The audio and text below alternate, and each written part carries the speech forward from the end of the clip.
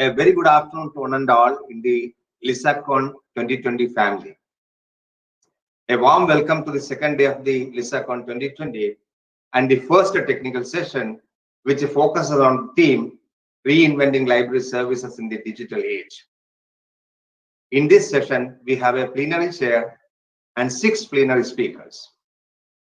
The session theme assumes utmost importance and relevance for the 21st century professional leadership as well as meaningful to our patrons.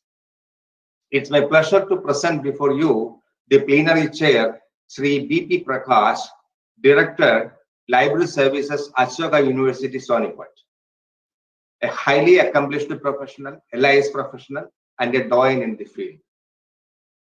I, on behalf of the LIS Academy and LISACON 2020, extend to you a very warm welcome, Sri Prakash, for kindly accepting our invite to be the plenary chair for this session. Coming to the format of this session, the plenary chair will introduce the plenary speakers and will moderate this session and also the question and answer session. I urge all the participants to make use of this unique and best opportunity to update and enrich their knowledge. The best attraction of the conference is the quiz competition at the end of every session. The link to the quiz will be shared immediately after each of these sessions during the Q&A session, and the link will be active for 10 minutes. The participants will have to submit the answers within 10 minutes. The winner will be announced in the beginning of the next session and will be published on the LISACON 2020 website.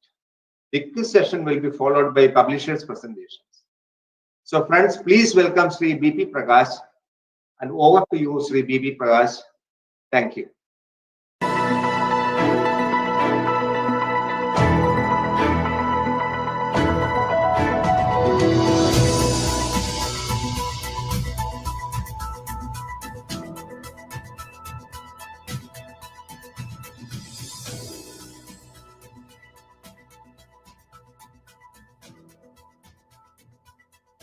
Friends, very good afternoon. Welcome to the National Conference on Reinventing Excellence in Librarianship webinar. As you know, the conference was inaugurated yesterday and today is day 2 of the conference.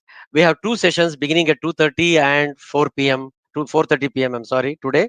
We have 2 more sessions like this tomorrow and day after tomorrow. So please make it a point to participate without fail. I have been asked to start this session with a very general briefing and then follows 6 interesting and very specific presentations by experts and practitioners of the field. We have Dr. M. Sai Baba from NIAS, fellow at NIAS Bangalore. We have Dr. Nabi Hassan from IIT Delhi.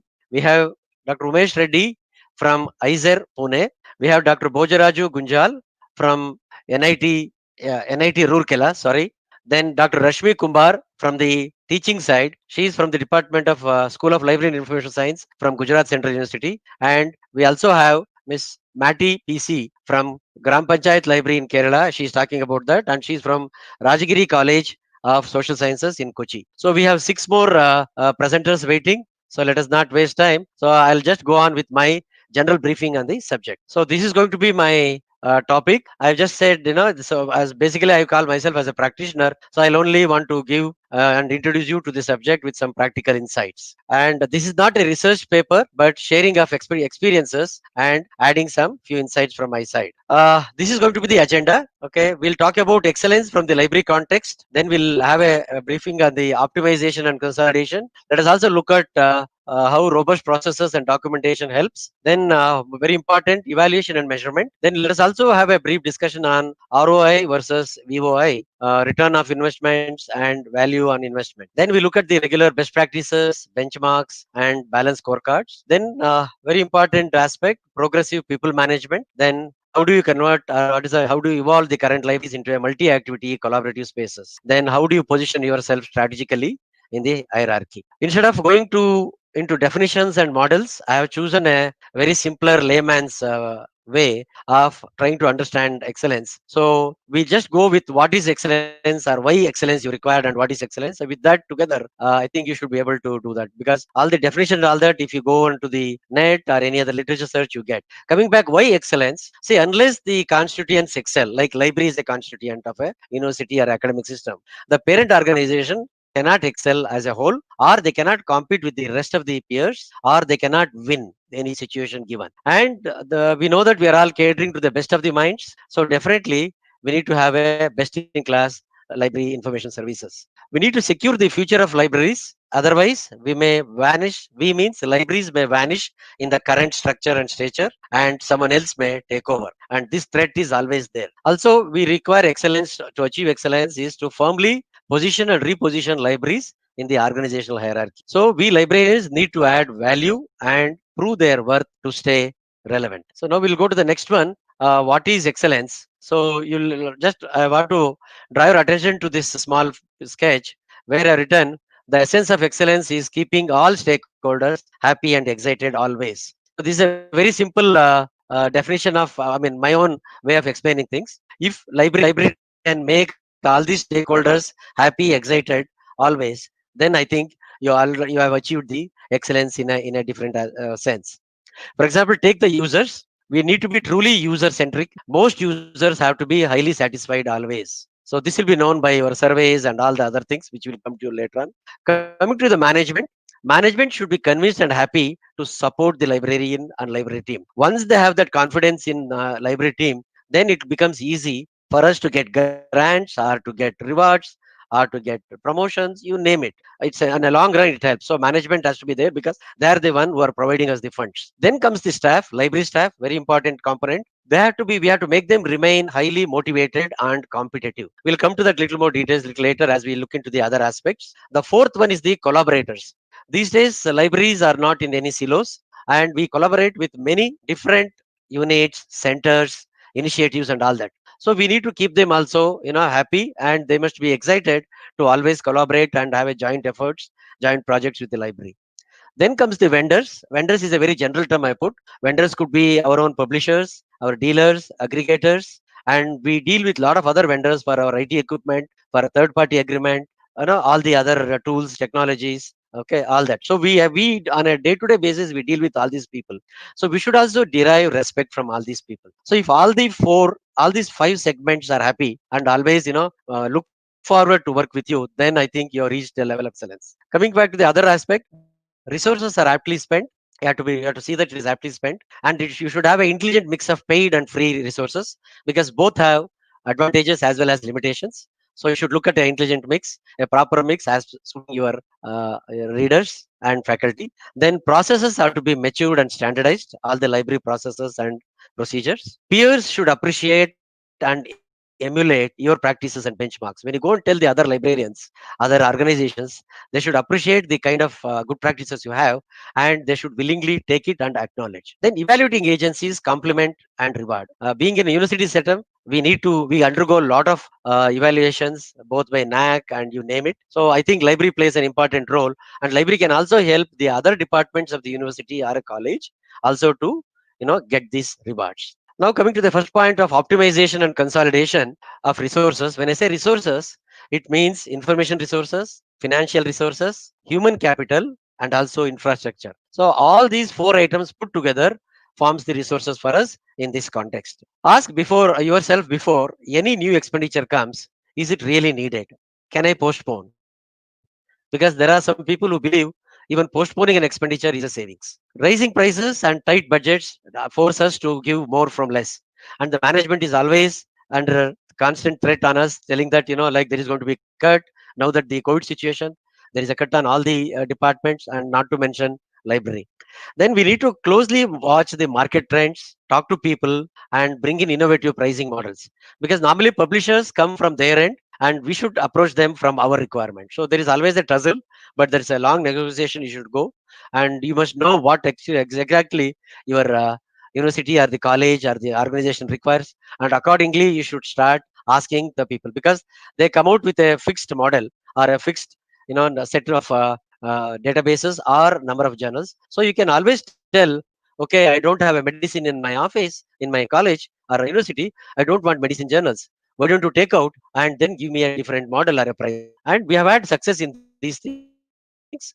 So I'm just telling you one example. Then the other interest is normally over a period of time, as the university or the academic system grows, our resources get scattered. So it's the duty of our team and the librarian to see that to consolidate all these resources are properly consolidated and made available within the ecosystem. And whatever we call a discovery system when it comes to information resources, or it could be infrastructure, because over a period of time the campus grows and even your resources also get scattered. So it's very important that we keep an eye on that, and as and when required, we do the digitization or whatever it is, and then consolidate and make available on the fingertips at one shot to the end user. Ion optimization, this is very much required. All of us do at home, and then we always look for value for money for whatever you want to buy, you want to see. And the professors themselves will come and they themselves will ask for some databases, but you should look at, is it having a value for money? So just because a senior professor or the head of the department asks, you must always do that. You should look at value for money. And then also we should have an eye on reducing, if not removing the duplicates in terms of all these resources. Then keep the purchase policies flexible to suit the market dynamics, like I said earlier. Then we need to revisit all the conventional practices, how we work on a daily basis, whether we process a book, whether we issue a NOC. There are a lot of procedures involved. There is always scope to automate them, to think more progressively and leave out the old things and then come out more with the digital solutions. Let us also be open to accommodate our spaces and infrastructure for user centric activities whenever such a request or requirement comes. Now, looking at the robust processes and metrics and documentation, I'm sure those of you who are in the middle management and senior level will definitely understand the importance of this, because success of any organization is driven by its processes. So you need to make these processes very robust, so that it doesn't it stay for long, and it gives the desired results. Metrics, anyway, there is a lot of session going on, I mean, coming up in the next 2 days. So we'll have to we can know more about it. But maintaining library metrics and its analysis will lead to informed decisions within the library team, and also when you speak to the management. Then use metrics to demonstrate. It also helps us to demonstrate the that library is making a difference in the students, in the life of students, faculty and researchers. Then we need to document every major activity and functions. This is sometimes lacking in our libraries. And learning from the West, they document every major activity. It could be a copyright guidelines. It could be how we accept a book donation from a philanthropist or from a donor, or it could be a library handbook. It could be a process log, it could be annual report, or it could be our BSc chart. All these things should be properly documented and made presentable to all concerned. Then also normally I have seen a lot of things happen on an informal chat. It can happen, but it's also important from the perspective of a transparency and sharing of what's happening where we should also document it. In the sense, suppose somebody calls us and tells, okay, I want this book. Maybe he's a senior professor, you do not want to ask him, sir, please send a mail. You can send a mail confirming, sir, we discussed, you wanted this, and then mark it to your seniors or peers or something, so that you know what is happening. As far as possible, we should avoid formal informal channels, or you can make it formal by doing this way. Coming to evaluation and measurement, it is required to understand the user's perception and needs for analysis, action, and closure of these activities. We need to understand the impact of our resources, services, and activities. Then only where do you lack, or where it is to be changed, where it has to be stopped or increased, whether it's a resource or a service or activity. We should also ask ourselves, are we making a difference? Are we contributing to the success of the parent organization? This question is repeatedly asked by your seniors, faculty, and in the leadership team. So to have a very tangible answer, you have to have a evaluation, measurement, and its analysis, because it's a tool to provide evidence to authorities to justify our very own existence. Type of measurement, we have operational parameters. It could be hundreds of data we collect. It could be footprint, it could be number of books issued, it could be fine collected, it could be data from the stock verification, it could be reading out anything that I don't have to explain. Then user surveys, at least once a year we should do a comprehensive user survey, if not more frequently. And also collection of informal feedback over a cup of tea, or in a tea room, or in a near a canteen. You get some feedback, you must come back and then share it with others, so that when you want to analyze the feedback, then it helps. User survey is a more formal survey, and it definitely helps. Value addition, this also it helps. Evaluation measurement helps in to tell the people how we are adding value. And here comes the debate on the VOI and the ROI. It's very common, and as expected, the management keeps asking us, "Come on, tell me, I've spent 10 lakhs on this. What are the returns?" So this is where they try to catch us, and we should tell them it is not just the ROI. We should also look at the value of returns. It could be on the student learning and experience, because when they achieve milestones after leaving the organization, you can tell them, you see, that boy or girl was here, and they were acknowledging our library services, and whatever broad knowledge they gained, that they are using now to excel elsewhere in the fields. Then comes to research productivity. It could be on grants, applying for grants. You need to support them. It could be on patents applied. It could be on publications. There is a direct impact from the library on the research productivity. So these are all the different assets of value, different sites of value which you are adding. Teaching impact. And also, for example, when the impact is good, the students go back and tell, if you are able to support the teaching fraternity with all the resources they want and the other paraphilia, so then the students go back and tell, okay, this is what I do, this is the professor I have. So even you should also increase the value of the faculty fraternity in this. Also, the visitors, normally whenever there is a visitor, the director or the VC would always take them to the campus, and library is the one which definitely they want to go first. So definitely the visitors, the impact of the, it has got on the admissions. Even the parents, prospective parents of the students, they come and visit the campus. So these are all the different types of value which is getting added, which we need to tell the management this is how it's happening. And even in terms of the organization level, we have accreditations, getting awards, and adding news features and all that. So there is always a debate, as I said earlier, and we should be quick enough to tell the management, yes, let us not look at only on the returns, because there are a lot of tangible, intangible benefits, and this is how we are adding value. Best practices and benchmarks. I think a lot of other webinars that has been discussed. It is good to encourage people to come out with a best practice, once a year. So you either it could be a new process or a practice or a correction on the existing thing, or it could be an enhanced one which is not practiced so far, and you should go and come out and tell others that this is what we did, so that others who are convinced and happy, they also take into their system and then acknowledge. So it is basically, best practice is to help the increase the productivity, reduce cost, reduce the time frame with all the desired and tangible results. So we should share their best practices and also deploy. Let us also be more open in also deploying others' benchmarks and also acknowledge. That's how the Bonomi continues. Coming to the benchmarks, there are a lot of benchmarks, mostly at the infrastructure level, but there also could be benchmarks at the service level. You can have your own SLAs and all that. I'm sorry. You need to set benchmarks with established professional standards. And also, you can also create your own benchmarks. If there is not one in a particular segment, you can create a benchmark, and you can tell people this is what you have created, and not stopping there. The benchmarks, you keep, raising the bar.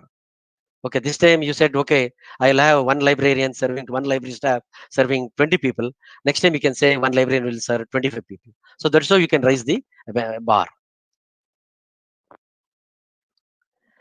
Balance scorecards. It's time the Indian academic system gets into performance-based review and compensation. It is true, it's happening in the private sector, private universities, but still in the predominantly in the government sector, it is still not happening. Before that, let us see, the other things, like it helps to translate a vision and strategy. You should have a balanced scorecard, whether it is financial perspective, whether it's a customer service, or an internal process, or a learning activities. So even though the organization does not want you, the librarian or the seniors in the library should, with the help of the juniors, with taking them into confidence, should develop a small BSc, balance scorecard, with each, at least even one goal on each of these things. Okay, I'll do this much of optimization, or I will get this much of results in the customer survey, or I will improve these processes, and so I'll show some optimization at the end, or I'll also spend so much of hours in learning. So it could be very simple. You don't have to go into the big structure. You can start in a small way. You don't have to say, my library is small, I'm only 3 people. Still, you can do that. Okay, because this is what, again, like we did for benchmarks, this also keeps on increasing, or you can raise the bar when you go in the next time, when you go for the next year. Then It's also, as I said earlier, platform to track how a library is faring as a team and also as a team member. As I said again, this BSc can be translated into individual goals. So when you want to set the goals at the beginning of the academic year, the balance scorecard drives this goal setting activity. So it becomes very easy to set a goal, to set a target, and also very easy to perform and to measure it. This helps also in deciding the remunerations, and even when you want to look at promotions and all that, because normally most of the government organizations will have a fixed remunerations irrespective of the performance based. But if you want to do this, and as I said, it is already happening in the private sector, private universities, we can also have a variable component in the reward, so that those who have done well, those who have achievers, they can be slightly given a better compensation, so that others also get encouraged and they also try harder. We come to the people management or HR issues, or behavioral issues. I would say among all the other discussed, I think this is where lot of buy-in has to happen from the library mid management as well as the library seniors. I've gone through, I mean, I've visited a fair amount of a good number of libraries across in my last 30 years, and I see this is where we lose this team. This is where we lose the track. We need to learn new skills to be able to implement new tools and technologies, because every 6 months or every year we see a new tool for any given purpose. So you need to have a continuously learning. So that culture we should drive among ourselves as well as a team, because what we learned in LIS school decades ago normally falls short. We cannot blame the LIS schools. Then seniors need to spend quality time in mentoring juniors. They just do blindly whatever is given and send monotonous. They get bored. So I think seniors need to monitor them and mentor them and ask them what is that they're looking at, and keep them happy and active. As a manager, as a library, an assistant librarian, or a deputy librarian, assistant librarian, we need to proactively delegate and allow them to grow, see them grow in front of our eyes. I'm sorry to make this statement. I don't see this much happening in the current scenario. We try to keep everything with us. Information is asset, our information is power. We want to do that. We need to proactively go and give them a chance to use that, give them access to that whatever modules you have, or even the decision making process, and then only you can grow, and then only you can set up a system. In fact, we should always have a team A, team B. Second level, you should have somebody, a group of people already who can take over or who can handle the job in your absence, and even the third level which is coming up. Also, we need to create a competitive environment for assured delivery and results, because among the team, if there are three of team members, you should bring them a competitive spirit in them, so that they work harder, and definitely this is what brings the best in them. Then ensure diversity and inclusion in your staff pattern. It is also required, as one of the NAC parameters says. Even in the library, especially the larger libraries, we should look at adding people from different sectors, different regions of the country, and even the gender issue. Even it should also look into that. So then it becomes a very inclusive library. So it helps the people who are assessing us take a better decision, give a good marks. Okay. Then succession planning is one. I keep telling, even with my other professional friends, we build a very good organization, but we fail to do succession planning. We have to identify one or two people who can take over from you, especially at the end of your career. Suppose you have got another 2, 3, 4 years to retire. I think we should, with the consultation with the management, with the vice chancellor, you should project some people, okay, who have the capability to take care, and we should also try to involve them in all the major decision activities which you are doing. So that means they are not exposed to the new environment all of a sudden. They're already prepared. They know what is to be done. Then coming to the next one, we should always try to make this librarian's job. They say it's a normally we sometimes jokingly say it's a dumb job. It used to be a dumb job, but thanks to all these tools and technologies and other management tools, it is becoming very interesting. So we should motivate them, and also we should make our team members get enough networking and learning opportunities, because whatever we tell them in the classroom or in the library, it will not have much impact as compared to their visiting other libraries, or talking to people, or attending conferences, and then share the best practices and all that. Then comes the last point: do we strategically position the library? So this is where most library heads fail, and the team suffers, the department suffers, and the team which comes next also suffers.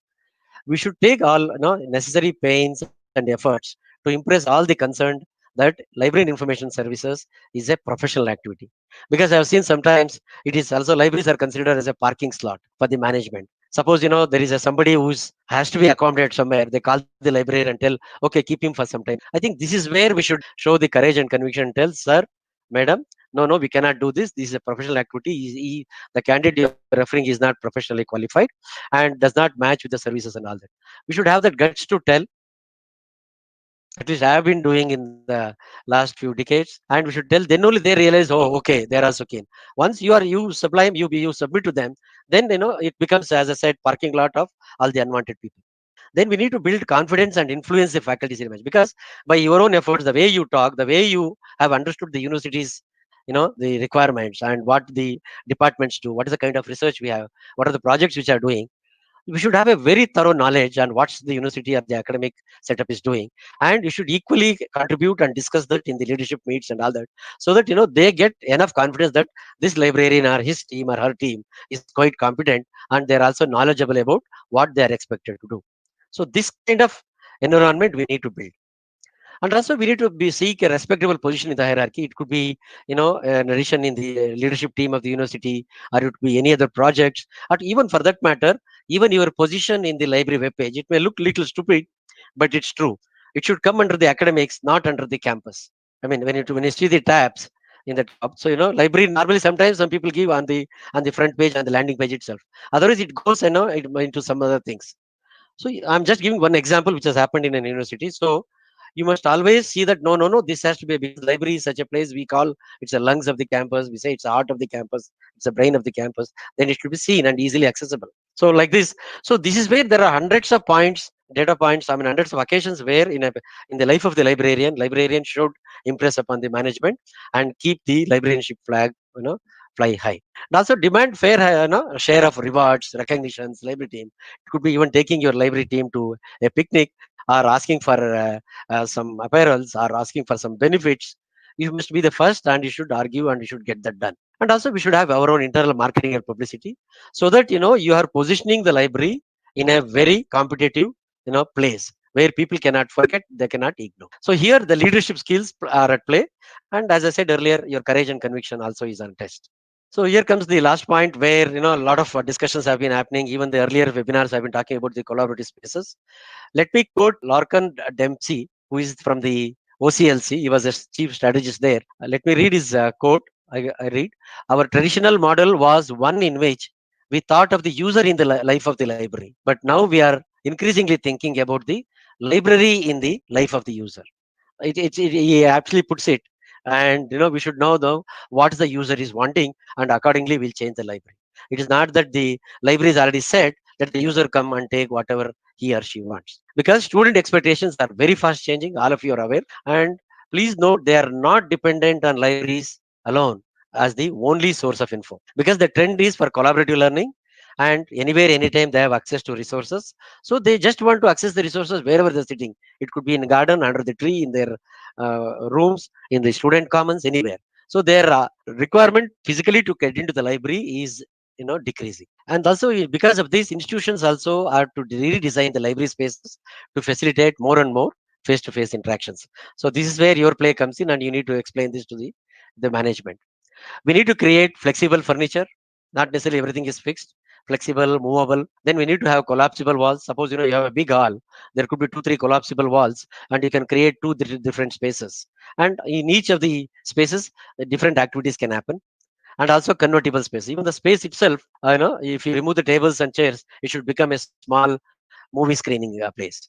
I'm just giving an example. So whether you're planning for a new library, or whether you are also in the job of renovating the library, keep all these things, and we should openly and positively we should do these things. We need to transform these libraries into multi-purpose spaces to make them interesting and inviting. And the local, I mean, the recent demands are to create digital media rooms, design studios, media productions, virtual meeting spaces, music rooms, toastmaster clubs, and the list is endless. I'm sure you would have got such requests. Earlier we used to laugh at that request, because for example toastmaster is the one which used to I was always trying to avoid when in my previous organization.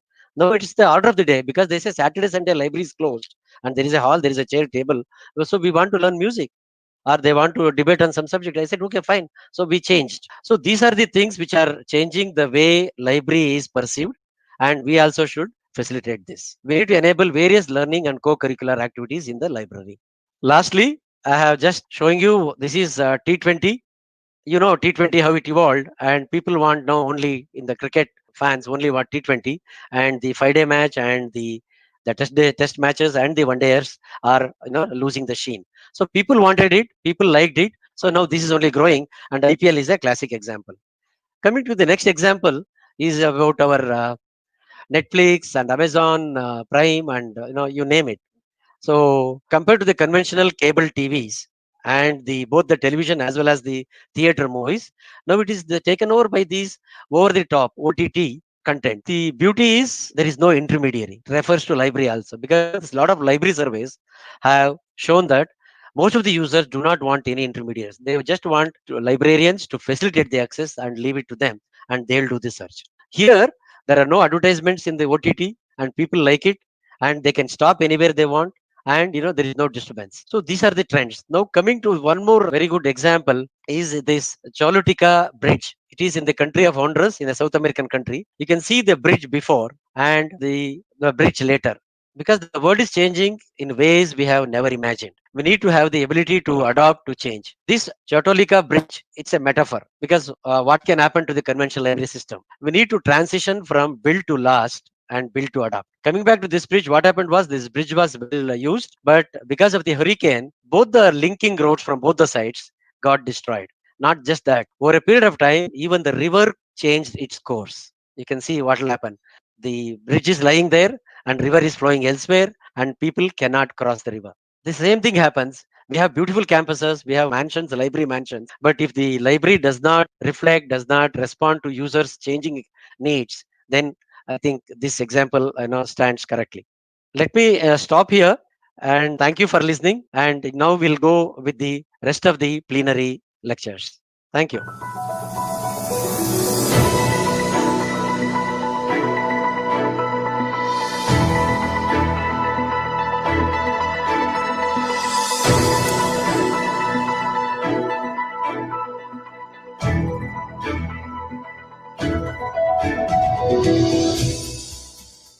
I'm happy to deliver this invited talk. Let me start my talk by thanking the organizers of LISACON 2020 for giving me this opportunity, specifically to Dr. Kunur and the conference director, Professor Sri Kumar, and the plenary chair, Prakash.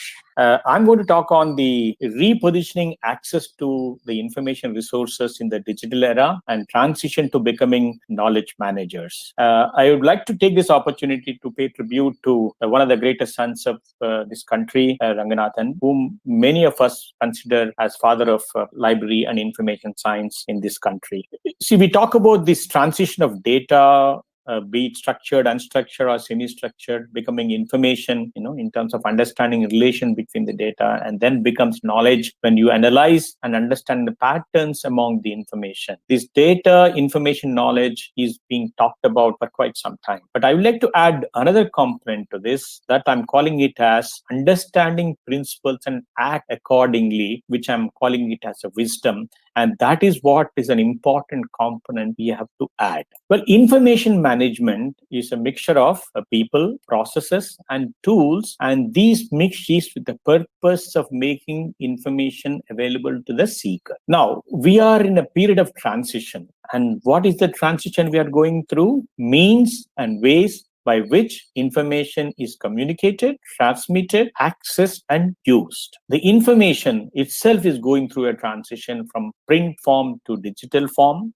And the scholarly literature, which most of us handle, has now getting a transition in terms of newer facets are getting added. And more importantly, it is going through an exponential growth. Of course, the users, which are also going through a transition, we're going to handle the millennial generation who are web savvy and also very impatient. And the challenge is to handle this transition. And what are the challenges? One is to make the ease of access, that is with one user ID across the platforms. And that is to enhance the user satisfaction. So can we develop a single sign-on for users across the platforms? And representing, storing, and retrieving information, particularly if originally the information that was in the print form, and operationally managing large collections. So the question of issue of scale is also a challenge to us. And the data is going to be unstructured. Can we have a single query to retrieve information from different databases? That is developing a federated gateway. And the large number of associated issues are arising because the information is available in the digital form. Plagiarism is a thing which we have to really worry about it, and monitoring the usage of the resources, copyright issues, and the surveillance. I think how the users are accessing information without violating many of these fundamental issues of plagiarism or copyright issues are there. I know all of us, all the students of library information sciences would say this is what should seem to be the heart of library. You procure, you process them, you circulation, put them to circulation, and do periodic maintenance. If it is books or journals, then you classify them and catalog them. But in the period of transition where books are becoming from print to e-books, the journals are from getting the print volumes to online. And what is happening to us is that we are moving in terms of becoming dependent on digital resources and technologies. The challenge is making content available, conversion to digital if the information is in the print form, and content creation in the digital form itself is going to be added to our requirements. And then more importantly, you aggregate the computing resources into servers instead of spreading them around the clients. That means you have all the resources in a server and then give access to the users on the clients, thin client servers. So centralization, consolidation, and virtualization is what is going to be the way forward for making information resources accessible. And then, since so much of information is becoming available, so we need to develop subject-specific gateways, that is selective information resource compilation, and use the web crawlers to update the content using keywords, links to full text wherever subscribed. And in a way, we have to become reference managers, provide support and guidance in utilizing these specialized databases. You specialize in databases, be it Scopus, Web of Science, Google Scholar, or specialize in abstracting services like SciFinder. Bring awareness about newer facets of information, that is, be it ResearchGate, academia, or whatever, I think. So essentially, what you have to do is what librarians used to do for print resources, now you have to transform to do it to online information resources. And this change you have to make. There's a paper appeared in Nature way back in 2014. It is just to list down. I just picked up 2 graphs from that research work. Just see what type of sources that are becoming available, be it Google Scholar, ResearchGate, LinkedIn, Facebook, Google+, Twitter, Research Writing. And this is the survey done from the people from science and engineering background. And you can see Google Scholar seem to be the one most used. And you can see the blue color is coming down and indicating that. But then what is worrying to me is that the number of people being aware about researcher ID or ARCID ID seem to be less. That is a worrying thing. And that is where we need to educate. So this is the information on science and engineering. But then when you go to social sciences, arts and humanities, while Google Scholar continues to be one of the ones most preferred, but very interestingly, the Facebook has seemed to be the one which is being used by social scientists and arts and humanities. And these subtle changes that are happening when you go from one domain of research to the other domain need to be factored into, be aware of it, so that when you talk, you should talk to the user accordingly. Then what are the challenges for the workforce? Our goal is to provide access to information. Now use the technological advances to deal with digitization and also to realize newer platforms. Put to effective use the advances in information technology. You have to manage knowledge, information, data revolution, which I added wisdom as a component to this transition, this revolution. Essentially, all these transitions are making LIS professionals to be on their toes, continuously upgrade their skills, and so that they continue to be relevant. So librarians, it has to be make a transition to become a technocrats in this Google generation, because we need to make this transition to ensure to continue to provide information access and play our roles are there. Well, does it mean that the traditional skills are not relevant? I would say still they are relevant, very relevant. And we need to reorient because we continue to work in the hybrid environment. The print resources that are available in your library would continue to be available. So you need to handle the print resources and the resource in the print form and the digital resources that are becoming available. So we need to evolve a new model for facilitating acquisition and exposure of different skill sets to the people. So make available the resources for, in fact, I would say that one change the library information science researchers should do is that can we make libraries or information resource centers as a places where scientific meeting and training programs can be conducted. From the era where librarians are to say silence to librarians to facilitate discussions, and of course you need to earmark a separate place for it, but I think this can be to continue to be relevant. Maybe this transition would happen, and importantly provide platform for human resource development in the area of information science, training opportunities to the students, those who are pursuing their library and information science in studies, or researchers in information science, or the librarians. And of course, encouragement and appreciation is what one would always look for. Well, this is one picture which I'm very fond of showing in all my talks. You all must have known about it. Why I'm showing this here is that the type of amount of information, amount of methods of accessing information, and the quantum of information is becoming so large that you tend to look or tend to access part of it, and you may be tempted to think that is all what is the information is all about. And that's where the information scientist and library information science professional would play a role to show the rest of the information that is available and that is relevant to understand this. And that role is what you need to play. And in order to play that role, you need to ensure that you are having those skill sets.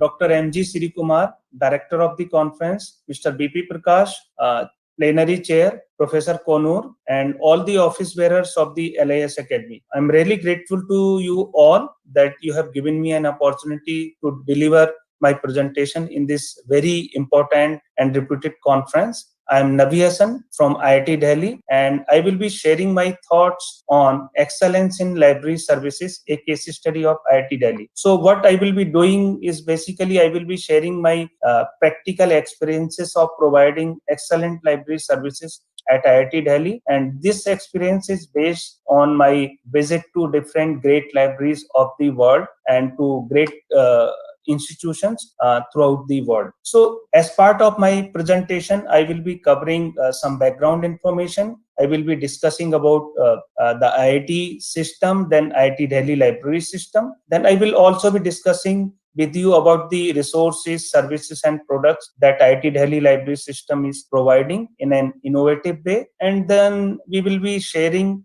our thoughts on different innovative library facilities which IIT Delhi is providing on the basis of some of the screenshot, on the basis of some of our practical exposures, our thoughts, our implementations, execution of those important things in IIT Delhi. So as you know, because this conference is being viewed by many people from outside India as well. So let me first share what are IITs. So Indian Institute of Technology, IITs are autonomous public institutions of higher education under the Ministry of Human Resource Development of Government of India. So initially there were few IITs. Now we have total 23 IITs, and IIT Delhi and IIT Bombay are one of the first institutions which were declared and institutions of eminence. Institutions of eminence is a really great tag which is given to those institutions which are really providing excellent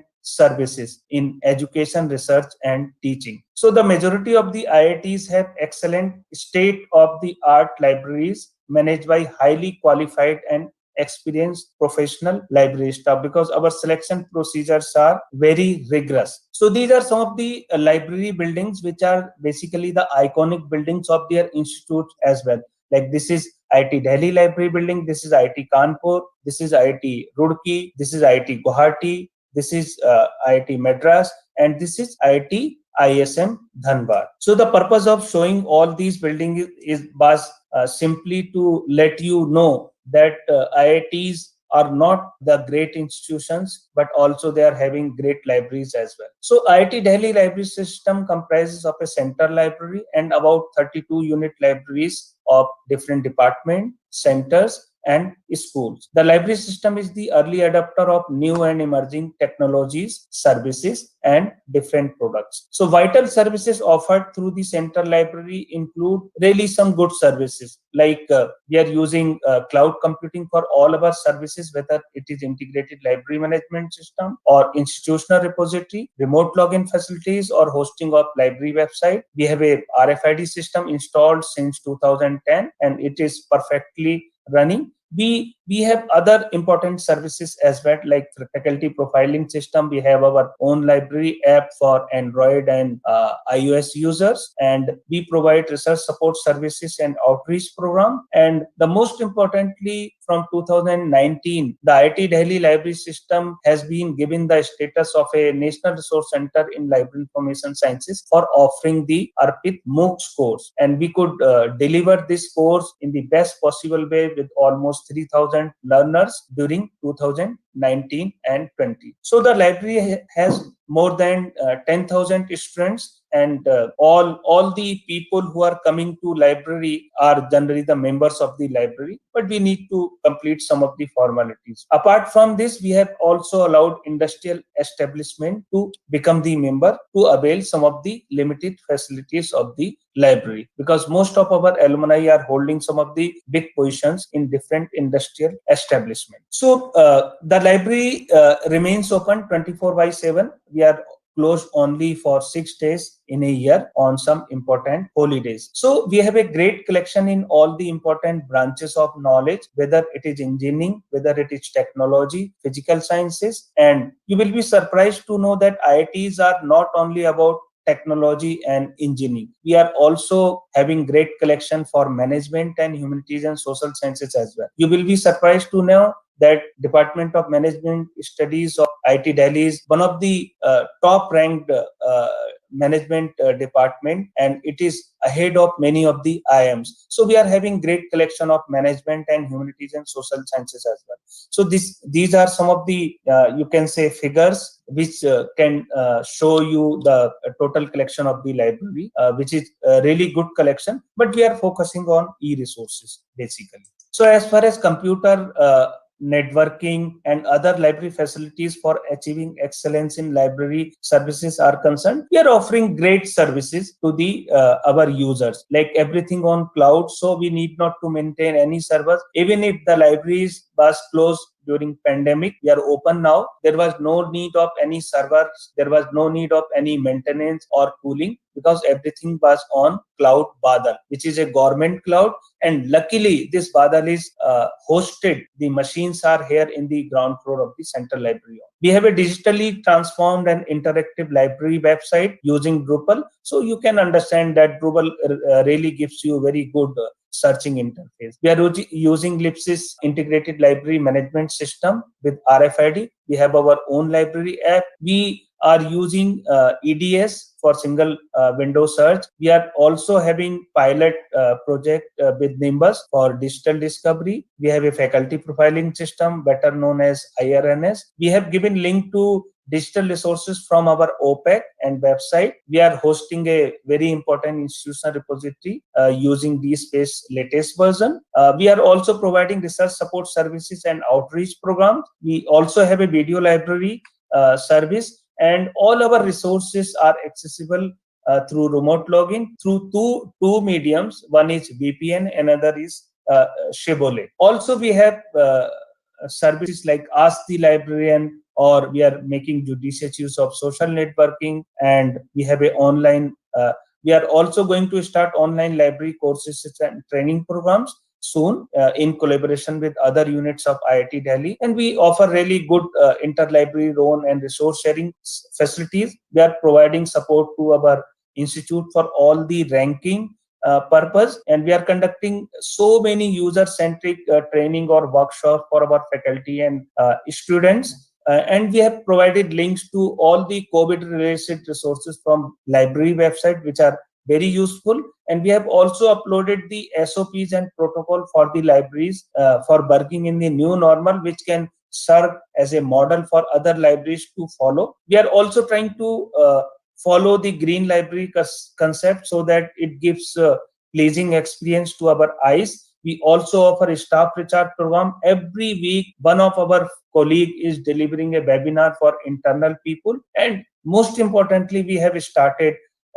exploring international collaboration. Like IIT Delhi has collaboration with great institutions. So we are trying to have collaboration in library field as well, like University College London, and like Cornell University, USA, and many other institutions. So apart from this, we also try to support our people in ultimates or in plagiarism detection or to improve their English.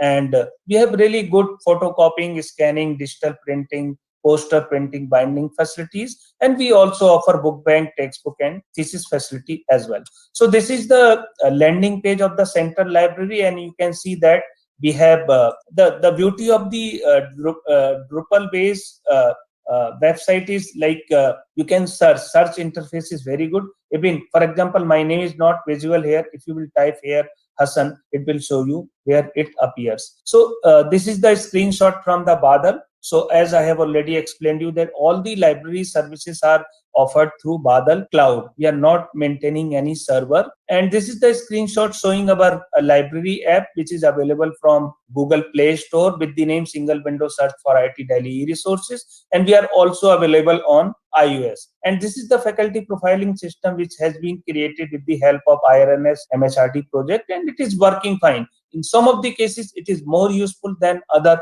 bibliographic databases like Scopus, because it is not giving you the H index of a department, which it can give. Like this is my profile on IRNS.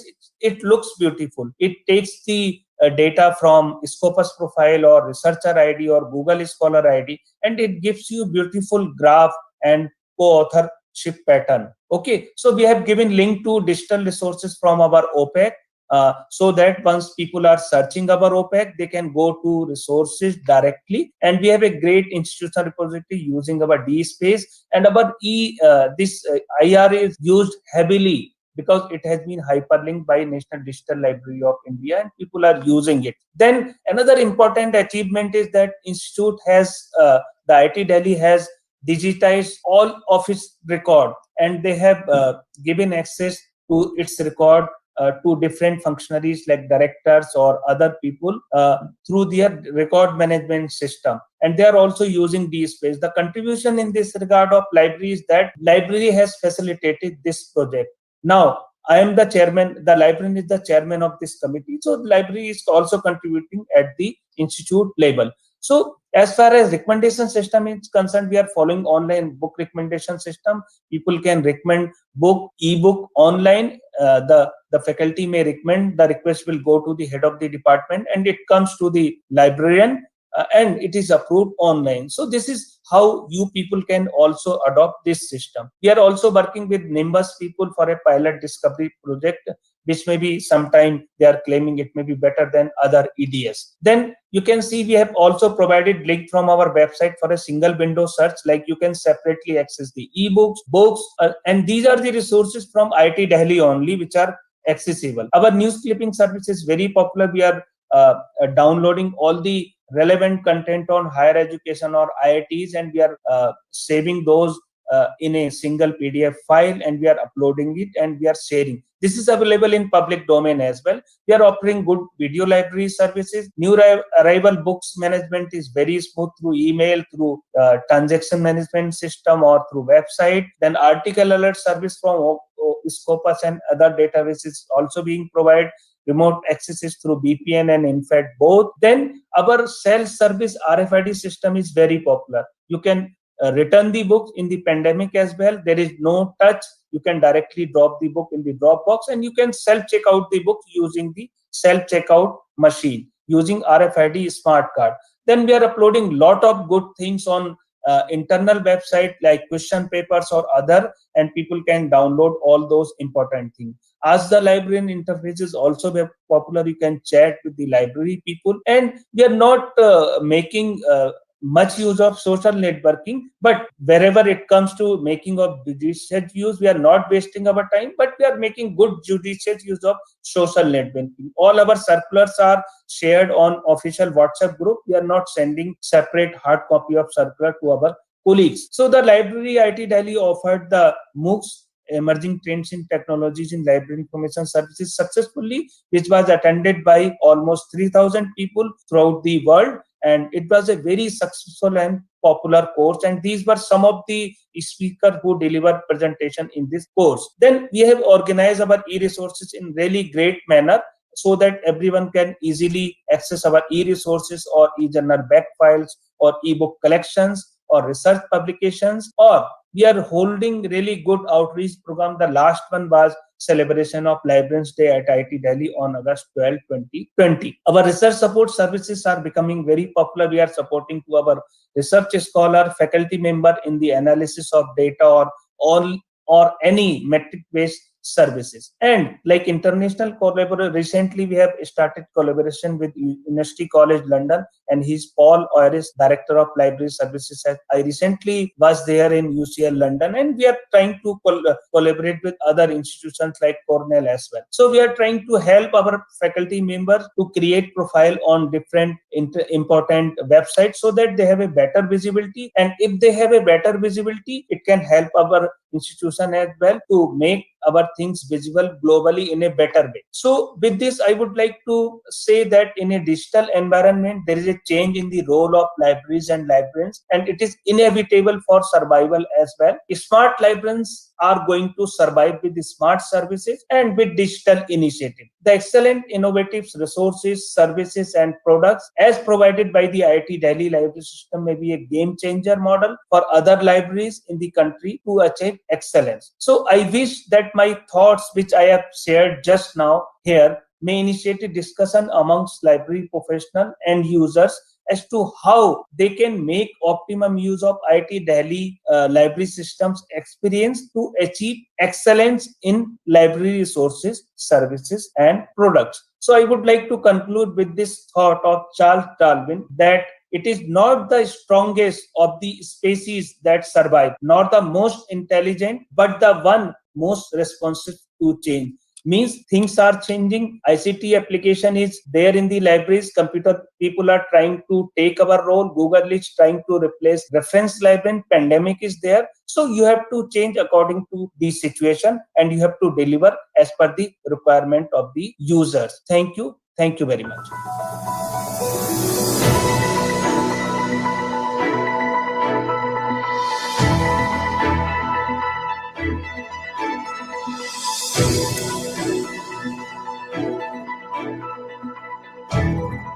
Respected Director of the conference, Dr. M.G. Sri Kumar, Plenary Chair, Shri B.P. Prakash.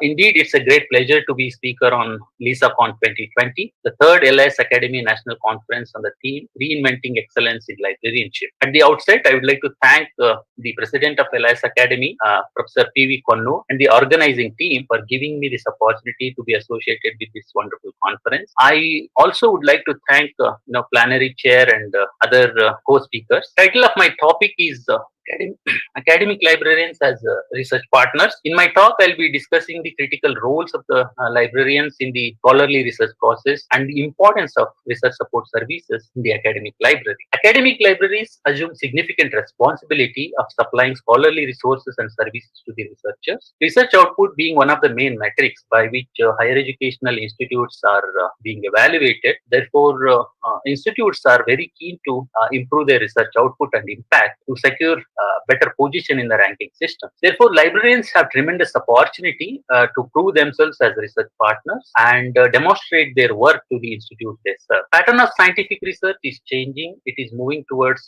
data intensification, digitization, and collaboration. Therefore, librarians need to reinvent themselves and initiate innovative research support services. Librarians in the academic libraries can market their skills as research partners and position themselves more centrally in the scholarly research life cycle, which will help them to earn a due recognition from the authority. To provide research support services of high quality, we need to be familiarized with the research process.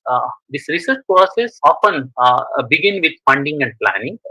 Researchers, when he plans to submit application for the funding, he has to prove that the project is going to be completed on time. It is of interest to the researchers and also interest to the society as such. In this stage, we should be able to help researchers with the background data. We should also be able to identify the subjects which have not been researched so far. This kind of information will be of great help to the researchers to begin the research. In the second stage of research, data collection, usually researchers try to gather all the required information to begin the research. We should be able to help educate researchers with the review of literature process, and also we should be able to provide them access to all the information. Writing stage, we can able to help researchers by giving by educating them how to use reference management tools such as Jotero, Mendeley, EndNote, etc. We should be also able to educate them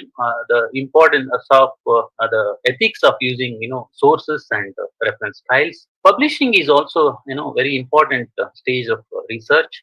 We need to help researchers with a suitable publishing channels. We should be able to promote online publishing channels so that their research will achieve a better visibility. Just publishing may not be helpful unless until it should be read and cited. That's the reason the publishing publications or research results should be marketed. So we should be able to help researchers how to use the social media to market their research. Then we also have to help researchers to measure their research, the impact factor of the research. We should be able to identify good journals with better impact factors, and also we should be able to analyze the research of the institute and give an overview, the strengths and weaknesses, and we should also be able to advise institutes where the research needs to be focused to achieve better visibility and impact.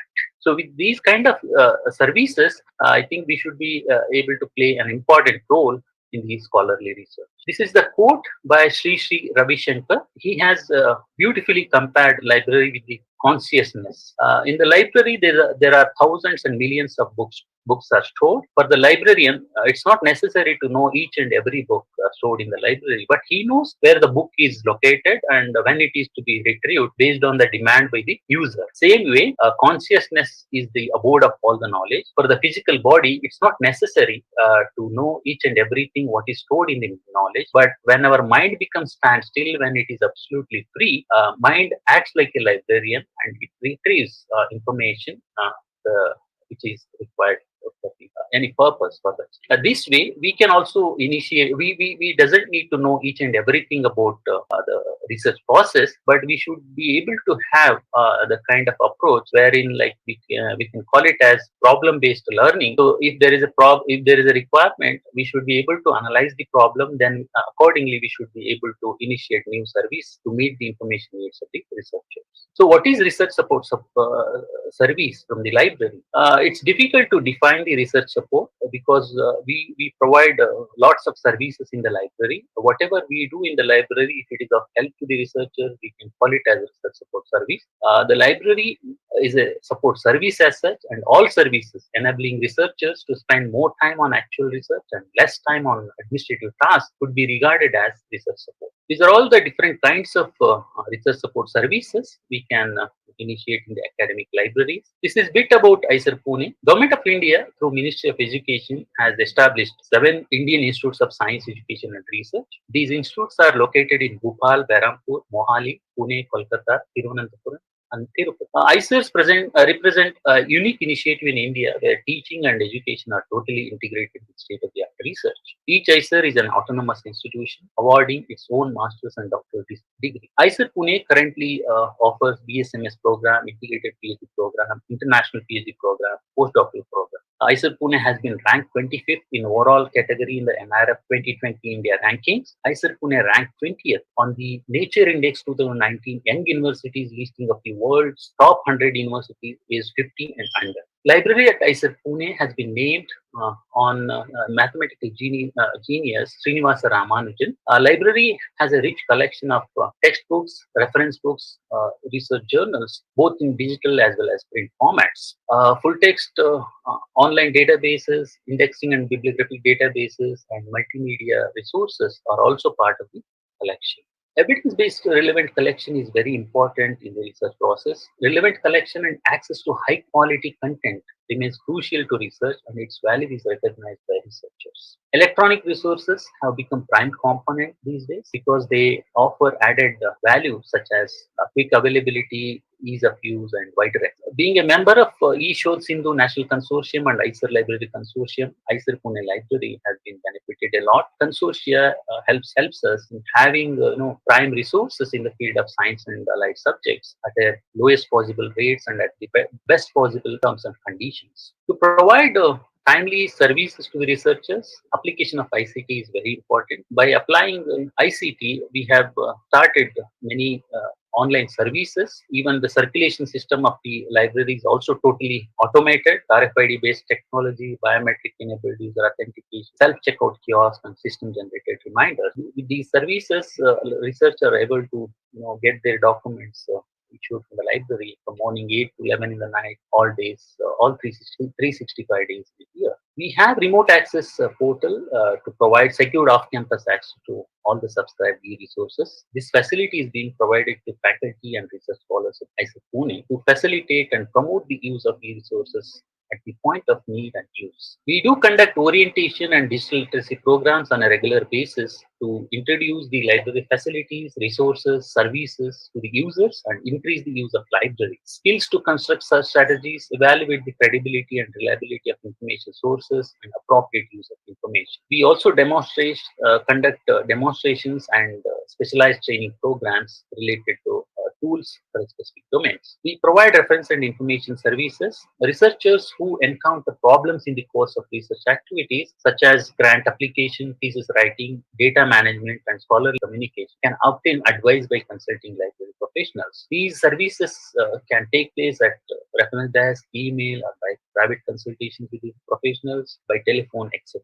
Reference service may include instruction in the use of bibliographic sources, assistance in developing research strategies, assistance in locating complex data, the retrieval of data through electronic means. Information service, usually it's of a general kind of service related to library holdings, bibliographic citations, library policies, and borrowing privilege. We provide document delivery services because no library can be self-sufficient.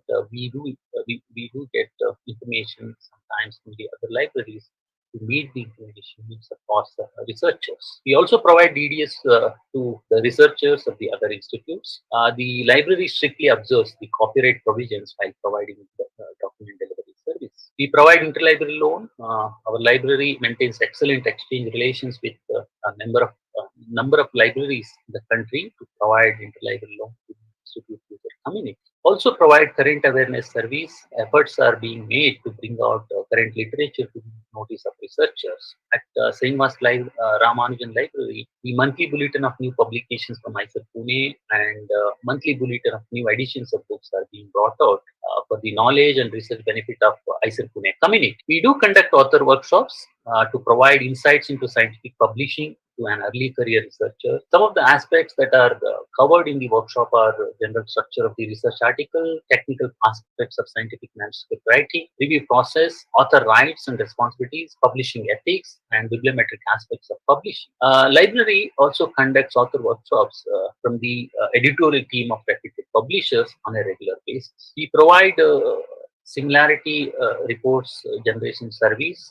For this, we use Turnitin Web 2 to to generate similarity reports to help researchers compare their content against a massive database to ensure the work is original before publication. This will in turn helps in enhancing research quality and protect the academic integrity. We provide open access services such as creation of institutional repositories. We negotiate with publishers for waiving of article processing charges. As part of terms and conditions negotiated by ISER Library Consortium, our research community could publish 50 open access papers using free article tokens in the journals published by Royal Society of Chemistry. Hence, we can notice in the graph that the open access papers published by ISER Pune research community is significant from 2015 to 2018. We have an institutional repository in the library, in the institute, which is called as a digital repository, which has been set up to preserve and provide instant access to knowledge generated within Pune.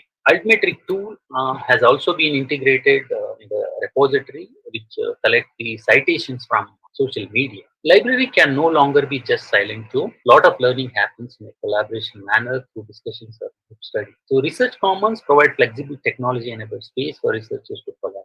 It is usually equipped with the state-of-art computer workstations, projector, printing, and copying facility, group seminar rooms, as well as lounge area. We have created the faculty research profiles using IRINS provided by Net Center. IRINS enables faculty and scientists to collect, curate, and showcase the scholarly communication activities and provide an opportunity to create the scholarly network. It provides more significant exposure for the research contributions to the international community. We do provide a bibliometric service and assist researchers with a metric to support decision making about where to publish. We also assist researchers with queries relating to H-index, journal impact factor, and journal citation reports. At Srinivas Ramanujan Library, we have different kinds of research tools. For literature review, we have Web of Science, MathScience, and Scholar. We also have access to domain innovation for patent search. We have domain-specific software tools such as ChemDra, Cambridge Structured Database, reference management tools such as EndNote as part of Web of Science subscription. We also promote Zotero. We use Urkund and Turnitin software for similarity generation reports. Then we also have access to Grammarly, which is helpful to our research community and other faculty and staff for their general writing and also for the grant application. We have a remote access tool to provide secure offline access to users. We are developing a new library portal. The portal allows users to find content that is relevant with ease and simplicity. It combines information from different sources into a single user interface. Separate research support section has been created on the portal, and provision has been made for the navigation, bringing together all the research support services and tools to make it more standardized and scientific. In conclusion, academic libraries are ideally positioned to add value throughout the entire research life cycle within their parent institution. The quality, nature, and extent of the library's collections, of its staff and services they provide, are all important in enhancing the quality of the research. Library professionals in academic institutions need to be more engaged in providing research support services and become partners with research. The objective of building partnership is to strengthen librarians' work identity as professionals and information specialists instead of just a support staff. To conclude, academic libraries are ideally positioned to add value throughout the entire research life cycle of their parent art institution. The quality, nature, and extent of the library's collections, of its staff, and the services they provide are all important in enhancing the quality of it. Library professionals in academic institutions need to be more engaged in providing research support services and become partners with researchers. The objective of building this partnership is to strengthen librarians' work identity as professionals and information specialists instead of just a support staff. These are the references one can go through for further understanding of the research support services. Thank you, one and all.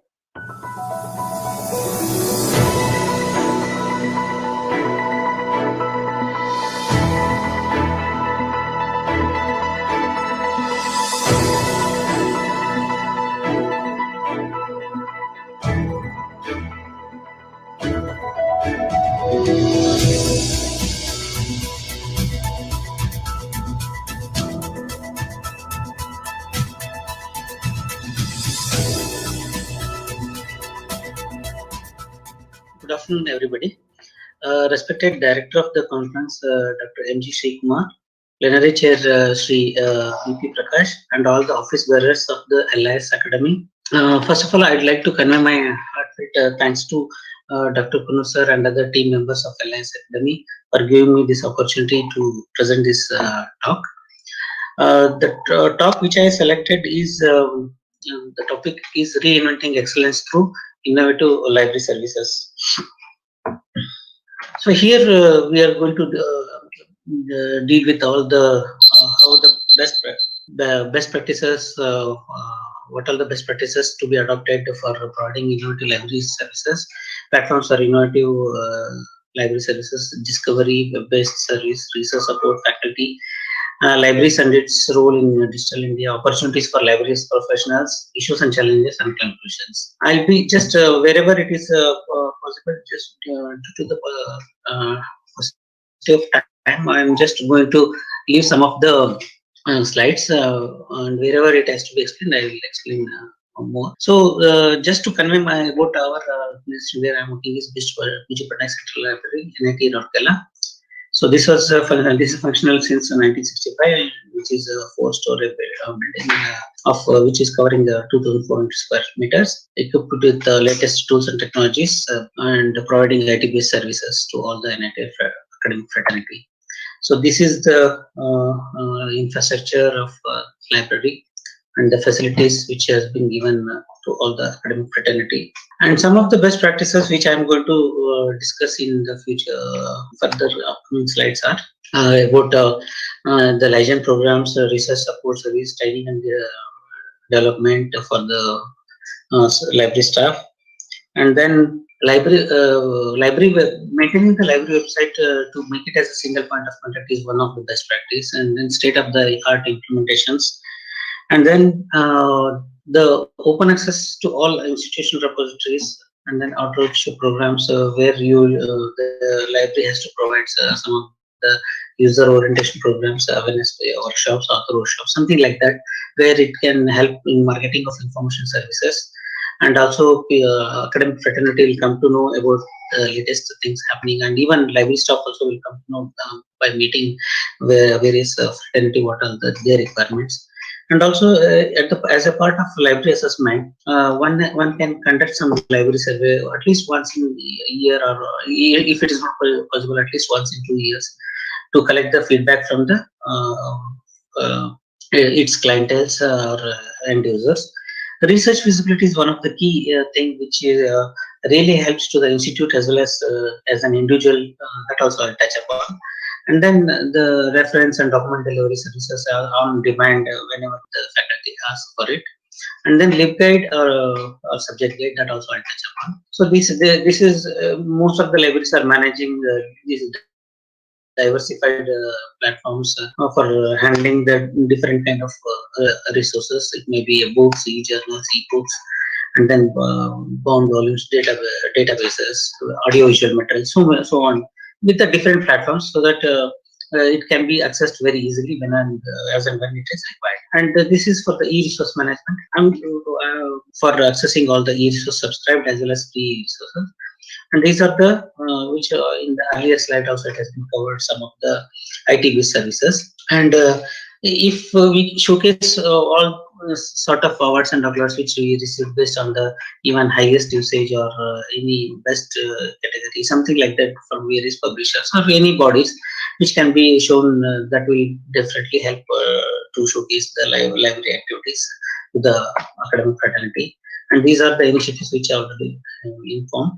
And as now onwards, I'll just take some time to explain wherever it is possible, where all the innovative services is possible. As I mentioned in my earlier slide, library website is the key and the foremost thing which users can definitely look into, and they expect that what kind of services, what kind of resources it will connect to the end users.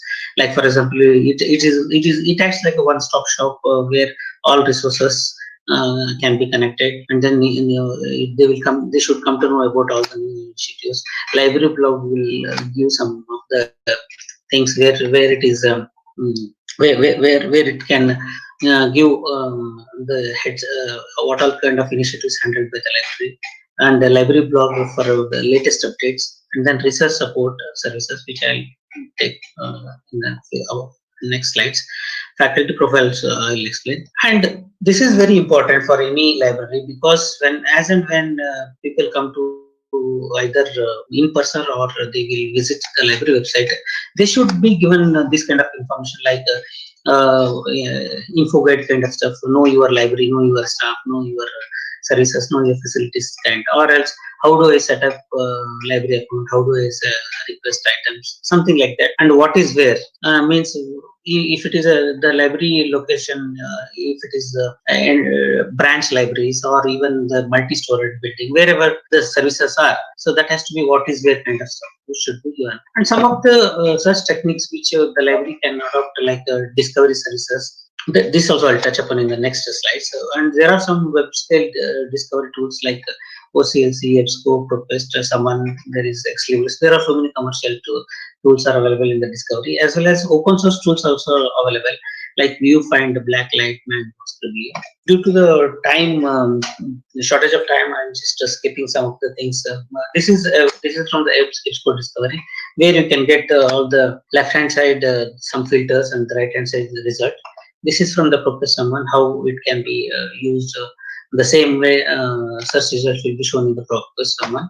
And this is what bento display. Bento display is like whenever any search results will be put on the search engine, whichever the library has been adopted. Like for example, if any diversified resources are there, like for example articles, database, library website, request, journals, so many. Whatever may be the category are there. In that, if anything, if you search, then wherever that particular item or link or resource, anything is available, that will be shown in the different boxes. So here, if you observe article, books, all these headings, whatever you are saying, everything is a different. It is coming from the different data set.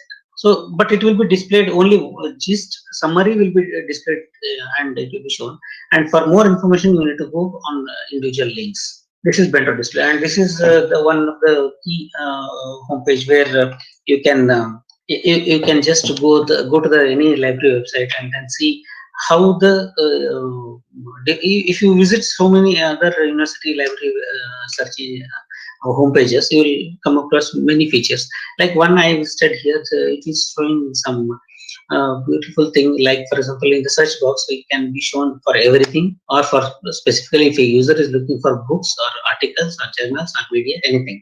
Similarly, even if you can go for find materials based on the different sources, as I mentioned here. This is the ellipsis, how it looks in all the library catalog. This is in the Koha, how it looks. Whatever the library is using their LMS, that will be shown. It is for all the books and ebooks. And this is again how you can search from the different database, either JGate or but here it is showing different, because what happens if either commercial or open source any discovery tools have been adopted, then this kind of separate searching is not required, because everything will be taken care of in the single search box, and different categories can be brought in at one place. This is the in-house archives, where you can use either DSpace or ePrints. And this is one special project which has been handled, like Project OAV. Rare ODI books will be scanned and uploaded, and it will be made available across the world, wherever people are there. Right now, it is 800 plus books have been scanned and uploaded, and it is searchable also. This is a research support. Here, I would like to highlight some of the key aspects. Like, for example, this is one of the services where you can provide to the academic fraternity, where you can either it might be using the plagiarism, anti-plagiarism tools, or it might be a Grammarly, or it might be any reference management tools like Mendeley, Zotero, or even some other any sort job ref. So many tools are there. Even for article skills writing, anything or any literature searching, these kind of things. Even to embed RCID ID. So these kind of help we can provide through research support services. And one thing I came across whenever I was searching for some data on the website, I found that this is the latest version of the DSpace, where you will see the item, the full text, along with the bibliographic details, which is really a good feature. because for that particular scholar, he will come to know for that particular his article or her article, how many where from this citation and analysis report it can be shown from the Scopus, Web of Science, and how many times it has been viewed and how many times it has been downloaded, where in the Google Scholar it is available. Something like that. For the individual scholar, it is available very good, and it is one kind of a research visibility to the outside people also. At the same time, if you go one level up, it will show at the organization level for each and every articles how much it is showing, like that. The same data it is showing differently. It's a very good feature which I came across. This is also one kind of innovative thing which one can adopt, and this is very important because nowadays in most of the libraries are adopting. You might have heard for the library spaces or maker space or whatever the different names have been called, like where the media comments or the learning commons or the scholarly commons, whatever we heard, that can be facilities can be provided to the users. Even emerging and advanced technologies can be provided. Collaboration spaces like a single room or group study room can be provided, or wireless or wired monitors, screens, anything, 3D printing, 3D studio, something like that, even virtual reality. These kind of n number of things which is really useful for the academic faculty can be provided by the library and through makerspace or library space options. This is one kind of innovative services which can users are really required. And one thing I came across in one of the other portal, this is from the Carltree Institute, where the document academic AV materials like audio visual materials or videos, really what you can say. If you search on their catalog, it will comes up and show like this. For example, right now, as we are now undergoing with this pandemic situation, where most of the institutes have gone to virtual classroom or virtual teaching mode now, where with the help of technology-enabled learning. So what happens here? Now all the videos are prepared by the staff, and it will be uploaded on the website. But it has to be made searchable, and it has to be made searchable, and it has to be shown at least minimum bibliographic details that is very required for the end users. Here, if you observe what kind of media file, what kind of access it is there, and where the expertise, which area of expertise it belongs, and then year of publication. See the metadata which has been used is really nice, and even along with the timing of the particular filters have been given. There is one more service which the faculty members can expect from the library as an innovative things are, like for example, whenever if any faculty going through for the course teaching and other things, they may require some of the things from the library, like the topics, what are the, in particular in his subject area, what are the course resources, textbooks available, guides available, training and workshops, and then online courses, and then learning management system. Some different, along with the information, different tools, supporting tools are available. So this can also be given, enabled from the library. I came across one more thing, like for example, if a faculty is new to the teaching job, then the library can provide some of the basic information, like for example, in stage 1, what the faculty has to do, and what kind of resources, because a library is providing wealth of information, and it's like an ocean of information is provided, but he or she may be get confused what I have to refer first, what I have to refer next, something like that. So if some stages like plan, teach, and then assess and review, at the time of initial stage, what kind of resources are required, at the time of teaching, what kind of resources guides are required, and at the time of assessing the users, assessing the students, what kind of tools are required and guides are required, and at the time of review of the session, what kind of things are required. So this kind of support is also very much required for the faculty members. This is what I was talking about, the faculty profile management, where right now in India, most of the institutes are using this IRNS, which is provided by the Implement, a collaborative initiative under the MHRD Government of India, where here it is benefit for the individual as well as benefit for the institute. Like for example, for the benefit, H index of the individual can be seen as an overall for the department, can also see at the overall institute also we can see the overall institute research output, like for example, how many faculty members are there, what are the scholarly resources are available, what are the how many citation impact, all these things can be seen in this profile. very easily. It is a very good tool for any any library can adopt. But at the same time, it really helps indirectly for the accreditation point of view also, where right now NIRF is also referring, NAC is NBA, COA, so many other bodies which we can showcase these kind of best practice also, services which we are providing as a best practice. And here I'll skip because of some shortage of time. Turnitin, you all might be knowing, this is one again research support service, Grammarly, which I mentioned. And this is important because here, this is the one initiative which we did here with the help of open source tools, that Subject Plus, where the subject or research guide has been built. Like what we did is we accumulated all the resources and divided into books, e-books or magazine, e-journal, subscribed database or open access educational resource, videos, anything on particular subject. Like it might be a mechanical engineering, or it might be a life science, or it might be biomedical, or it might be home management, something like that, and which can be given. It is available online. It can be seen also. As I mentioned, all open access OERs can be brought in, and it can be shown by subject at one place so that users can easily refer. And one good thing is, if you want to enhance our research usability, is to provide our index database as a to the open access, like be a base, and then NDLTD, NDL, these kind of harvesters, so that our research results, whenever any person outside also is researching, it will show, and it is increase our research visibility also. This is about blog to give update on the services. This is NPTEL videos. This is very much important, as I was mentioning, to bring to give most of the innovative library services to the academic fraternity. As library professionals, we need to be upgraded ourselves, the skills and whatever the anything tools and techniques which we need to know.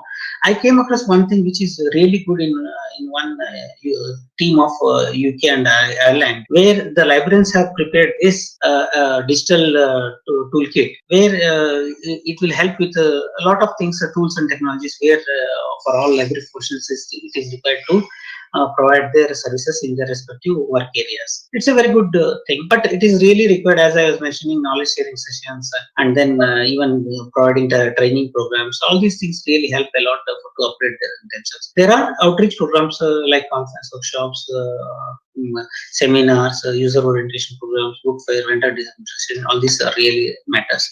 These are some of the events which are conducted, and recently we conducted one international conference on next generation libraries in December, and so many other NDL as well as other events which we conducted. Here I just want to highlight one thing. Like for example, whenever we know that Digital India initiative taken care by the recently by the government of India, where there are three visions which clearly defines about the digital infrastructure, governance and service, and the digital empowerment.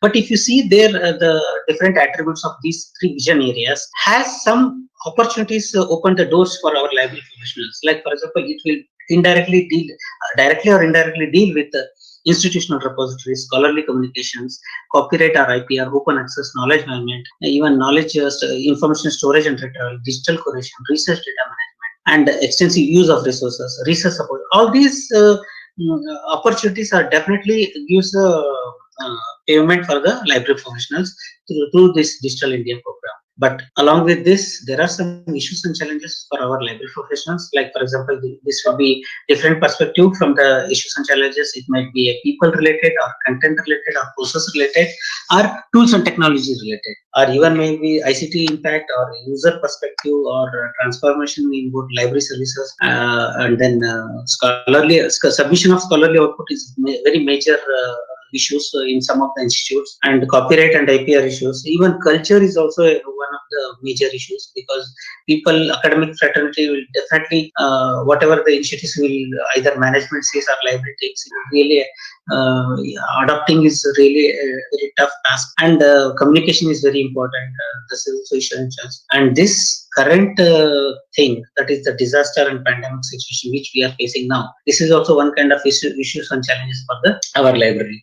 But to cope up with all these issues and challenges, what are the things as a probable solution can be taken care of? As Policy framework is definitely important, and decision making and mandatory submission of scholarly things wherever if you want to really boost your IRs.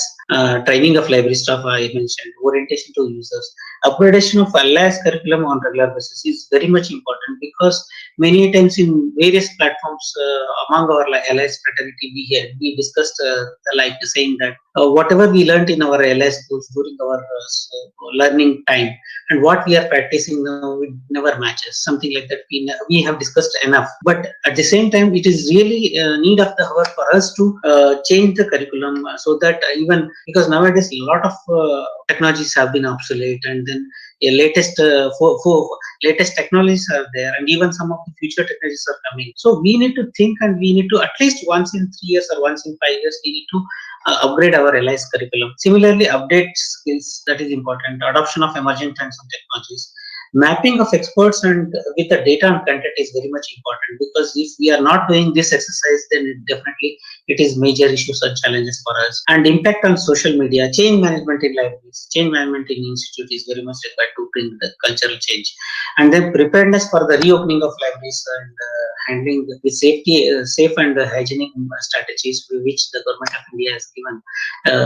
For this, I'm talking about this disaster and pandemic situation. So with these kind of things, because reopening library is also a major issue for all the institute libraries nowadays. So these are the probable solutions which we need to think of. And last but not the least, library assessment, because one has to really think, as I mentioned about the library survey, to conduct the feedback about the library services and about this thing. That is very important. One thing I came across here is in one of the institute, see this one is been given, like for example, $30 for $30 minutes of your time. Means it really matters for them, for library, to get a feedback from the users and for their improvement of their library services. In conclusion, not because library professionals need to keep abreast with the latest developments, and we need to team up with and other associated professionals to properly implementation in the libraries. Librarians must take themselves pertinent in this, definitely in digital age era, and then we need to equip ourselves to handle the libraries during disaster and pandemic situation. I thankfully acknowledge all the resources referred in for the preparation of this material, and thank you.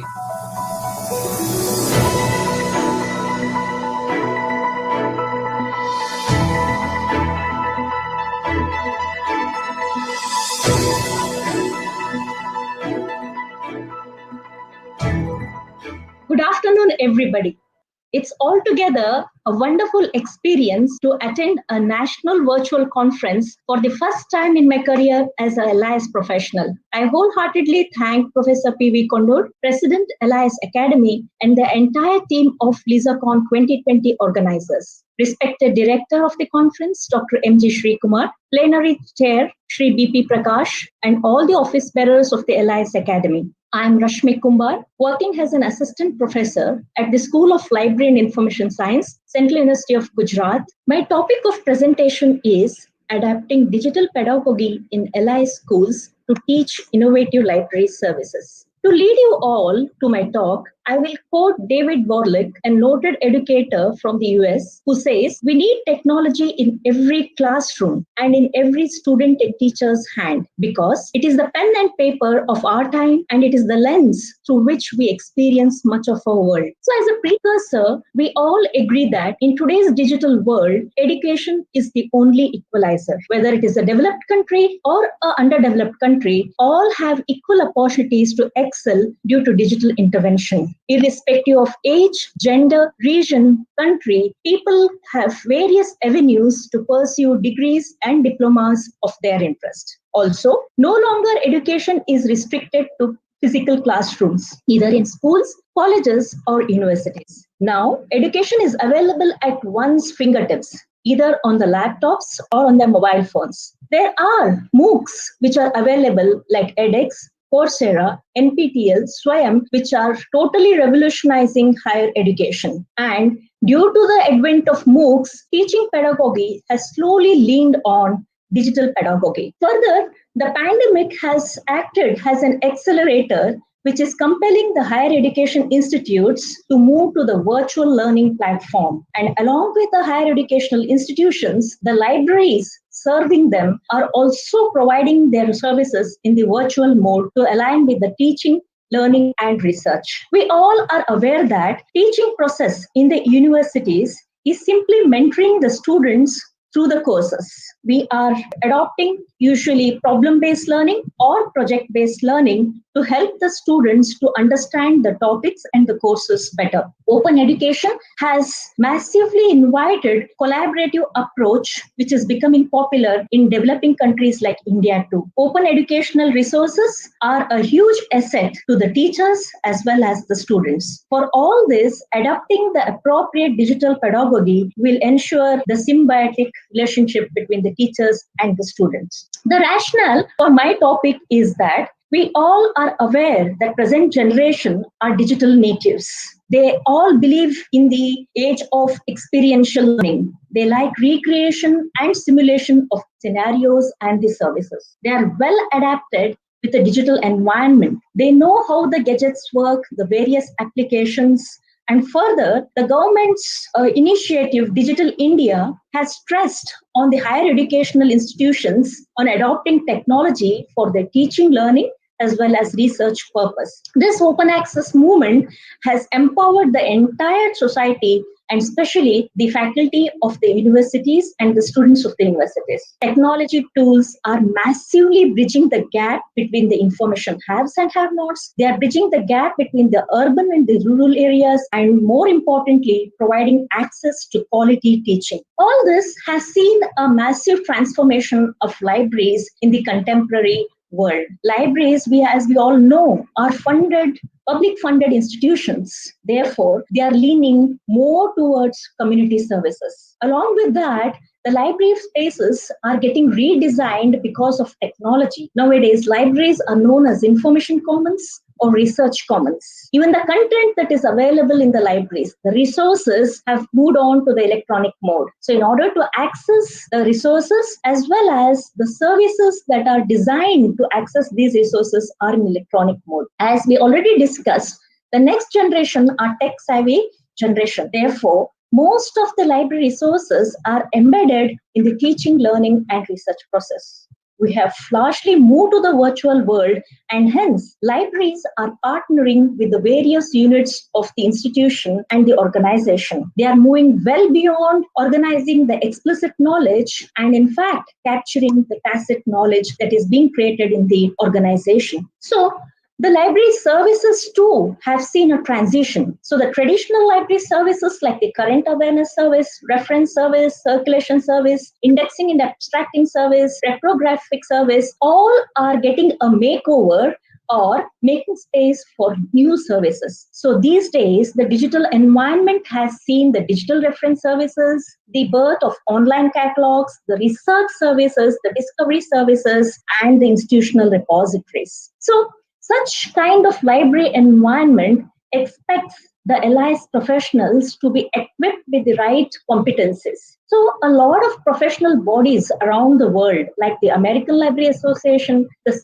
Special Library Association, the Canadian Library Association, and many other agencies have highlighted the competencies that are essential for the library science professionals to equip themselves with. Some of the essential competencies that are required for the digital environment, especially the IT skills, are like web page development, understanding database management, understanding the web technology, knowledge and information services like the resources, the information and data retrieval, the analysis, the organization of data, information and knowledge assets are crucial for a professional to succeed. Talking about electronic resource management, the LIS professionals need to have the skill of using the technology for electronic resource management. They should be aware of the life skill of electronic resources. Coming to scholarly communication, they should be aware about the data management services, the scholarly publishing services, the assessment of these sources and the impact metrics. Similarly,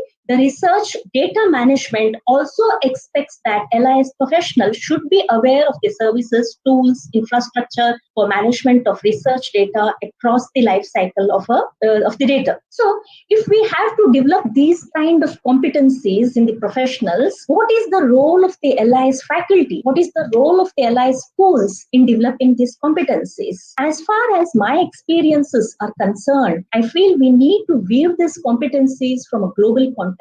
The entire world is shrinking into a global village. We need also to customize our approach in developing these competencies among our students. One size fits all is no longer valid. We should also take advantage of the various digital tools that are available to develop these competencies in our students. And even the universities are giving high priority to develop the digital infrastructure in every school and in every department. The faculty are exposed to the libraries around the world due to attending the conferences, working on projects, and this sort of gives them a scope to recreate such modern libraries in their own country. And also, a number of information resources are available for the faculty to understand the various trends that are there in the profession. So when we talk about teaching, we talk about traditional teaching pedagogy and then the modern digital pedagogy. The earlier pedagogy depended on the classroom teaching, one to many, or the cliches like chalk and talk, sage on the stage. It was pen and paper based evaluation. The only reading resources that were available were the books, the journals, the handouts. But slowly, in the digital pedagogy, we have moved to the virtual platforms. It's an era of MOOCs. The OERs are making a huge impact on the learning of the student. Earlier pedagogy was teacher-centric. It was resource-centric. Today's pedagogy is student-centric and learning-centric. So the assessments are more online, and we are trying to do all the processes through learning management systems like Moodle and Canvas, etc. So coming to digital pedagogy, we all know that pedagogy basically means studying of teaching methods. Similarly, digital pedagogy focuses on the use of technology for teaching in today's classrooms. Basically, digital pedagogy helps in overcoming the hurdles that usually students face and also enhance their experiences. Moreover, open pedagogy, open education, critical pedagogy, and emerging technologies have a huge impact on this growth of this digital pedagogy. And nowadays, gadgets, digital devices, the networking tools are a part of every professional's life. And all this has enabled digital pedagogy to have a strong backing of educational psychology and is being approached from the critical pedagogical perspective. So we in library science have been using digital pedagogic tools for the past 2-3 decades. Some of the general pedagogic tools that we all are used to are the search engines, the OPACs, learning management systems, the integrated library softwares, the off-campus access, the mobile apps are some of them which are familiar, okay? And to organize the resources, to organize the knowledge resources that we have, we use the classification and cataloging tools which are online like WebDB, subject headings, Mark, which are all put together as catalogers desktop these days, okay? Coming to the various kind of services that libraries provide, the most crucial one is the circulation service. As a teacher teaching library services, one would rely on the integrated library management softwares. We all have the demo versions. For example, Soul 2.0 has a demo version, a free demo version, which can be used to teach them the various aspects of circulation services, whether it is renewing or reserving the books. And then also we can help the students get a feel of the virtual tour of the library, where which section is and how the new arrivals are displayed, etc. And the security system like RFID and all are available on the vendors' websites, which can be used for teaching the students about the security systems. Same way, for current awareness service, we have online journal TOC. We can help the students create their own Google Scholar alerts in the areas of their interest. Even the database alerts, the RSS feeds can be taught to the students. Coming to teaching reference sources and services. Okay?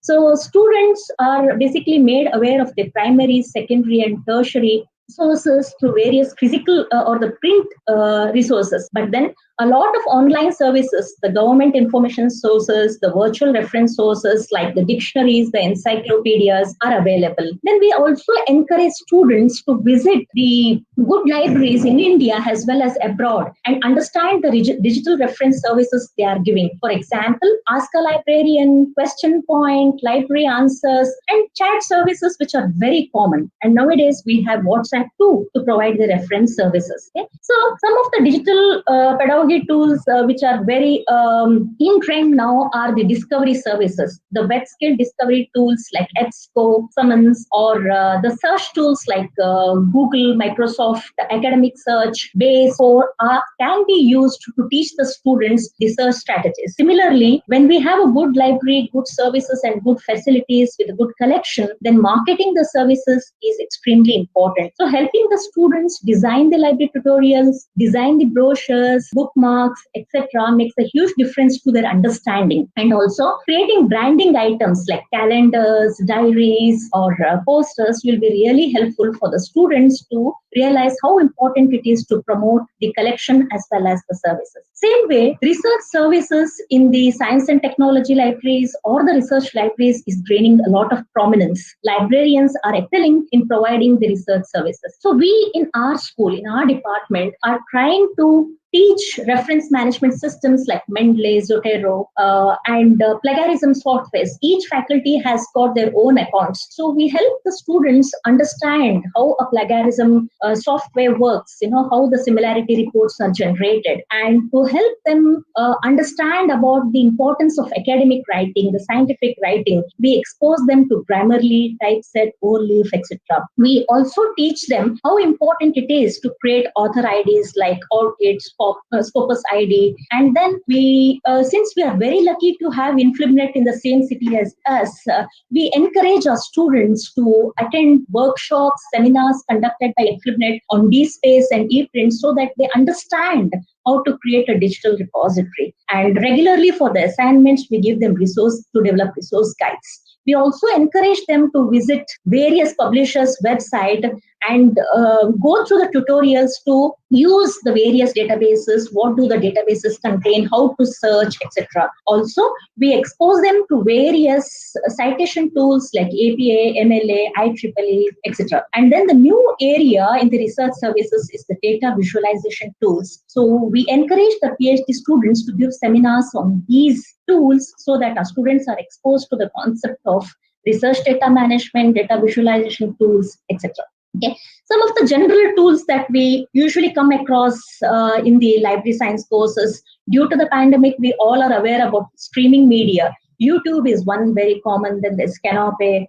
Similarly, creating profiles using IINS, which is a must in most of our universities. Then the new concepts of Makerspace and Tinker Lab, where the students can experiment with 3D printer, etc. Then how to network academically using ResearchGate and academia, and how to use social media to increase their contribution to the area of their interest.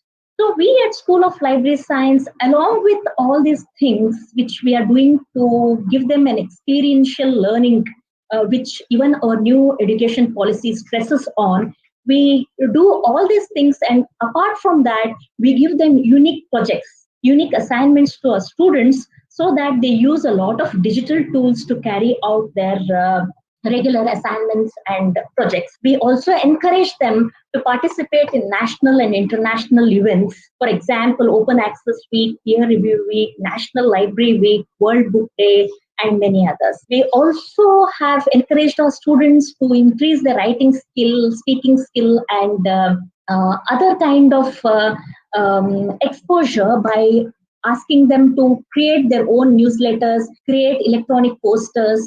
And even the PhD students, right from their coursework, are told to get into the publishing process all by themselves. So they are given an experience by asking them to submit their term paper, their seminar papers to the publishers and undergo the entire publication process, right from submitting to peer review, so that they get an idea before they really start their research work. And apart from that, the reader services. So we encourage our students to read books. We encourage them to read ebooks and journals, articles, and ask them to give reviews on the online platforms. Right now, we are using WebEx, Zoom, and Microsoft Teams. So this is one way of encouraging them to speak and express their opinions. And webinars have been an encouraging trend as we could expose our students to international and national level speakers to give them an idea of our world of library and information science. So here is a glimpse of our creations, a few bookmarks which they did digitally, and here is our newsletter which we bring out every quarter. So here are some of the webinars that we conducted, a few glimpses. And then the learning management system, which has been recently initiated by our university in collaboration with Implement. We also regularly teach them the digital tools like concept mapping, mind mapping to get them interested into the topics and the courses. And then teaching them about copyright, how the digital content has to be copyrighted, the various forms of copyrights by helping them visit Creative Commons website and trying to understand the same. Then we also promote such exclusive pages on the publisher's website where they have a lot of information for librarians. So in the future, when they join the libraries, they know exactly where to find the information and how to help their user community with their with the scholarly communication. So we have been making attempts to give an experiential learning to our students, but definitely there are challenges. One is our students come from rural background and some of them come from vernacular background. So their learning styles, their thinking styles are extremely different. So we do face a hurdle initially in the first 6 months, in the first semester. And also what digital tools, when to use them, when not to use them, that kind of wisdom we should have as faculty. And every digital tool comes with its own limitations and some threats. So though they are adults, we have to monitor them when they are using these digital tools. And then some of the resources may not be free. They may require subscription, which may be difficult for young schools like ours. And then the duration of each class, for the class allotted for our courses is very limited. So using such kind of digital tools may become sometimes limited, or the infrastructure may be a hindrance as we are staying in a transit campus. And also technology keeps changing. So what technology we have taught today may change by tomorrow. So keeping up with the speed of technology is also another challenge. And the demo versions that we are talking about, whether it's SOL 2.0 or Koha open software, all have their own restrictions. So with these restricted features, we just want to give them a feel of the software and a feel of the concept. So here are a few more tools that we are using. For example, to teach them academic writing, we teach them the citation styles like APA, MLA, etc. And then Grammarly, then Urkund, and we are regularly using the Purdue online writing lab to teach them how to write their review chapters, etc. Then the virtual tours that I was talking about, this is the Library of Congress, and this is one more, the Learning Commons at Hong Kong University. This is one of the children's library. So I would like to close saying that digital era is definitely making its presence felt. We are able to gap the huge difference between the information haves and have-nots. Libraries, being the democratic institutions, usually promote inclusiveness and equality of access to information. And the digital resources are literally making a compulsive effort by the library science professionals to equip themselves with this kind of digital competencies. And we, the library science schools, are designing our curriculum to prepare such kind of competencies in our students. This also ensures that we understand the processes better, but what is required is the creative and the critical thinking of the teachers in using these digital tools. So I would say that digital tools definitely offers teachers an opportunity to create experiential learning, and also it enhances the learning practices and outcomes. So I would close my talk with this quote by Ern Duncan: technology alone isn't going to improve student achievement. The best combination is great teachers working with technology to enable students in the pursuit of the learning they need. So it should be a collaborative effort between the students, the teachers, and the librarians. Yeah, thank you very much. Thank you for giving me an opportunity and hearing me patiently.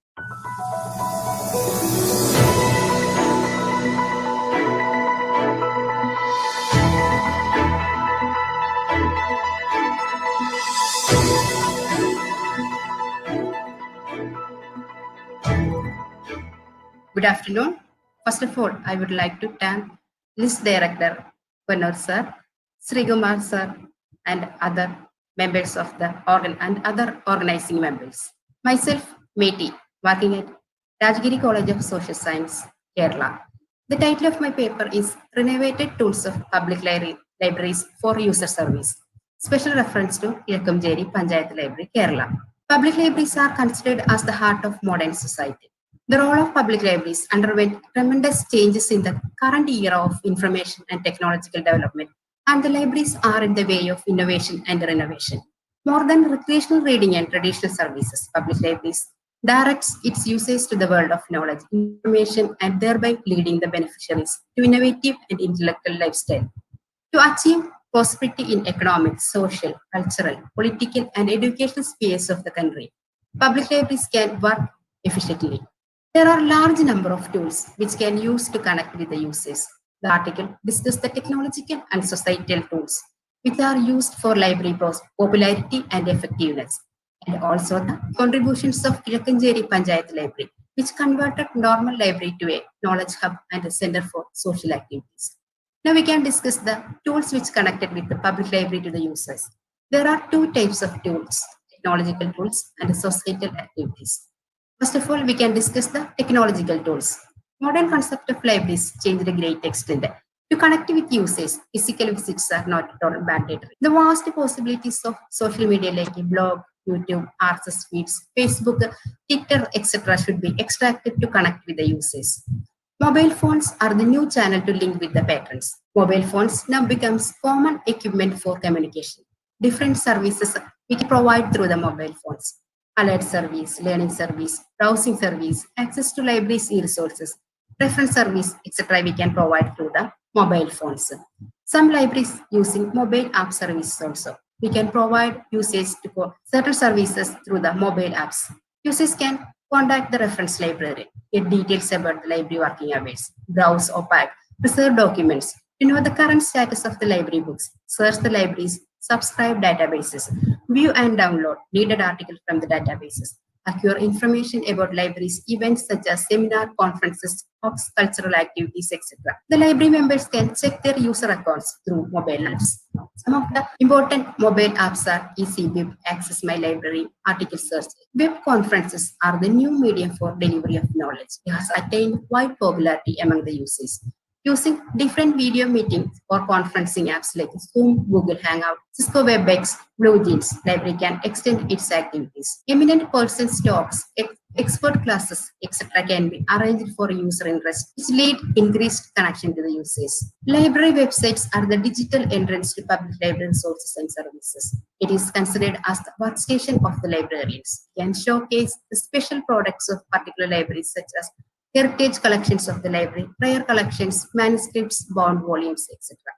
It should provide links to libraries, resources, and web backend. Websites should update currently, and it can be used as a marketing tool for that particular library. Library blogs, the creative space for librarians to stay connected with the users. Blogs are the medium through which the librarians can express the new thoughts, ideas, and developments related to functional areas of public libraries, and this will receive quick response from the user community. Libraries can publish all the events and activities related. Blog post leads to discussion among the user groups. Now we can discuss the social activities of Ilakkamjeri Panchayat Library. The activities of Ilakkamjeri Panchayat Library is the best example of public libraries which renovated the culture of reading and writing, infused social commitment, strengthened intellectual growth, fertilized creativity of minds, familiarized modernized ways of social services to its clientele. The library leads the society to the world of information and knowledge, and it pioneered technology-related services to its users. It started in the year of 1948. It consists of a collection of more than 12,000 documents. Its collection including dictionaries, encyclopedias, GK books, competitive exam books, entrance examination documents, etc. Fiction and English newspapers are the attractions of the particular library. Many users come to the library for reading English newspaper. It helps to develop their communication skills. They used to organize debates and discussions based on the English newspaper topics. topics. The library used the possibilities of internet. Library mainly concentrate on students, youth, and women population. Library formulated 3 WhatsApp groups, namely Oridatha, Kanava, and Tennal. Oridatha WhatsApp group is mainly for children. In the children's group, educational related matters, personality development tips, communication and language development matters, discussions about culture and heritage, and other relevant things are used to post it. Small videos of art and craft work, short films created by children, performance of different art forms like dance, music, storytelling, instrumental performance, etc. are used to post in this group. Canava is an online platform for youth discussions. Main topics comes under discussions are education, professional development, career guidance, coaching for competitive exams, etc. Vacancies of different organizations, course admissions, scholarship details, etc. are also posted in this group. The WhatsApp group is mainly for women usage. The group members used to post their experience with photographs regarding the social activities they are practicing. The best example is the activities related to community kitchen for migrant residents during the lockdown period. Small-scale industries, their startups, self-employment related news, issues, domestic violence, etc. are topics discussed in this particular. Library used to celebrate all days and events of national and cultural importance. Reading Week celebrations was conducted by talks and interviews with writers, professionals, experts, etc.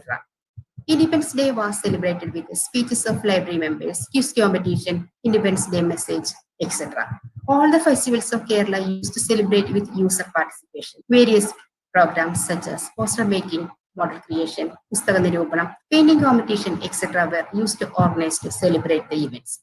As a conclusion, we can say that libraries are social organizations which work for the betterment of society through its activities and services. Public libraries encounters elementary changes because of national and international level changes in demands and wants of members of the society. The scope of the libraries widened with the different areas of life. It's the need of the era to accommodate with the latest tools and technologies to provide efficient and innovative services to community. Most of the public libraries follows new kinds of services and methods, and Kirakamjeri Library is a pioneer of such category.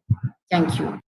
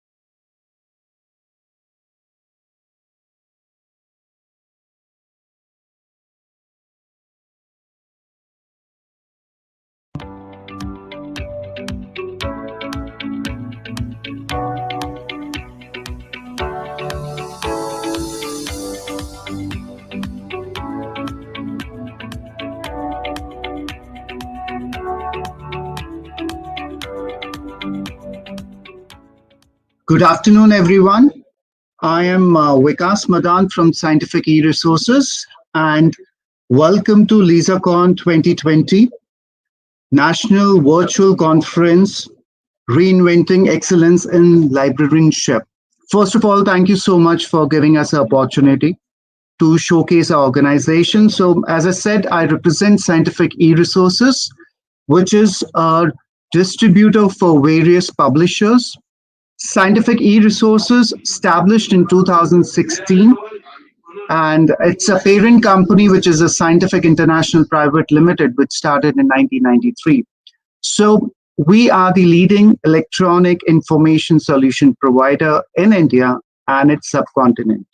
Now, these are some of the group of companies that we have.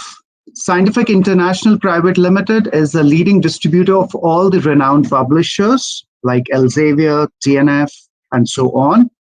Then we have got MedTech, which is an imprint of our Scientific International Private Limited. And we publish a wide range of books on life sciences, agricultural, science and technology, and engineering books.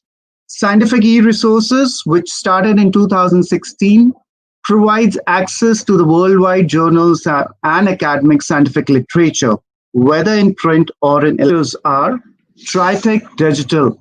Tritech Digital is a new venture of Scientific International, and we provide access to ebooks. ReadSmart, it's an online repository of digitized books, journals, which is all open access content.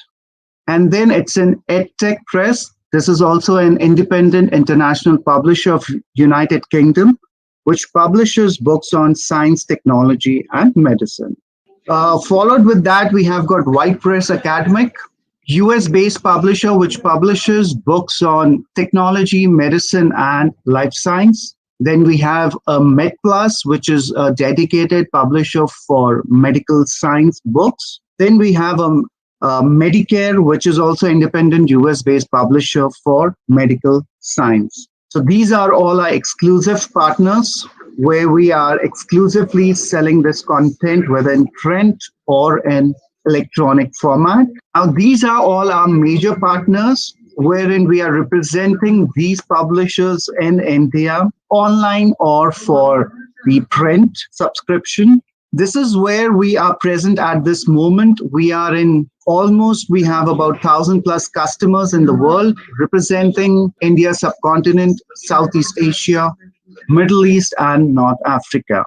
Now, what is our mission and vision? So Scientific E-Resources has a suite of offering. Every small, big corporate or educational institute, we offer the solutions that suits the requirement of the institutes. Our objective is very simple. It's to promote the e-information services across the universities, whether it's a higher education segment, research market, corporate market in India and neighboring countries. This is what our approach looks like. We do personal visits, conferences, roadshows, market mapping, targeted emails, and mailings and telemarketing. So this is what our approach is. That is how we deal with our customers. Now, this is where we all cater to. These are the libraries, the academic libraries, the corporate, government, health, public, research, consortia, and so on. We provide these services as ebooks, e-journals, and web-based solution. Web-based solutions can be any database that we provide to the customers. Our solutions are technological platforms. We also provide training programs. We also provide the structured and personalized content. So we have a dedicated team which are spread across India and other areas wherein we meet with the customers, understand the requirement, and offer them a solution. These are some of our clients, which are renowned clients in India, where we have already made up our relationship with them, and it's going on for years. Thank you so much. But with this, I also wanted to continue with one of a small presentation of Tritech Digital Media. This is one of the ebook platform that we have. It's a US-based publisher, which has got about 7,000 plus titles in different subject areas. Now, what are the USPs of the platform? The USPs of this platform is the titles are perpetual access, no DRM restrictions in these titles. We are giving access on the IP based and username and password, so there's no restrictions over there. Concurrent users are also being given, so one book can be accessed by number of students at any given point of time. Now, why Tritech Digital Media? Because it's an easy to use platform which is into different books, different authors, and different categories. The content can be accessed into different platforms, whether it's a desktop, laptop, mobile, or tablets. So once the content is downloaded, you can access the content into different platforms. So that's why we said devices, supportable devices are accessible over there. We are also providing the mark records for the Tritech Digital Media. So we are giving full text versions of the ebook. So that means if you click on the download button, the entire book gets downloaded, not the chapters. And as I said, multi-user and concurrent access is also provided to the users. Now, ebooks on Tritech Digital Media, these are all the reference titles. And what are the features associated with that? So as I said earlier, no DRM restrictions. We are giving access on IP based. We are also giving access on username and password. Perpetual access, so that means there's no AMC or annual maintenance charges or any of the software charges. Now, these are the broadly categorized subjects of the Tritech Digital Media. We have got agriculture science, life science, engineering and technology, environmental science, basic and applied science, medical science, social science, and so on. Now, it's a simple to use platform. You just have to log in with your credentials, or if you're on an IP based, it will automatically open. You search for your preferred book and you are there to view the book or download the book. You can use it online or offline. So as I said earlier, you can read your book on your preferred devices. The content is trustworthy, discoverable, and hosted on Tritech Digital Media platform. Now, the options for the purchase are pick and choose, or you can buy the complete collection, or you can buy a single subject collection. It's entirely up to you. So we are providing one of the best reference titles over here. These are all into the ebooks. So thank you so much for giving us the opportunity. And if you have any queries, you can really get back to us to Scientific E-Resources.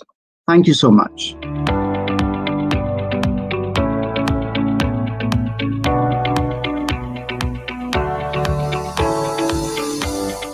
Good morning, everyone. I'm Vishal Gupta from Elsevier, and I work here as a customer consultant for South Asia. First of all, I would like to appreciate the efforts of Dr. Konoor for this wonderful initiative in such unprecedented times. As we all know that the theme of the LISACON2020 is Reinventing Excellence in Librarianship, and it will focus on bringing the best practices, success stories, case studies, and innovative research outcomes to common platform. This is definitely the need of this hour, when libraries and librarians need to reinvent and reposition to achieve excellence. We once again thank the entire team of LISACON 2020 for giving Elsevier an opportunity to be part of this absolutely wonderful initiative. Elsevier is a global information analytics company specializing in science and health. We help institutes and professionals advance healthcare, open science, and improve performance for the benefit of humanity. At Elsevier, we've partnered with the scholarly community for over 140 years to curate and verify knowledge. Now, as an information analytics business, we are committed to bring that rigor to a new generation of Elsevier platforms, combining content with technology supported by operational efficiency. We turn information into actionable knowledge. I hope you're already aware of the flagship Elsevier products like Science Direct and Scopus. And Elsevier continues to invest in quality content upgradation and data analytics to help accelerate research globally. We understand the importance of remote access facilities in these unprecedented times, and Elsevier ensured that at the beginning of the lockdown, we provided remote access facilities to all the institutes across South Asia. And that has been done in various ways as per the preference of the institutes. If your institute subscribes to Science Direct and you do not yet have a remote access, please do get in touch with us and we can help you in getting you remote access. As India deals with the significant public health challenge, it is imperative that credible, authoritative, and timely information is made available to researchers and healthcare providers. We understand that many esteemed institutions in India are involved in research to develop cost-effective solutions and drugs for this disease. Since researchers are looking in all directions to analyze the virus and effects and its possible cures, they will require access to wider range of information to uncover different aspects related to this global pandemic. In light of this need, Elsevier has identified 88 institutes from ICMR, DBT, CSIR, NIPERS, ISERs, and IITs, which are working as front runners to find new technology and solutions to deal with COVID-19 pandemic. I'm glad to inform you that we have decided to support these 88 research institutes by providing them complete access to Elsevier journals on Science Direct, along with the world's largest source-neutral abstract and citation database, Scopus. And again, as you're all aware, that life science and clinical researchers around the globe continue to work non-stop to develop a vaccine and treat this virus that has been affecting everyone.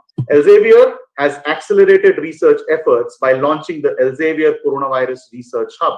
This research hub offers a broad collection of clinical, biomedical, and life sciences resources to the global life science and research community. For the next 6 months, academic, government, and not-for-profit commercial researchers can access this information for free. Our team will continue on developing this platform to increase its capacity and capabilities as the research on coronavirus progresses. Via this platform, you can have access to several Elsevier resources like Pure, Embase, SSRN, Science Direct, Veridata EDC, Reaxis, Pathway Studio, and many more. Elsevier has also been accelerating research on the coronavirus, and there are journals in almost every subject category that have been inviting articles on coronavirus. Now, Elsevier has been front runner in supporting librarians and paving the way for their success and growth. We believe that the contribution of librarians is vital to the success of an institute. Now, there are two broad ways in which Elsevier can help librarians, helping you improve your own knowledge graph and helping you to be more resourceful. We have a dedicated website for librarians where librarians can regularly engage with new technology, research workflow, and learning design. Elsevier has resources that can assist you in enhancing your skills and advancing your career.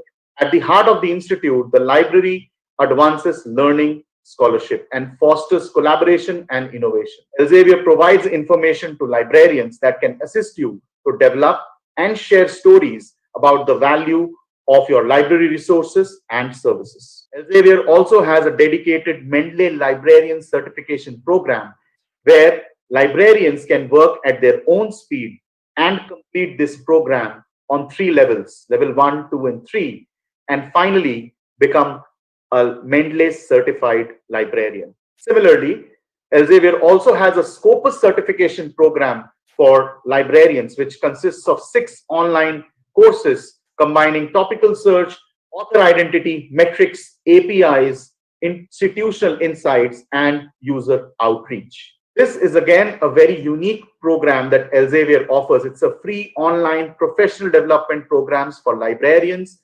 information professionals, and other professionals who work in a research-intensive environment throughout the world. The Research Data Management Library Academy is a unique partnership between an LIS academic program, academic health sciences, and research libraries, along with Elsevier. The partner institutes include Harvard Medical School, Harvard Library, Simmons University, Boston University, Brown University, Massachusetts College, Northeastern University, Tufts University, and Elsevier being again one of the partners. It is rightly said that if you read quality, you publish quality. We encourage librarians to provide your users with the widest range of trusted, high-quality, interdisciplinary research content on Science Direct. Xavier, we want to make analysis easier for everyone working in research, enabling them to manage their work more efficiently and spend more time in doing groundbreaking research and innovate.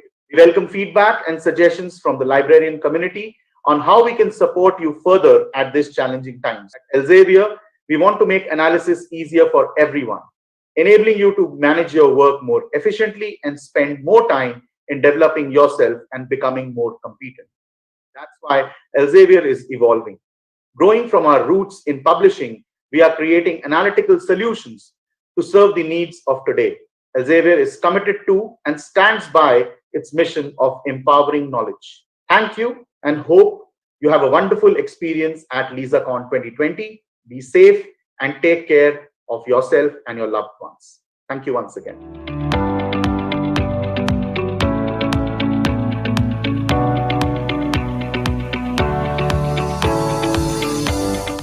Hello everyone, this is Rajneesh from Springer Nature.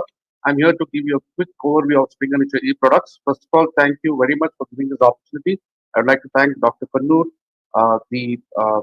this academy, also the University of Hyderabad, University of Library, and the Telangana Library Association for giving this opportunity. Well, as you know about Springer Nature, we are in the business of publishing. So these are different brands. You can see Springer Nature Research, BNC, Scientific American, A+, Falcon Macmillan, ADs. All these brands have come together way back in 2015. We got a merger done, Springer Nature Publishing Group and Falcon Macmillan. And now we are jointly called as Springer Nature. So Nature has completed 150 years in publishing. Springer has completed around 175 years. Scientific American is one of the brand with Springer Nature has completed 175 years this year. Well, quick overview about our portfolio. You can see divided into 4 categories, primarily journals, books, databases, and research services. I will elaborate on all these things in a few minutes. Well, you look at Springer journals, they have around 2,500 plus journals, around 3,000 journals in totality, but around 2,500 plus English language titles, which we are publishing in the area of STM and HSS and law. You can also see the subject collections we are publishing, behavioral sciences, computer sciences, name a few. You look at the different category of journal, again, we call it as the ADs journals, where it's primarily useful for the researchers who are working in the area of clinical research, they are working in the area of pharmaceutical sciences. These are different areas where we are publishing biotechnology, clinical pharmacology, pharmacokinetics. So there are around 21 journals which we are publishing with respect to ADs journals. If you look at the other category of journals, Falcon Macmillan journals, this is something very primarily useful for researchers who are working in the area of management, social sciences, and these around 45 to 50 titles we're publishing.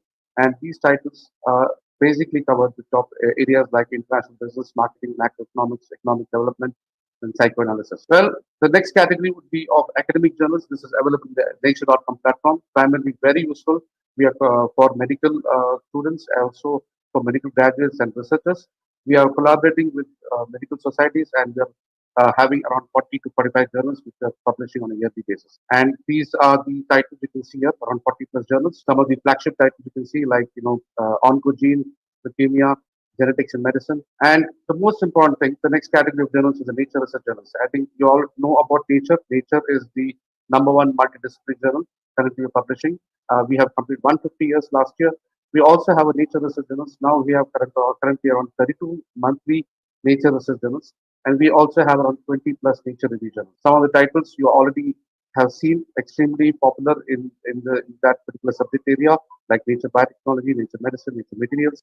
We also have done a lot of new launches from the last 5 years. You can see 2015 to 2020, we have launched a lot of journals, not only in life sciences, but also in physical sciences. Name a few: Nature Electronics and Nature Machine Intelligence is some of the new entrants in 2019 and 2020. Scientific American, extremely important for students, also for researchers. Primarily publishes, it's a magazine, scientific magazine. We have completed 175 years this year, and primarily publishes all the recent advancements in science, and also talks about the future of science. Well, whatever we spoke about is about journals which is primarily available from 1997 to current year.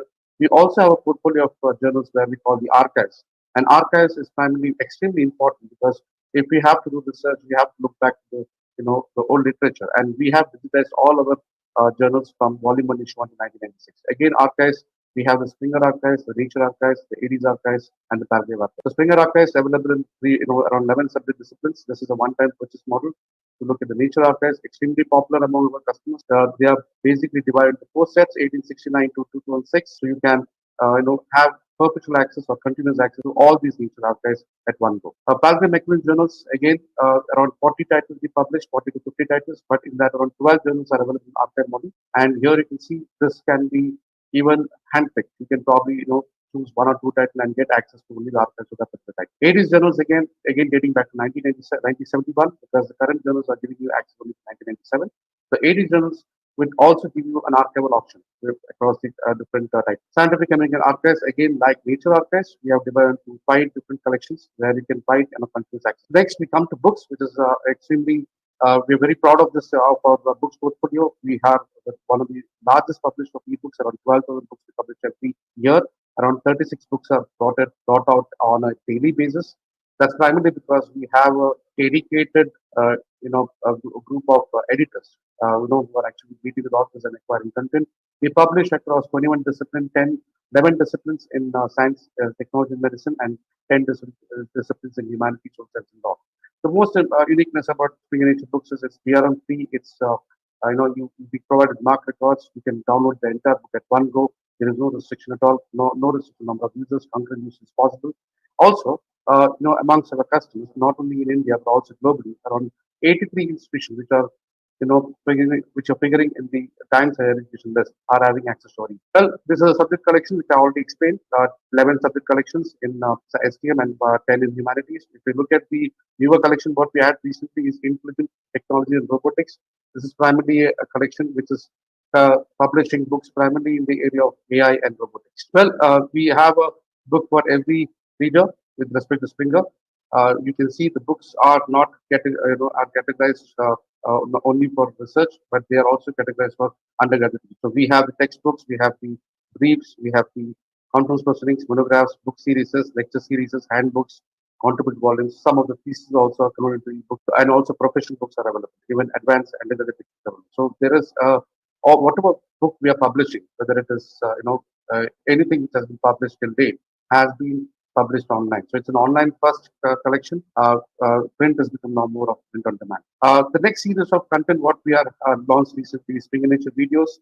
This is the future of books also. We are working in that direction. We have now come out with a subset of this, that is the Springer Nature video, where the videos are available, very interactive videos for researchers, so they can have an interactive understanding about the content what has been published. Platforms, I think you all are aware of it, but still I would like to touch upon the nature.com platform, where you can access nature journals and academic journals. We have the Springer Link platform called link.springer.com, where you can access Springer ebooks, Springer journals, and also archives. Coming to databases, I think we have very unique and very niche databases. I think around 4 to 5 databases which we are already having for our researchers. Starting with Springer Nature experiments, primarily useful for the researchers and students who are working in the area of life sciences and medical sciences. So you need protocols to recreate experiments, and that's what this does. We have around 50,000 protocols where it can help you to recreate. In fact, since the beginning of March till date now also,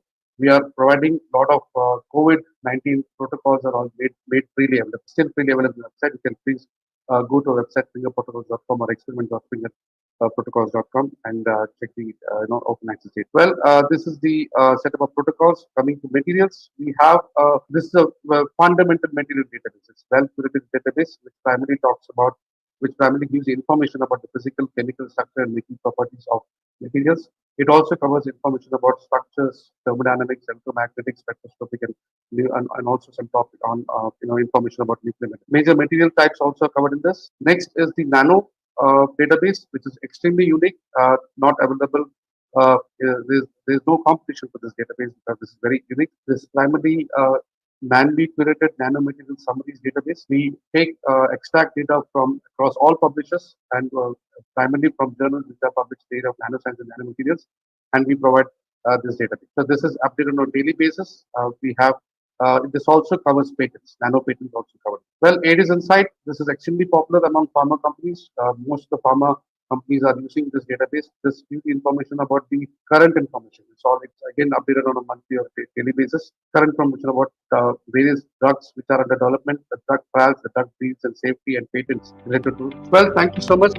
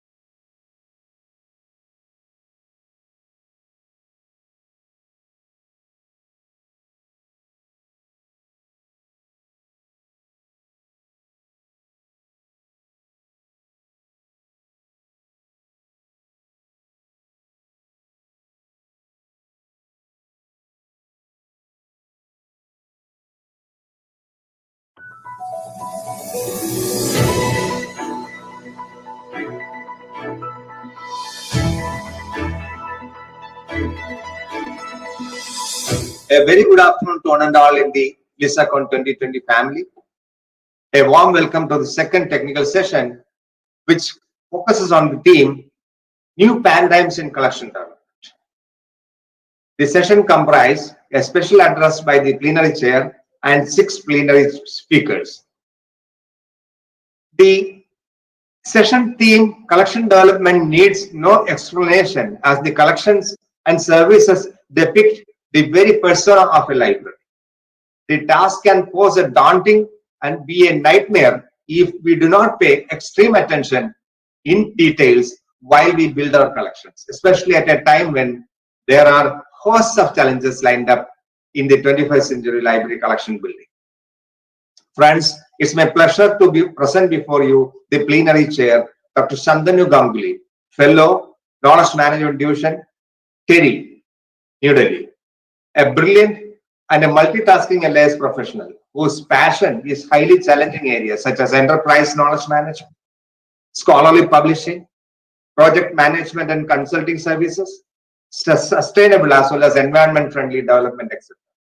I, on behalf of the LIS Academy and the LISACON2020, extend to you a very warm welcome, Dr. Shantanu, for kindly accepting our invite and to be a plenary chair for this session. Coming to the format of the session, the plenary chair will introduce the plenary speakers and will moderate the session and also the question and answer session. I urge all the participants to make use of this unique and best opportunity to upgrade and enrich their knowledge. The best attraction of the conference is the quiz competition at the end of every session. The link to the quiz will be shared immediately after each of these sessions during the Q&A session, and the link will be active for 10 minutes. The participants will have to submit the answers within 10 minutes. The winner will be announced in the beginning of the next session and will be published on LISACON2020 website. So friends, please welcome Dr. Shantanu Ganguly. Over to you, Dr. Shantanu. Thank you very much.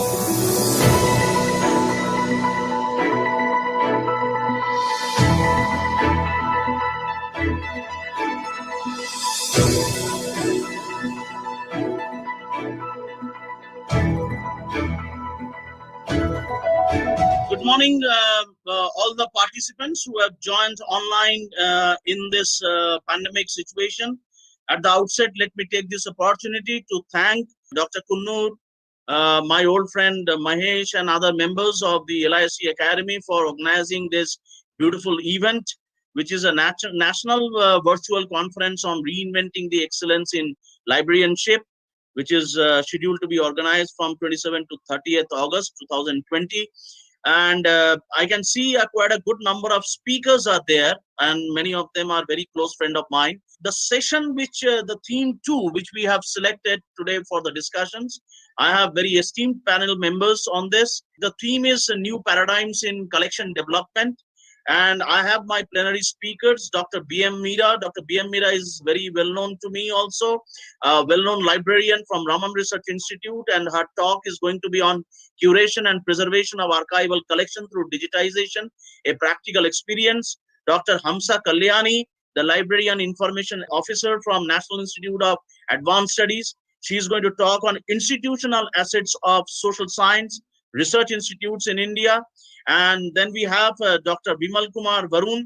Bimal Kumar is from Technical Assistant, Mahatma Gandhi University Library, Kottayam, and he's going to talk on role of libraries in Wikipedia and content development. Then my age-old friend, Dr. H.S. Siddhamalaya. Siddhamalaya is the librarian of Rajiv Gandhi University of Health Sciences in Karnataka, where he is going to deal on mostly on the collection models for the e-resource consortia, which is a very, very demanding area in current context. Then we have Dr. B. Sanjay, the university librarian from Tripura University, a central university of Suryanami Nagar in Tripura. And his topic is going to be on converse with your collection and exercise to build a diverse collection for every reader. Well, I'm sure he's going to touch upon one of the laws of Professor Ranganathan. And then we have Dr. B.S. Shivaraman. Shivaram, who is a senior technical officer from ICAST National Aerospace Laboratory, where he is going to talk about the usage data-driven collection development practices at VTU e-resource consortia. So you can see a galaxy of speakers are going to be there on the plenary talk, and I'm sure these speakers are going to enthrall each of the audiences with their, the vast knowledge, experience, and the best practices which he is going to share. Now, keeping this in mind, now my session is going to be on embrace digital transformation, which is basically an area which very close to my heart nowadays.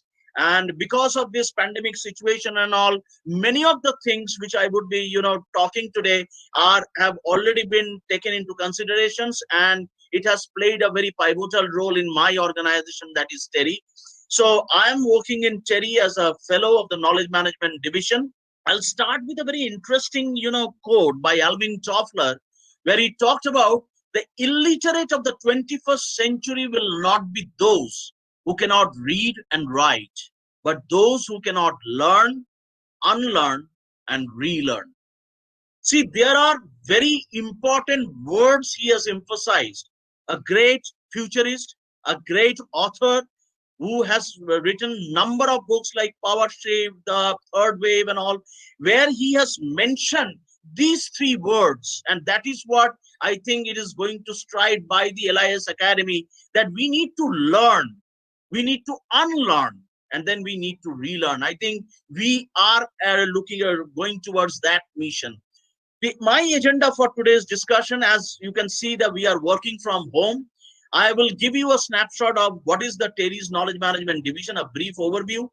I'll also show you some of the range of services and activities of TERI Knowledge Management Division, the library services where the changes are taking place, and as well as the knowledge management, how it has played a very significant role in this current pandemic area and all. Let me tell you, friends, in this particular situation, when there is a lot of problem, a pandemic problem is there, one of the major thing which has come up is the digital transformation, which has played a very big role into it. Now, as far as TERI is concerned, we are into knowledge discovery. And these knowledge discovery, actually, it was started a long back when TERI was born in 1984. But the thing is that in 2010, if I talk about the changes that had taken place in the last 1 decade, the change in the roles of library information service, a detailed study of the knowledge management system was carried out in 2010 by me and my colleagues.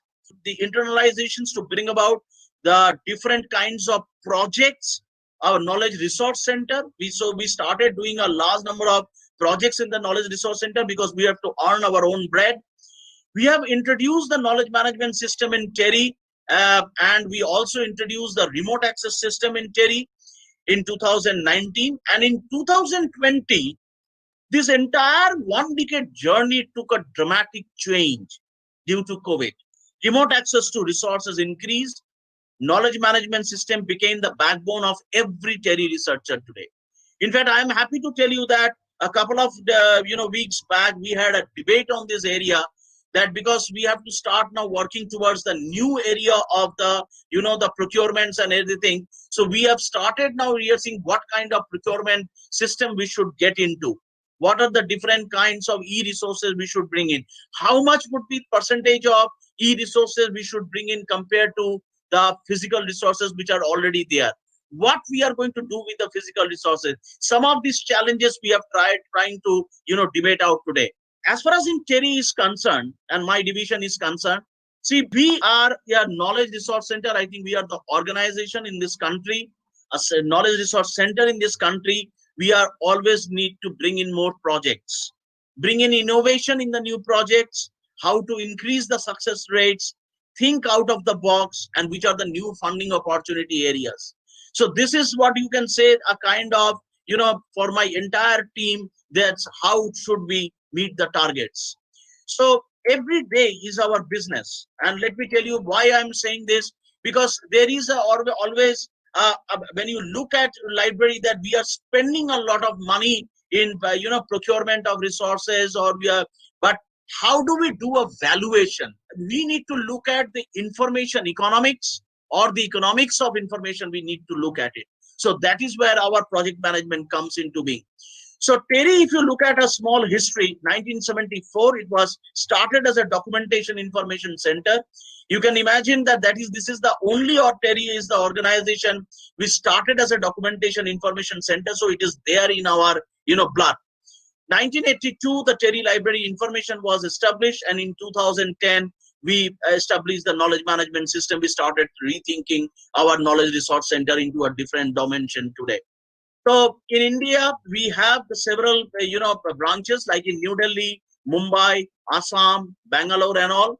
So what we do is basically we work in these 5 major areas. It's on energy, is on environment, is on resource efficiency, is on agriculture, and is on sustainable development. These are the 5 major areas where the research and consultancy is taking place, and we ourselves as a knowledge resource center or knowledge management division, we playing an integral role in this particular area. Sustainable development goals, which was given in 2015 by UNESCO, we are started creating business out of it, and that is what our main aim today.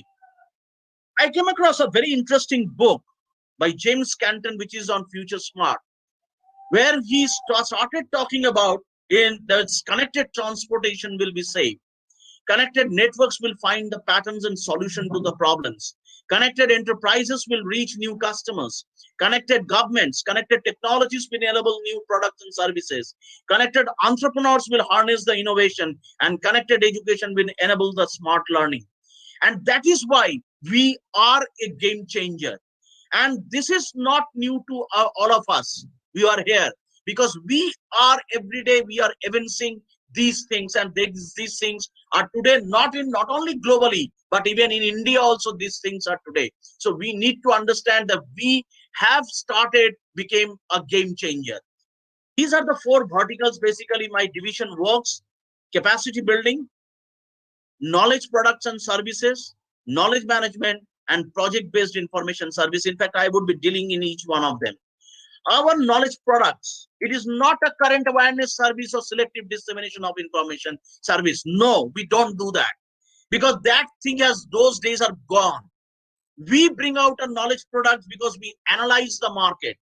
We bring out different kinds of the product which are based on sustainable development goals. And we work very closely with our researchers, and that kind of a product is produced and then it is served to my researchers. So our knowledge products we can deliver on the desktop itself. And that kind of a digital resources are provided there. We have our portfolio, and the portfolios are like this. We have a subject stream experts. We have a wide range of subject domain experts, from policymakers to technocrats. We involve the ICT and the social media experts to fill the gaps. We have the managerial strong capability, and we have a information and the knowledge. So these are the portfolios which are there.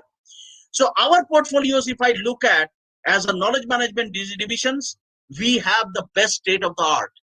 We have an established market. Our outreach is very strong, from local to global, strong hold on digital disruptions. And we have the subject specialists on board with us. Whenever we are doing a particular project on a particular area, we have the subject expert with us. And we have created a network, and we build a consortium network of all organizations who are working in the same field. This consortia building is not for e-resources exchange. No, it is not for that. We build this network for many, many things. Like, for example, exchange of expertise, exchange of best practices, exchange of different kinds of knowledge. In fact, in the many of the resources which are in the open domain or open knowledge or open science, we exchange with them. The network will help to build and source different projects which are collaborative in nature. In fact, we are doing a large number of collaborative projects with different people on these areas. We debate and discuss with the subject domain experts. So we are part of the subject experts and the researchers. We have never been seen differently. That is our strength. We need to understand this. So that can only be possible if you are a game changer. Even you can also do it in your library if you are a game changer. So for that, there are a couple of commandments which I take away, and these are called 10 commandments for me. So probably you have to change your vision. Explode, change your market. Disrupt, change your strategy. Inspire, change your brand. Design, change your business. Resonate, change your story. Enable, change your experience. Mobilize, change your relationship. Sustain, change your impact. And amplify, change your potential. These are the 10 commandments. And let me tell you, friends, these are coming very fast and knocking at your door. What you need to do is, please, basically, you have to adopt and adapt all of them. If you don't adapt and adopt in this current scenario, it would be very difficult to survive. So we are actually in the digital kindergarten. It is not the digital technology. You get a piece of paper, convert it into PDF file, and then provide it the service. That is a one type of service which you are talking. But there are several things which you need to do on a digital when we are talking about digital transformation. The most important digital transformation when I'm talking about this capital T. Why I'm saying a capital T? Because this capital T means one is a content, another is a context, and the most important is the technology. Whatever technology, you can bring in any latest emerging technology you can bring in. But please remember, content is very important today. What content you are producing. Context, the purpose. If both these things are in balance, then only your technology comes. So for this T, content, context, and technology. So I call it as a CCT model. Take an example of WhatsApp. Whatever content you write, it is the matter which you are writing, the context, the purpose for which you are writing, and technology. WhatsApp itself is a platform. How it has completely revolutionized our world today. We need to understand that. So in coming 10 years, I got this from a study. Some of the important things which are challenging, which are coming for our profession too, is knowledge management. There is going to disappear of the hierarchies. Work-life balance, so meaningful work would be coming up very fast. Demographic development, so there is a migration challenge. International competitions, cost optimizations, and digitalization and virtualization. Please remember, there are three concepts which are coming up very fast for all of you if you have to play a leadership role in the digital domain. Number one, digitization, where you convert a particular document into a digitized form. Digitalization, where you do a processing of that documentation. Process is involved. And digital transformation, when you do a complete transformation in the process.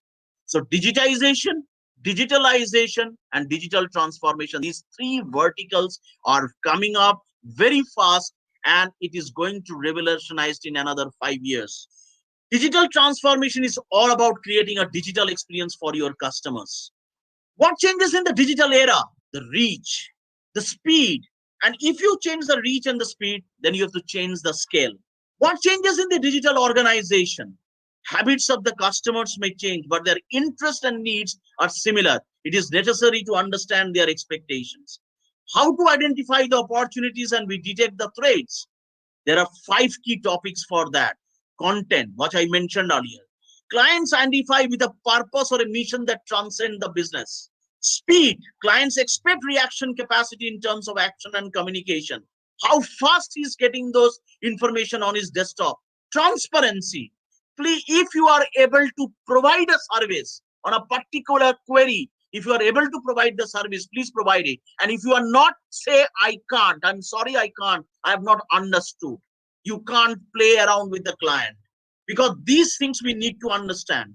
Innovation, being the best in the category is not enough in a highly competitive market. Performance in the digital world.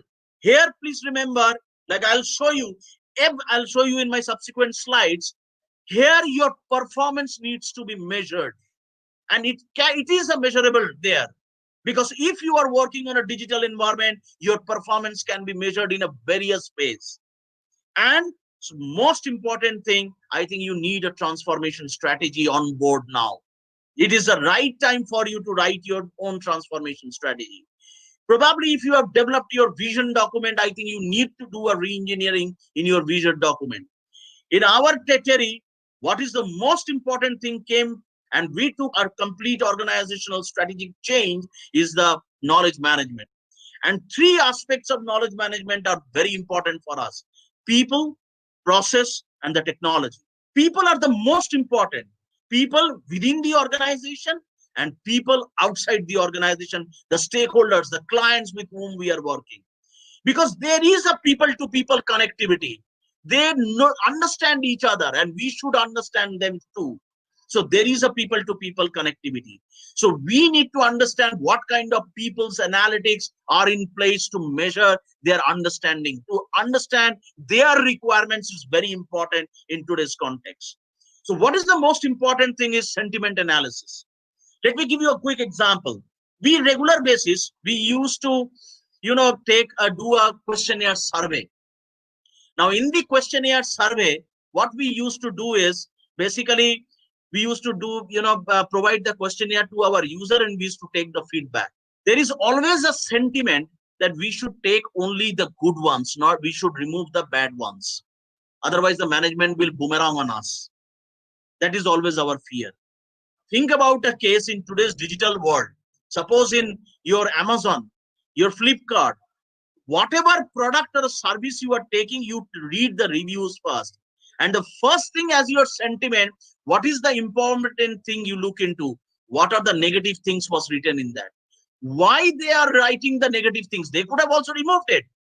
Because the negative things always give you a room for improvement.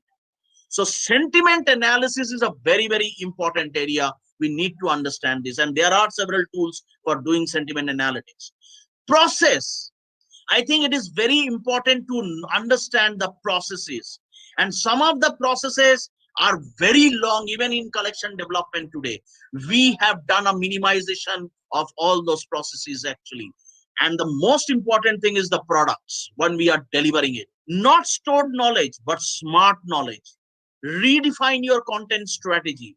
In fact, I would request you to study. There is a very interesting whole issue came up in New Scientist April 2017, where they have given a one particular word. What is knowledge? I would urge everyone to please read this entire issue. you would be completely flabbergasted after reading it. What's exactly the knowledge is? I think we need to understand that particular thing. If I start explaining on that, it would be take another session for me. And then the technology. So there is an emerging technology which is coming up today. So whatever technology is coming, please remember measuring tool is very important in today's context. You have to measure the resource analytics. You have to bring in the users analytics. You have to do a quality analytics. You have to web analytics. You have to do a social media analytics, and you have to do a KM analytics. We have done this, and we have the different tools for doing all this, and we do it on a very in a more quarterly basis. We keep on doing all this analytics actually. Mobile. In today's strategy, it has implemented, it has mobile app of a library is now in everybody's desktop. So resources and eBay services are accessible using the mobile today. But we have provided everything. So why still there is a minimal user adoption? Why my projects got failed? We have done so many things. Content deluge, too many repositories. Business needs change, and there is a lack of ROI to support. So what went wrong? This was the mind-blowing question was asked by management to me. So the most important thing is we did a digital content management, we built it, but they didn't turn up. You have made all preparations, but they didn't turn up, or the success rate was very low. I came across a very interesting book by Dr. Vijay Govindarajan. He was the professor of strategy and innovation of the Harvard Business School. He gave a very simple solutions, and I'm sure all of you should go through it.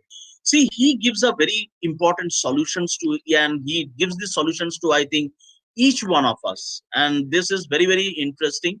See, the three boxes which he talks about, and these are the things: manage the present, selectively forget the past, and create the future. And these are the three columns in y-axis we have talked about: the framework, the strategy making, the accountability, and the organizational design. See, if you go through this book, and you will find that there was a very detailed framework he has talked about. And if you try to do an organization, transforming an organizational strategy for your own library or your own division, I think this particular book or a framework will come up as a solution to you. And I'm sure you would be able to enjoy and make many more changes in it. See, these three things are very important to understand. Manage the present. He's not saying that don't just remove the present. No, manage the present. Past is also important. So selectively forget the past. He's using the word selectively. In fact, in the book itself, he has mentioned what are the things selectively you should chosen and create the new future. So as there is a revolution coming in front of all of us, so we need to create the new future. So he is addressing. So I'm sure all of you would be able to go through and find out a very interesting thing on this. Now, this particular thing is known to everybody today, that there is a national education policy is coming up. I was going through this, and I was, discussing with some of the leading, education policy makers. One of the important thing, and which I'm evincing in fact, with my daughter and everybody today, and in fact that now LIS Academy is doing such a beautiful conference, a virtual conference and all. Education 4.0, it is in great demand today. And not only in schools and colleges, but even in the industry and research institutions also. We need to look at building a collaborative and a creative classroom. And when I'm talking about, we need to understand education models must adapt to equip individuals with skills to create a more inclusive, cohesive, and a productive world. Because we are into experience that's changed. Today, every student is having either an iPad or a laptop. And it is not that there is no interaction. There is a continuous interactivity taking place. Even the interactivity has gone up more because of the virtual learning environment. And irrespective of the place, irrespective of the zone, irrespective of the time, wherever you are, we need to understand this. And today, in the schools and the colleges and the institutions, these are the 4 mantras which are very important in today's context. One is make, another is connect, another is think, and the fourth quadrant is play. Make, connect, think, and play. And these are the four verticals where there is a continuous revolution is taking place. There was a study I was going through. There was a time when there was a content 1.0. We had a one format, one owner, one delivery, one publisher. At that time, industry 1.0 was on there. But there was a radical change has taken place in today. I came across a very interesting book who was the founder of your World Economic Forum called Klaus Schwab. I would request all of you to please go through the book by Klaus Schwab, where he is talking about the industry 4.0, because the industry 4.0 is in such a critical area where you have many formats, many owners, many deliverables, and many publishers, where it is not one, but multiple things are coming up in a different way. What is most important, in fact, when I was talking to all the, some of the policymakers on these areas and leading educators, what they are talking about today is there is a time is coming where people will look into learning analytics. You develop a content and you forget, like n number of courses are made online available. Is it reaching out to the right people at the right format? Number one. Is it the people who are adopting it and utilizing it, optimally using it? How do you measure that? So the students, who are the beneficiary? The students. The industry connectivity, what is preaching and practicing. And institutions' new sustainability model is coming up. And let me tell you, friends, these things are not unknown. These things are all known to us. And we, TERI as an organization, some of these things we are practicing actually. Reimagine your search and discovery. There is a work-life network. People are asking for tailor-made products. People and the content have a very close, a plug-in. It is more people-centric rather a content-centric. We need to understand these things. So there is a new normal, and post-COVID scenario I'll touch upon on the TERI library. We started with a very strong area, which is called Research Intelligence Management System. Now, this is one of my very favorite area, which I take with all my 1200 researchers. This is the area. In this particular area, what we are actually doing is, we are doing review of literature. We are providing them the research data aggregation from different sources. We are integration part of the major project outcome. We are the resource procurement for the projects. We are doing customized knowledge services, and we are setting up the knowledge-based platform on thematic areas. One of the area that is the second component which you see here is basically, and this second area is a very, very important area, that is review of literature. Let me give you an example. This is not the review of literature what we have been doing in our PhD or in all our research work. We have won some of the major projects which are exclusively based on the review of literature only. I don't know how many of you know that there is a platform called Pool Party, which does a very strong review of literature on some of the important areas. So these are some of the areas. A major role of information professional is to understand their needs. Research of the people, research by the people, research for the people. This is the research mantra of TERI. So one of the another important content area where we have got a very strong hold now, it is the research data management. We have primary data, we have secondary data. We have developed a data culture now, because we are going into scientific data, sociological data, corporate data, and funders data. We are looking into the proprietary data.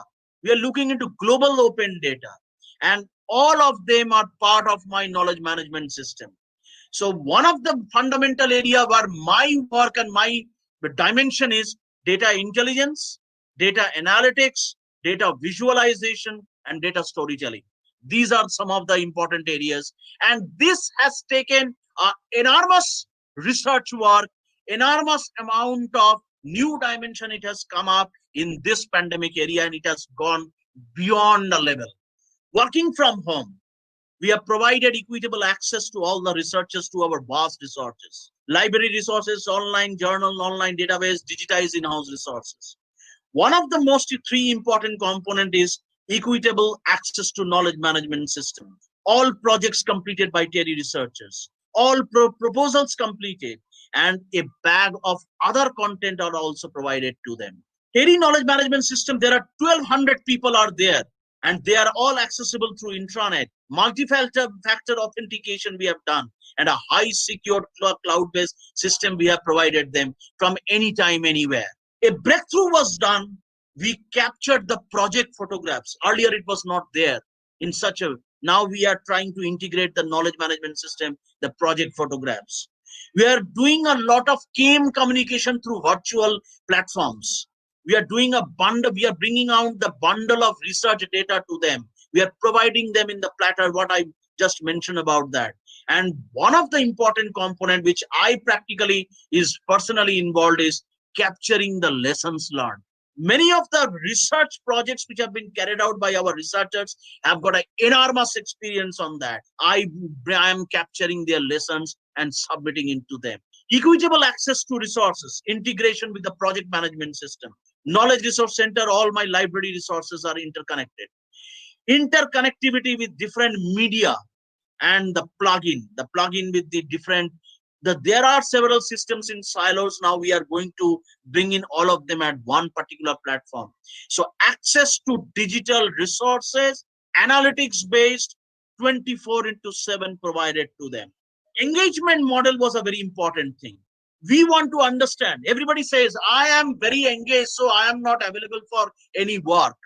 We have developed the analytics to find out who is how much involved, engaged project wise, and who is available for the new projects. And let me tell you, friends, this is not meant for my researchers. This is even meant for my knowledge management division team. We can find out how much he's engaged. Every his work is getting measured. SWOT analysis we have done. We have reduced the carbon footprint. We have infrastructure was improvised like anything, especially the bandwidth and the connectivity. Availability and the comfortability was given to them in a win. And cost energy. The cost of energy has grown up.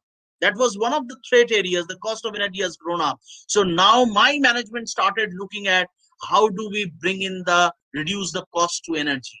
Because these are the 4 vertical areas of SWOT analysis was very important for even for my KM division also. Meeting with the clients, which is very easy and seamless now.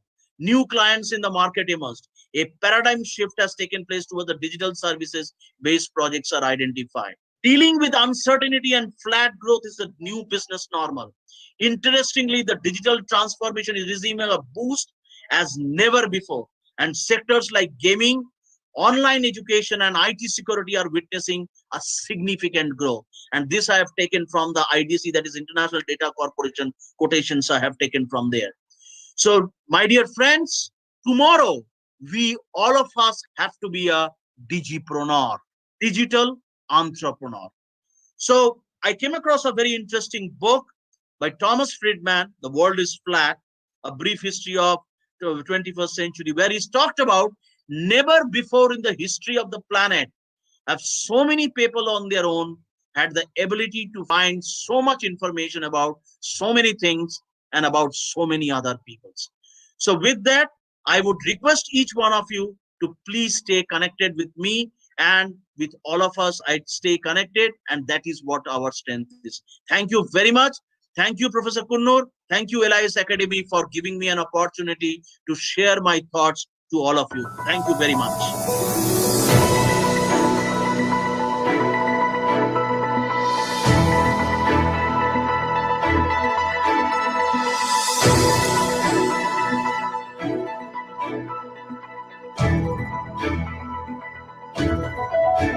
Okay, hi everybody. I'm happy to thank Dr. G. Kumar, and also Dr. Shantanu Ganguly, and the organizer, Dr. P.V. Konnur, including Dr. Shivaram NAI. My topic of the day is collection development model from shelf to server. And it is actually not talked much, but however, once upon a time, the pride of the library was huge collection and functional building, including the very good furnishing. But now all these things, all the collection is moved on to online and electronic. However, all of you know the physical collection and the catalog, which was tried to be the ownership of the library, is moved to digital collection, licensing and access. But there is no ownership in the digital collection. But the licensing of the resources, digital collection, have got many components. Content plus access plus FTE plus media plus time. All these things we have to buy. We are not just buying the content and the media alone. So that is the situation which we moved into. But the collection development earlier was just predict and purchase the resource. We do not know what is the need. But we used to predict these are the needs of the collection and we used to buy. But there was so many disadvantages of PNP, that is predict and purchase. It was difficult to predict accurately. There were so many bias of the predictors and selectors, and there were so many models from the vendors. It was also found that 20% of the collection was used 80% of the time. Also, it was found not even once majority of the collection was. So fund is also depending on number of admission, constant increase of cost and foreign exchange of resources. So with all this problem, what is the solution? That is a big thing, but we are finding out. We consider collection as a service. Sorry, there is a collection as a service. Collection development itself is not an end. It is a means to reach the better end to the patron. What collection does is important than what collection is. So that is why it is very essential to integrate access to the point of need. And also it is important to match the content to immediate need, not predicted needs. So with this, there are two prevailing models, just in case and just in time. Just in case model is prediction and purchase model, tailored to the curriculum and user activity. Just in time is on demand or immediate need from the patron. It's called PDA or DDA, patron driven acquisition or demand driven acquisition. So there is a very clear picture when everything is available on web, when everything is available on click of a button. Why do we buy everything and keep it? Why do we waste our time when everything is accessible anywhere and anytime? So that is the main crux of this just-in-time prediction. So what is needed to implement this is effective partnership among user, librarian, and vendors. How do we implement this pattern-driven acquisition or demand-driven acquisition or immediate need? Again, we go back to legacy practice, that is approval plan and profiling. Effective catalog outside internal collection is very important. We are cataloging whatever is available in our library. We never catalog whatever is not available with us, what is outside the collection of our internal. So develop that comprehensive collection catalog and hyperlink that PDA request to that catalog, then it is automatic.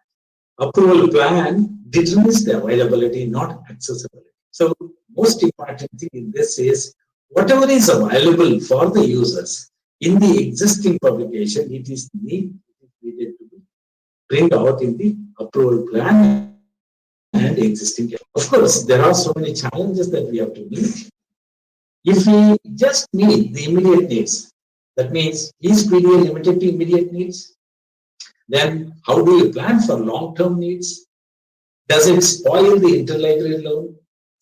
Or can we think that we are meeting a maximum 100% needs or 99% of the needs of the users? Is it possible with this patron-driven acquisition or not? That is the main thing. These are the main challenges that we are looking to when we think of patron-driven acquisition.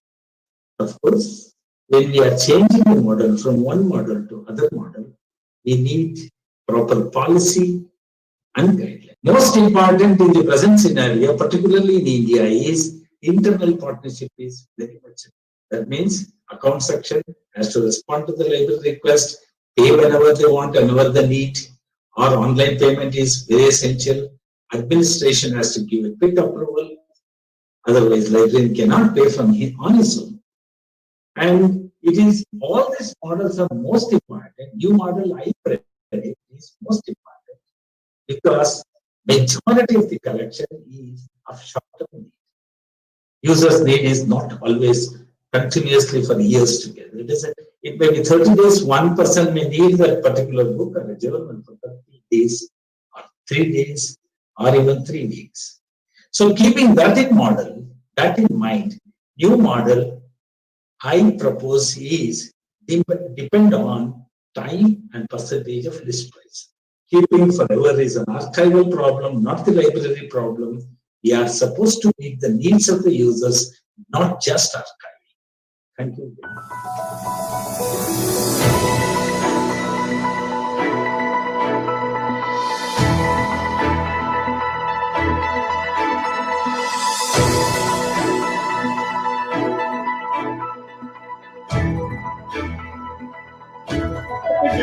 Conference, Dr. M.G. Kumar, Plenary Chair, Dr. Shantanu Ganguly, and my dear friends, and also the office bearers of the LIS Academy. I am Dr. D.M. Mira. I am from Raman Research Institute. Formerly, I have just retired very recently. With this, I consider privilege for getting this invitation to share my experience of building digital archive in this LISACON2020 platform. So my title of the talk is Curation and Preservation of Archival Collection through Digitization, a Practical Experience. This is truly a conference of different kinds. I would like to congratulate and thank all the office bearers, particularly Professor T.V. Konnur and also Dr. Shivra, who have put in a lot of their effort to make this happen. To begin with, I will be talking about comparing archives, museums, and libraries, as these three institutions have certain commonalities and in their actions, functions, and deliberations. This is just to let you all know that we as librarians can pitch in to become an archivist or a curator if there is a need. So what are archives? They are collections of recorded information in any form or medium created by individuals or institutions selected for permanent preservation. They are done for the purpose of historical reference or research and education. So they need to be carefully preserved. A museum is a non-profit permanent institution in the service of a society and its development, which is open to public, acquiring, conserves, preserves, researches, communicates, and exhibits tangible and intangible heritage of humanity for the purpose of, again, education, study, and enjoyment. Regarding libraries, I don't have to speak much. We collect books. The collection development in a library is a very planned and systematic activity, and the material thus collected are preserved for the current use or for posterity, again for the purpose of learning, education, and research. In addition to preservation, we also concentrate upon information retrieval and dissemination. You can see that there are certain red marked words which say that the important permanent preservation, research, and education are there in all the three entities, thus showing that we are all common to certain. Now coming to understand what is digital archive. This is a process of building repository of the digital objects that an institution or an individual person wishes to keep for present and also for posterity. Archives may have wide variety of materials ranging from text to audio, video, to representations of three-dimensional artifacts, and they are preserved for long-term access. In the last 3 decades, there has been extensive digitization activity which has transformed the wealth of traditional and scholarly and cultural information that is available in these three institutions into digital format. Now let us look at collection development in a digital archive. There are two methods of digital archiving. One, there are born digital products, and the second one is conversion from analog to digital media. There are few considerations which we should keep in mind when we take up this collection development activity.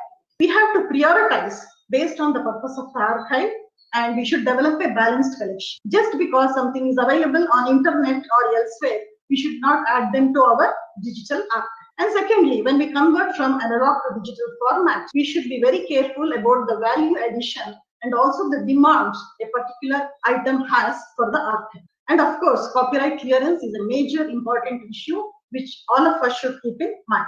Technical feasibility is something with which we all should be concerned. When we have a program of this kind, cost factor is something which all of us should keep in mind.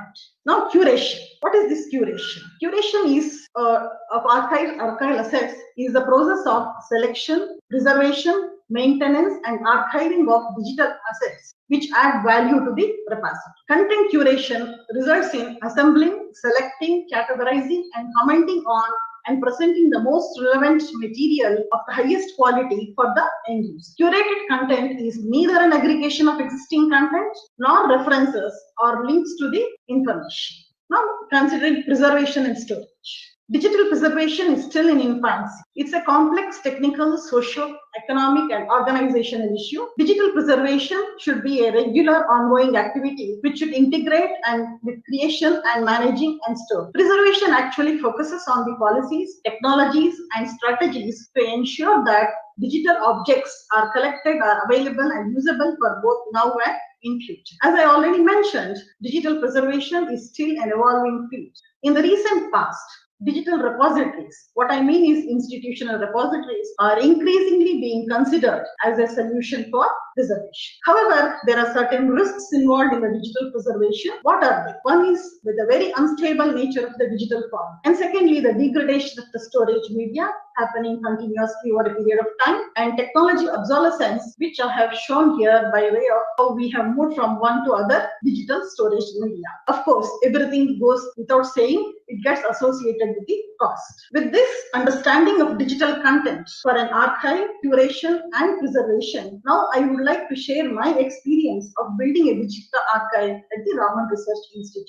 This is an effort to showcase how important are digital archives in managing history of science and scholarship in a research institution. Also, how institutional repositories can be used as a springboard to go much beyond their intended use. Since we are talking about the archive, it is essential to know about the history of Raman Research. Raman Research Institute was started by Sir C.V. Raman in the year 1948. He was the first to get Nobel Prize in the whole of Asia, and even today he remains to be the one and only Nobel laureate in science in India. He built this institute on the piece of land which was gifted to him by Maharaja of Mysore. This was a self-funded institute by Raman, and because he did not like to receive any funds from government, which goes and it will result in losing certain amount of autonomy. Between 1914 and 1970, there were 7 students who worked under his guidance for their doctoral degree. He was sure that after his time,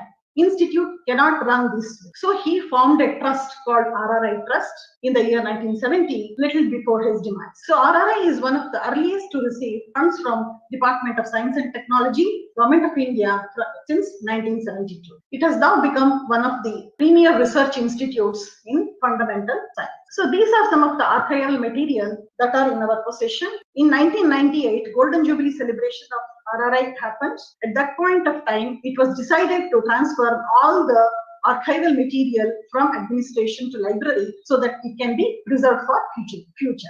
So we have about 500 plus newspaper clippings. There are more than 400 research papers published by Raman, research publications of his 7 students, transcripts of Raman's address in various forums, convocation addresses in many universities, and Gandhi Memorial Lecture delivered by him. This particular memorial lecture series was instituted by Sir C.V. Raman himself because he was an ardent follower of Gandhian principle. So soon after Gandhi's demise, he instituted this memorial lecture, and he was delivering this lecture until his demise in 1970. This was a very popular lecture series. There are 5,000 photographs taken on various occasions, including Nobel Prize ceremony. There are also few audio and video clips. Published articles on Sir C.V. Raman are also in the possession of our archives. Raman's correspondence with eminent scientists are also there with us. His interview by eminent people are also in the possession. Also, few administrative papers of Indian Academy of Science and Raman Research Institute are a part of the archives. There are many congratulatory notes which were received by him upon getting showered Rajya Sabha Bhushan and Bharat Ratna awards. Upon his demise, there were a lot of obituary and condolence notes, and they are also part of the repository.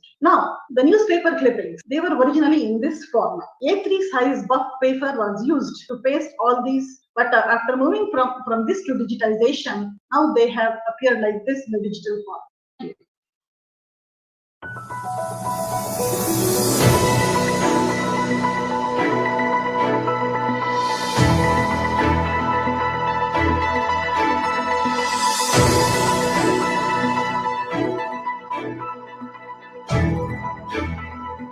evening to everybody. Respected Director of the conference, Dr. M.G. Sri Kumar, Plenary Chair, Dr. Santanu Ganguly, and the office bearers of LIS Academy. I am Hamsa Kalyani, librarian at the National Institute of Advanced Studies, Bangalore. I will be presenting my paper on institutional assets of social science institutes in India. So in this presentation, I will be focusing on the following: social science research in India and resources of social science. Then I've tried to identify some of the institutional assets of social science institutes, some selected institutes, and finally, the role of librarians in social science research. Now, research is conducted in universities and research institutions. Research institutions could be funded by the government. It could be autonomous institutes, which could be funded by the government as well as they may get funding from elsewhere. So there are autonomous institutes and there are non-governmental organizations. And there are groups which work on policy and advocacy. And these groups also contribute to SSR. So coming to what are the key concerns in social science research in India, social sciences is about understanding the functioning of society. And this is a very complex phenomenon because you're trying to understand the society in its diverse social, economic, and political dimensions. Researchers also play, in addition to doing their research, they also try to fulfill the needs of policymakers, administrators, government officials with data and research, and also the public and civil society groups with data and research, which will help the policymakers to make informed decisions. So these are the roles that social scientists play. So when you to compare science and social science in numbers, because we say that social science is not funded, the size of social scientists is very small compared to the scientists. So although there are a number of institutions, there are more than 300, 350 institutions, research institutions, I'm not talking about universities, which actually do research in social science, but the numbers are still small. The researcher numbers are still small compared to the large pool of scientists in, say, you take institutions like DRDO, CSIR, Department of Space, and so on. When the numbers are small, automatically the funding also becomes much smaller. And what is the essential infrastructure required for social science research? So one is obviously the society itself. Without society, there's no social science research. The research has to be supported by libraries, archives, documentation centers, information centers. So libraries are extremely important. So society is like a laboratory. And, these are, in addition to that, you need libraries for social science research. Now, coming to what is generated as research is done, a lot of resources are generated by social science researchers. One is the formal publication, which is the same like any other discipline. They bring out journal articles and books and so on. But in addition, they also bring out a number of informal publications, which, traditionally, it is the tradition in social science research to bring out these reports, working papers, occasional papers, monographs, policy briefs, consultancy reports, and so on. So as they move from one project to another, it always ends in a report or in a working paper, which may not necessarily result in a formal publication. But these are extremely important. They add to the knowledge base of social science, and because of their research value and data that they carry. So this is important part, asset of social science research. And also coming to media reports, they write in the media because researchers continuously engage with issues that are happening, social, economic, political issues, and they are reacting to it. They are giving their perspectives. So they are writing in the media. This is also an important resource. And then they also write in regional languages because the society is so diverse and multilingual. They need to write in different languages, and resources from the field. So their field work will also gather a lot of background material. It could be from the government departments of field, from civil society groups. It could be all kinds of resource that they actually gather. And then their own research will be done with the interviews, surveys, and so on. So here they generate both qualitative and quantitative data. Now with the advancement in technology, they also do a lot of recording of it could be anything. It could be community engagements, it could be photographs, it could be a ritual practice. So they do a lot of recording of events and so on, which they need for their research. So this is also a part of the resource. And sometimes performances are used to express social issues. So you see the vastness of material that is required that gets generated during a research project in social sciences. And coming to what is needed, what is needed and what is generated are more or less the same. But what is needed is, for instance, when you talk about data resources, government data actually becomes the backbone for social science research. Government data, it could be census, NSS, and data from various ministries. So, there is a lot of data from the government, state government, and even at the local level, which is used by them.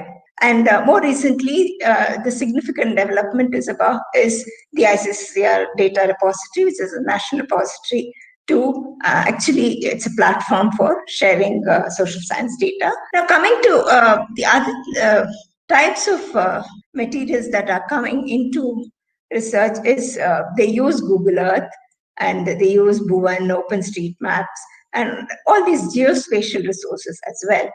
And regional language materials, they use of much of the official documents are in regional languages, so they need that. And then translations is extremely important for social science research, because not everybody knows the language in which they are working in. So translation is, we have to emphasize the importance of translation here. And visual materials of social and cultural history, I've already spoken about it, and archival materials. So they consult government, private, and corporate archives. They could, state archives, national archives. So they may make use of all of these. So these are resources generated and what is needed. Now, coming to, I just to understand what is being done, I looked at some of the institutes supported by the ICSSR. ICSSR was set up 50 years ago almost, and it supports 29 institutions. And it has a very good documentation center, which we have used at one point or the other. Now, what are the resources in 29 institutes? So all the 29 institutes supported by ICSR bring out in-house publications. So that is a lot of archival material there.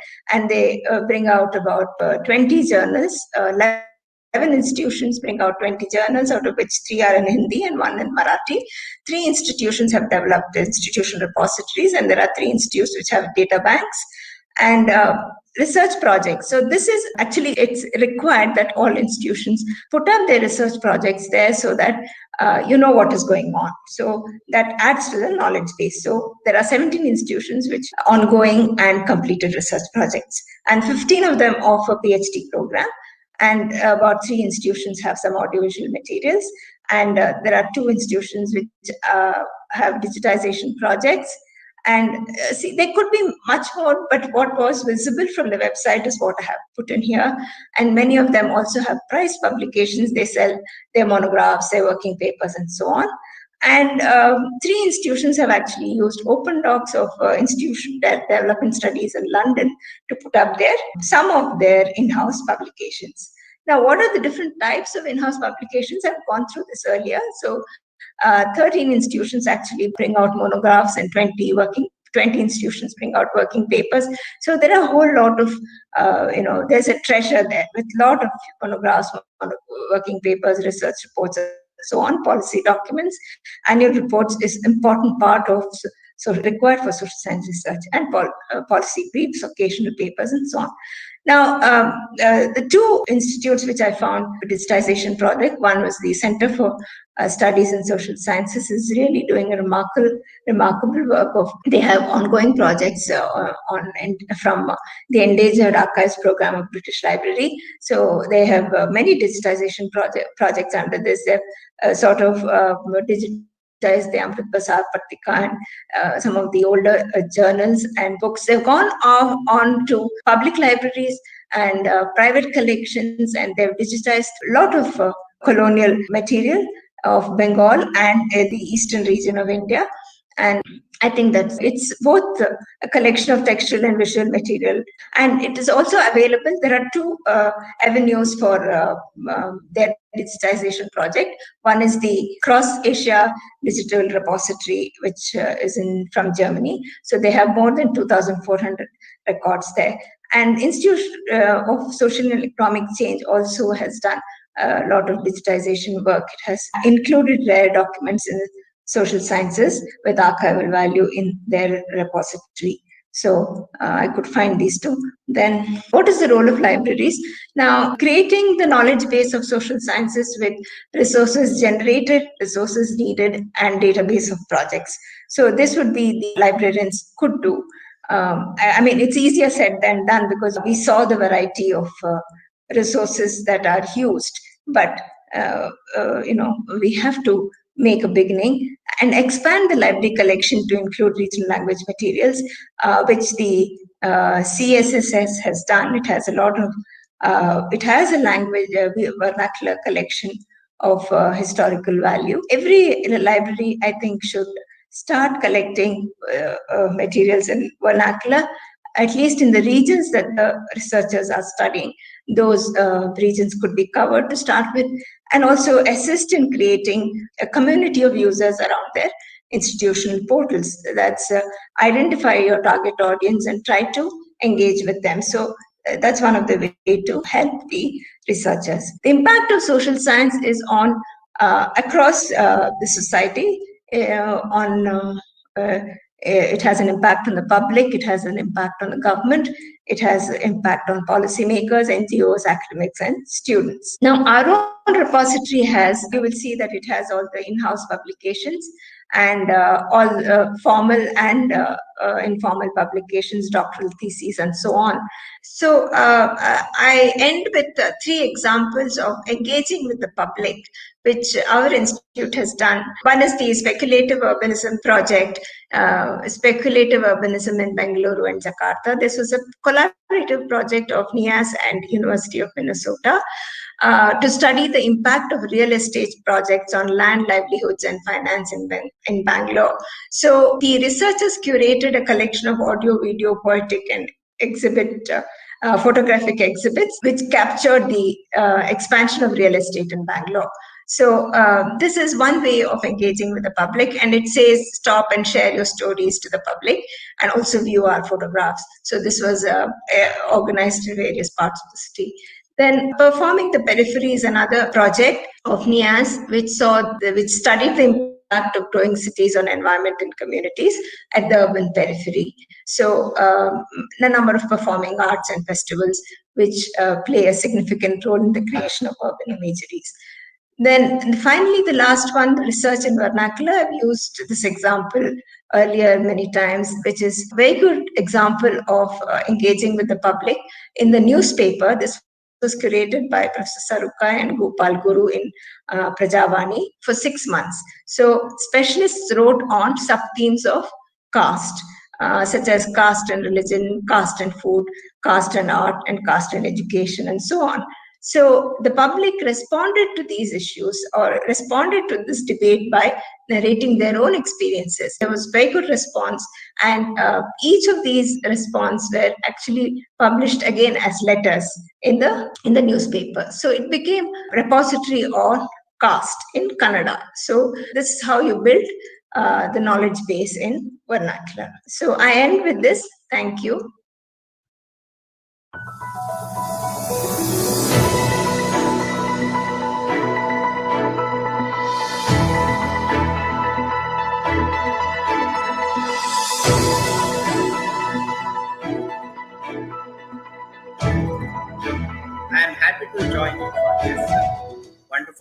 session, the collection development session. It's a part of the national conference on reinventing the librarianship in a digital era.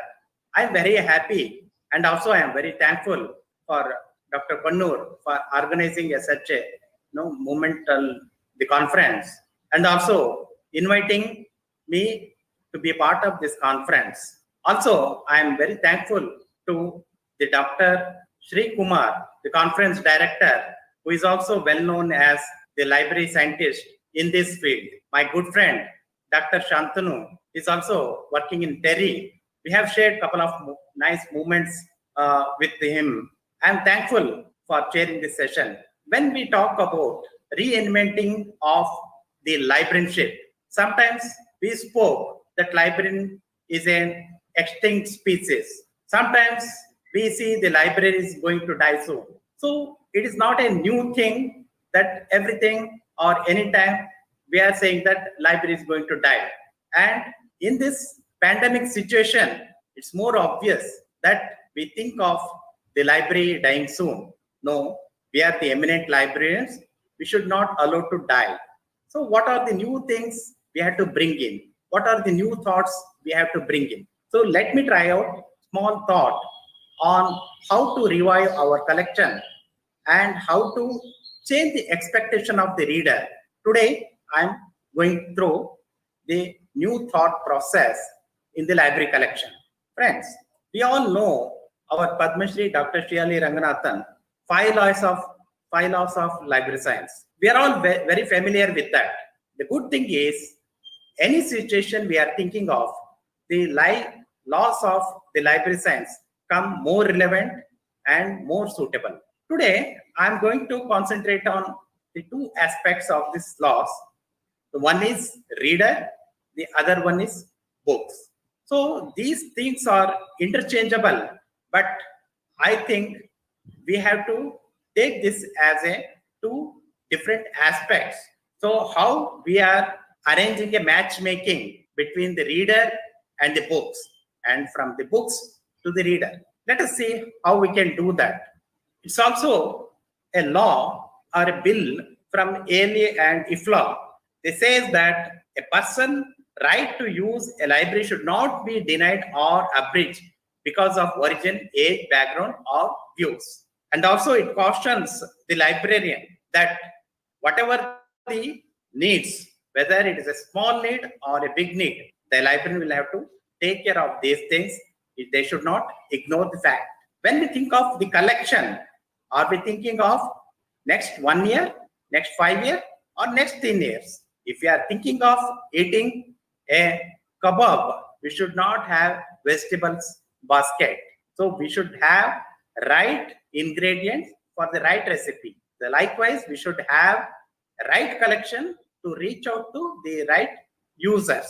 All these days, we were thinking that any of the users can walk into the library and browse through our collection.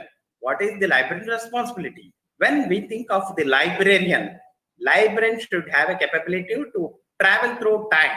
He should understand the concepts and thoughts of the earlier centuries and bring that thoughts to the new generation. He should see the different geographical location and he had to visualize and make it possible to the readers.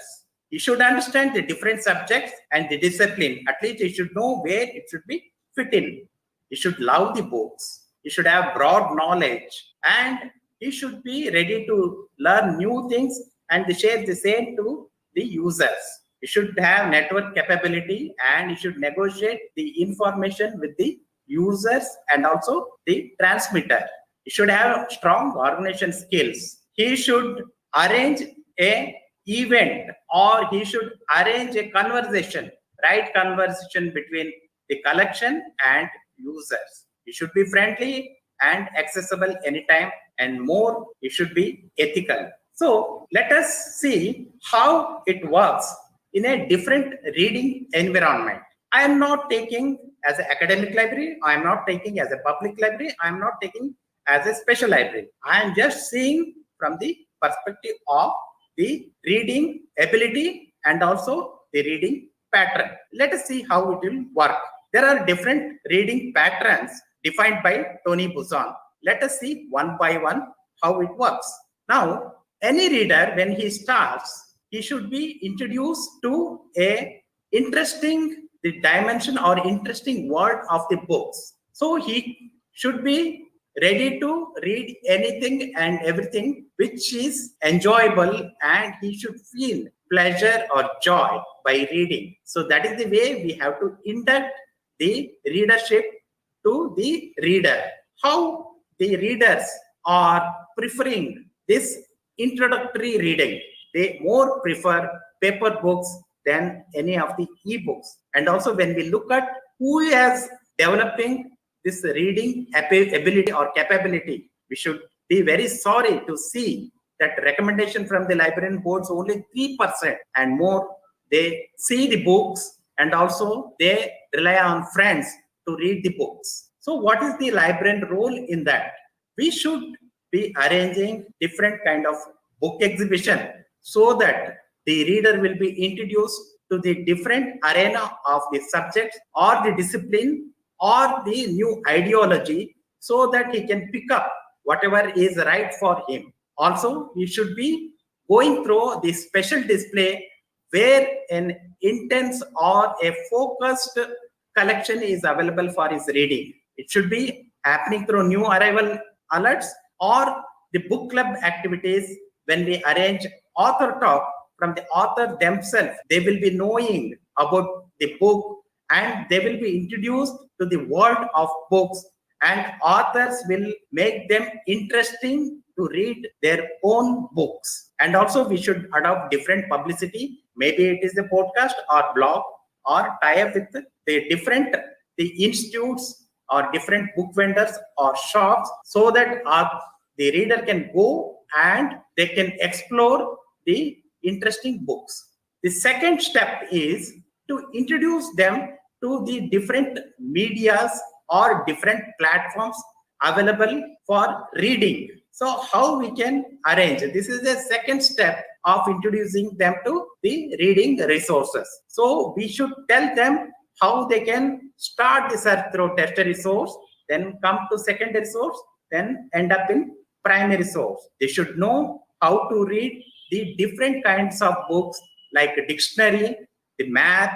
Also, we should give them the kind of orientation program so that they should not lose the reading interest. Also, we have to handhold them and we have to show them the different products, and also we have to enable the trial access for the different source. Also, we can conduct workshop and training to explore the new thing in reading.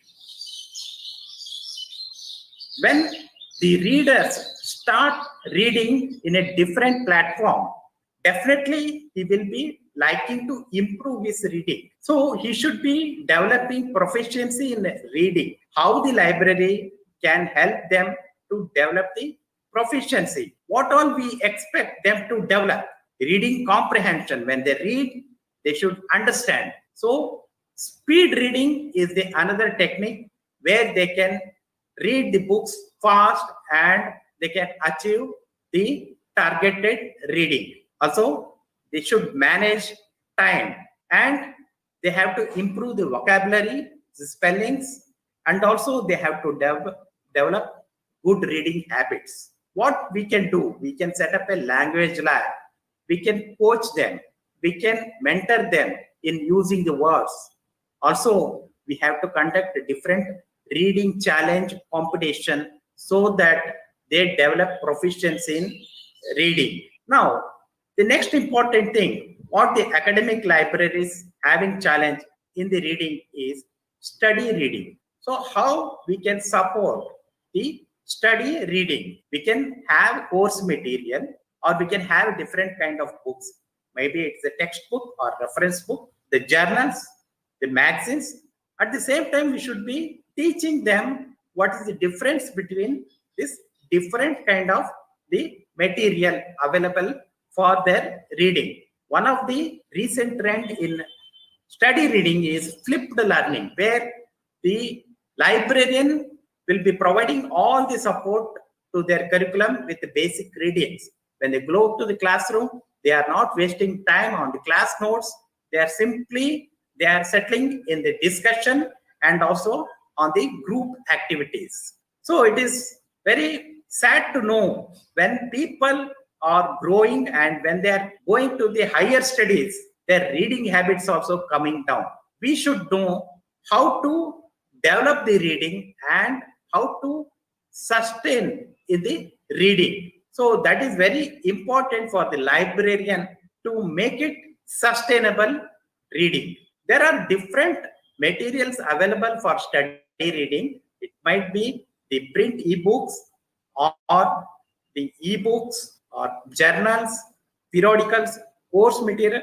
Also, we can arrange a document delivery service through different agents. So our own government, MHRD, has rolled out arena of the reading platforms like course material or courses through SWAYAM, National Digital Library, Shodh Ganga, a thesis repository, and eSourceIndu for online resources. We have to see that the reader or a students or faculty in the academic setup should not be deprived of any of the resources. Now, critical reading, now here we are teaching the readers with the evaluation of the reading materials. We should tell them that what is the biased writing. So we have to introduce them with a different set of evaluation parameter. It's the authority, scope, treatment, arrangement, format, special features.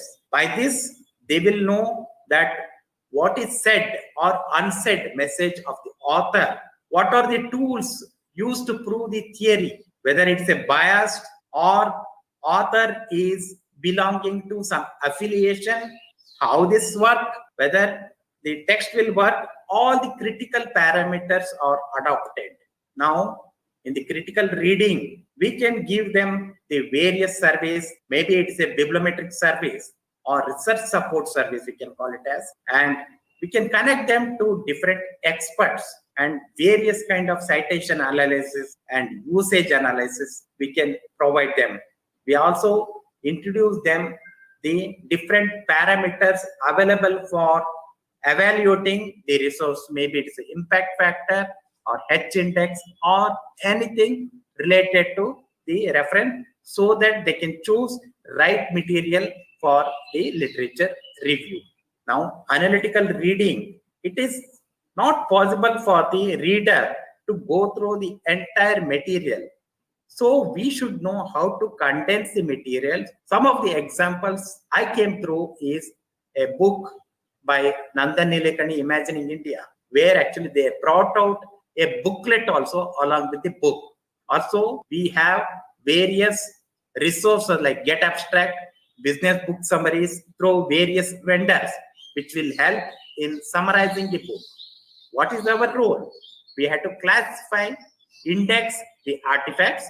We have to prepare the abstract and different summary of the content.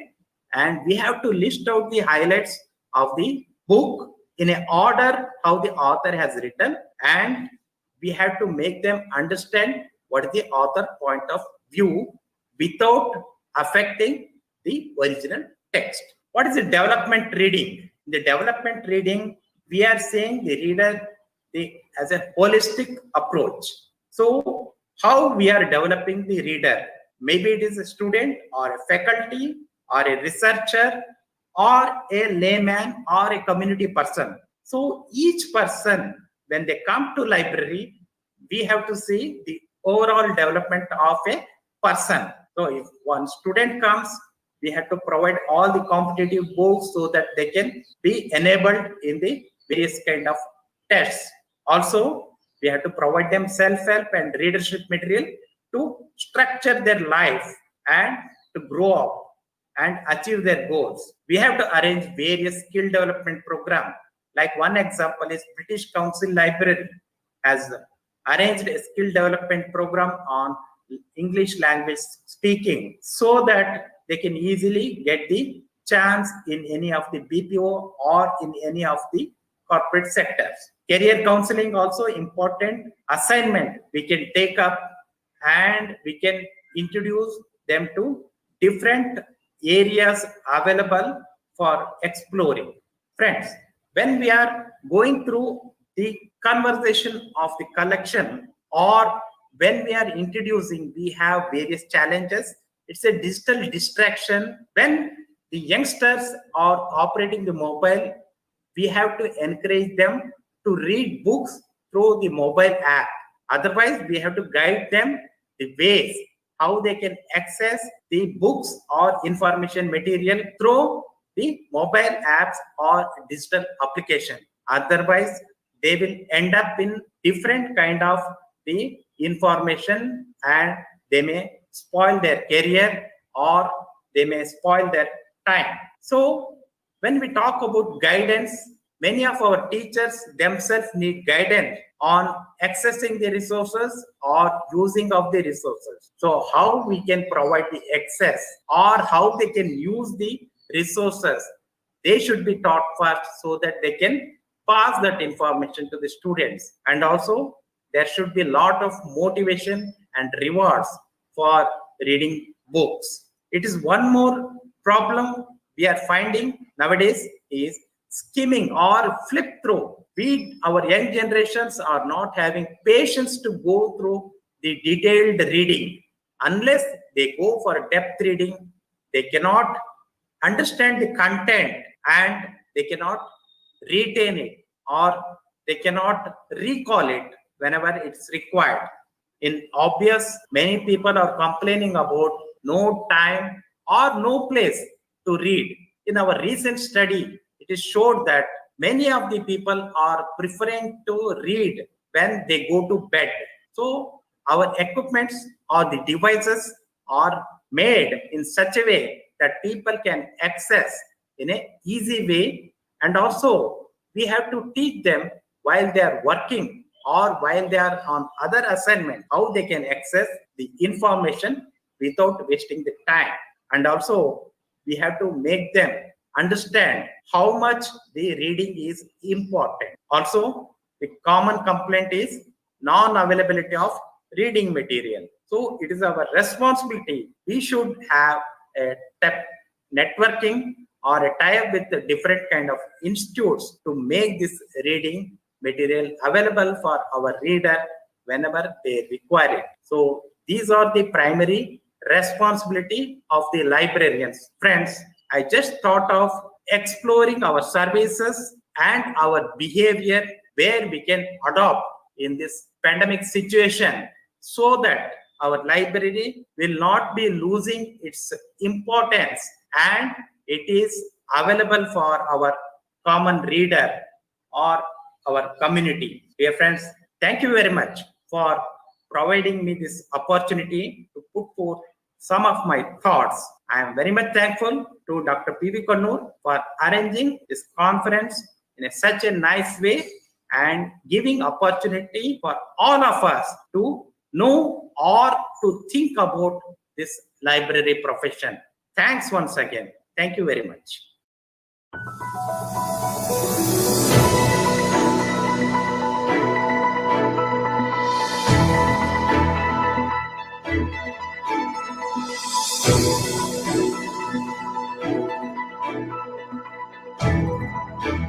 I am Dr. Vipul Kumar, respected persons in the chair, Dr. Radhanu Ganguly and Dr. M.G. Sri Kumar and LIS Academy.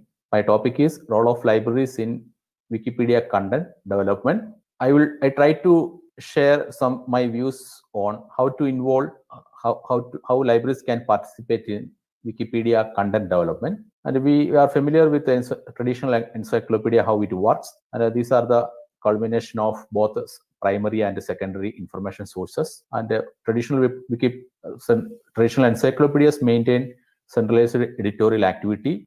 Their editorial board belong to subject experts and other professionals from the concerned subject areas. And the fundamental concept of traditional encyclopedia changed with the arrival of online alternatives like especially Wikipedia. The main features of Wikipedia are multilingual, open content, and it's free. And Wikipedia introduced decentralized editorial activity, and it depends on volunteers. We will check how Wikipedia in Indian language, how its growth of Wikipedia in Indian languages. Before the advent of Unicode standard, very difficult to enter inputs in internet in our regional language. Many projects boost the Unicode input in the internet. After the arrival of Indic project, that's a initiation of many IT experts. They have developed many regional input tools like fonts and some easy to use regional language input tools, and the same like a projects for Malayalam language is called Swandra Malayalam Computing. They have contributed to the development of tools for local languages. These tools helped a lot the Wikipedia users or editors to enter details in regional languages in India. As per the Wikipedia statistics, India consistently maintains 5th rank in page viewing in the country-wise ranking. Let's check the article strength of South Indian languages. Tamil leads first in the number of articles. They have 130,000 articles. Then Malayalam, Telugu, and the last Kannada Wikipedia.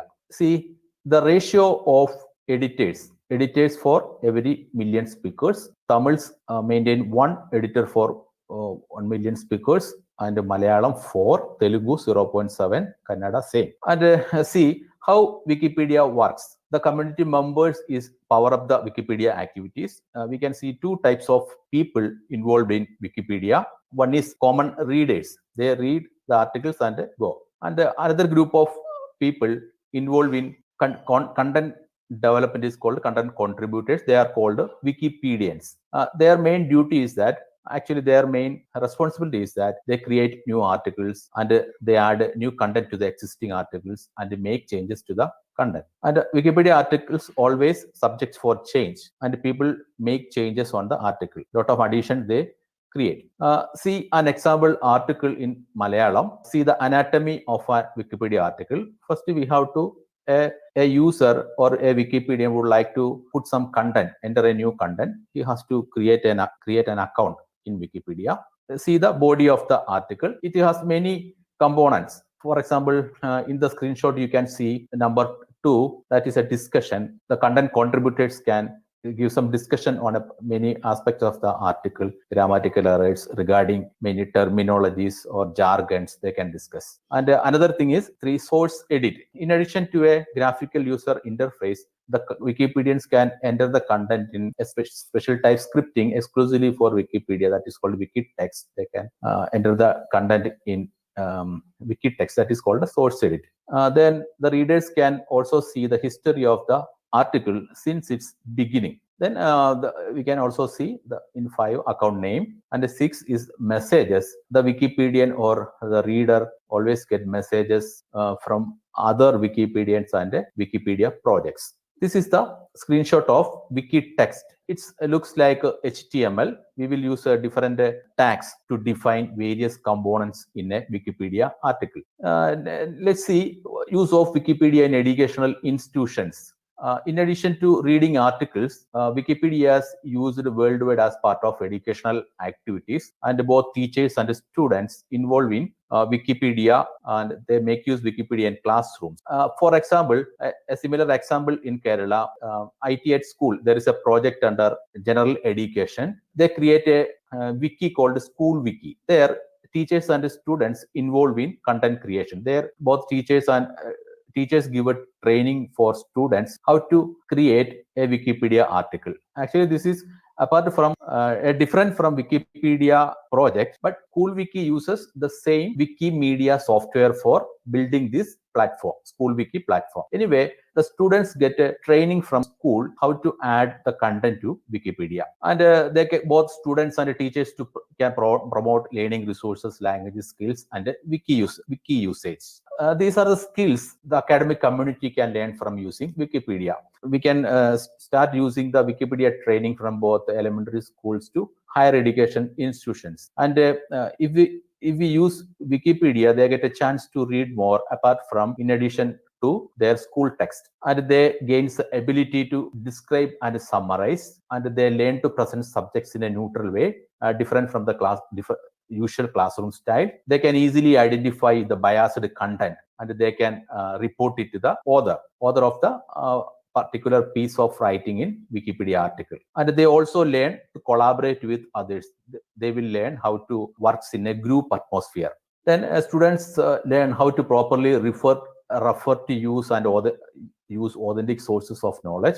Suppose Wikipedia encourage add a piece of information with the support of appropriate references. Otherwise, it will reject. So students can learn how to add a piece of information with the support of the appropriate reference sources. And they also learn about copyright and copyleft licenses. With the help of, if they use some other similar Wikipedia projects like Wikisource and textbooks, they can also learn what is copyleft license and copyright materials and copyleft licenses. And they, if they involve in Wikipedia article development, they have to work with people from other countries. They will familiar with how to behave and how to work with people from different culture, people coming from different culture, and they will get some coding training from the school, because they can also get the opportunity to use Wikitext.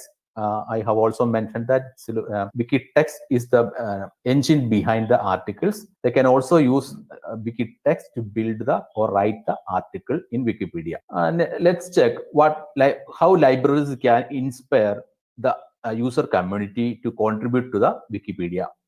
Any type of libraries can inspire their user community and give a training to contribute to the Wikipedia art content development. And we can ask the selected readers. Suppose a person read out a particular book, the librarians can request the reader to create some highlights of the book and add to the concerned Wikipedia article. Suppose an article is not available, we can train them how to create a new Wikipedia article and reflect the features of this particular book.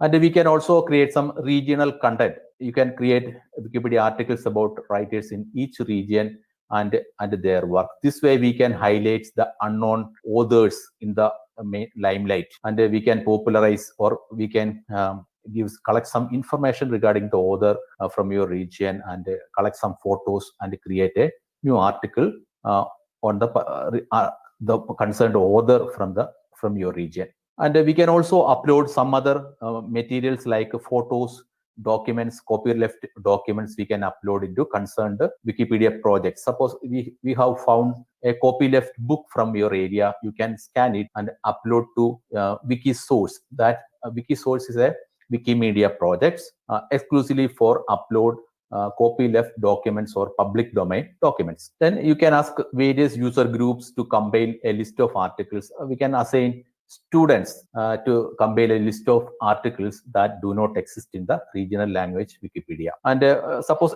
an article not available in your regional language, suppose at the same time that article, the comprehensive article, also available in Hindi or English. Wikipedia facilitate an option to translate from article from English and Hindi to your regional language, and we can make some changes on the translated content. The summary is that Wikipedia is an open project. It grow with the help of the user community and the public, and the libraries also can engage in Wikipedia development and Wikipedia activities. We have to inspire library user groups to participate in the Wikipedia content development. Libraries can contribute to Wikipedia content development using local resources. We have to find resources from the area and make available in Wikipedia projects. Even the smallest effort and involvement can influence the overall growth of the Wikipedia project, and we are very committed. We have a commitment to encourage such projects for its sustainability. We have to inspire others, and we have to give awareness to our library user community to make use it well, and we have to ensure its development. Wikipedia is not a solo project. This Wikipedia is a project under Wikimedia. They have a lot of projects, similar projects. For example, Wiktionary, Wikisource, a lot of other projects also there. Wiki Voyage, that is for tourism. We have to give some orientation and awareness programs to user community. We have to encourage others to participate in the Wikipedia, and this way libraries can help Wikipedia to increase the content quantity. Okay, thank you all.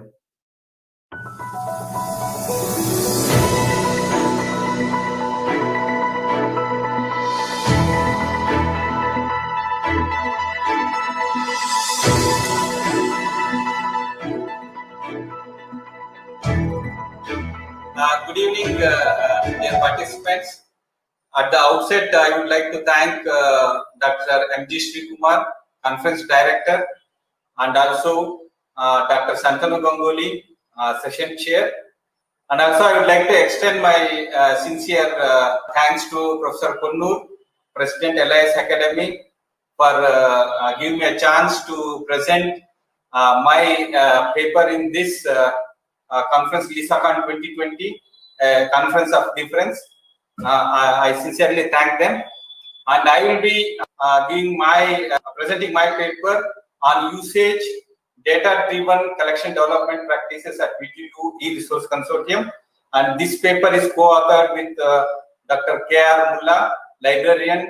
I'm going to present the resource renewal practices, what kind of data we use to renew resources every year. So if you look at a library, we find three major components in any libraries. That is one, collection, which we library professionals going to acquire, process it, and organize and archive those collections. And this collection is delivered to end user, library patrons, through various means of services, maybe online or offline services. So with these three major components, if you look at the collection, which is a primary component of any library, earlier this collection used to be in a print form. So libraries used to acquire a lot of print resources, and their major share of their budget used to go for print resources. With the advent of digital technologies and e-publishing technologies, now the focus has been shifted from print to the digital. Of course, it has got its own advantages, and also if you look at library budgets, now all libraries, especially in libraries in higher education institutions and research institutions, they are spending their almost 80 to 90% of their budget on digital collections. Of course, they also subscribe various platforms to increase the efficiency of usage of these digital content what they have acquired, and print resource budget allocation is going down year by year. So now library collection focus has become more and more about access rather than ownership, and it has become more and more user-centric. Okay. So if you look at the challenges in collection development, so we are witnessing a rapid growth in online collection and a digital collection. So it's increasing rapidly year by year. At the same time, unfortunately, the cost is also skyrocketing. So other major challenge what present-day libraries are witnessing is their shrinking budget. So year by year, instead of increasing the budget, we are witnessing decrease in the budget. So we are really finding difficult in bridging this cost increase of the resources and the available budget with libraries. On top of that, again, our library users demand. So we are witnessing a lot of interdisciplinary courses, interdisciplinary domains, multidisciplinary in nature. So our user requirement is also varying a lot, right? So this phenomenon had led to cooperative collection development models. What we see is consortium models. So in an international scenario, we come across various successful consortium models.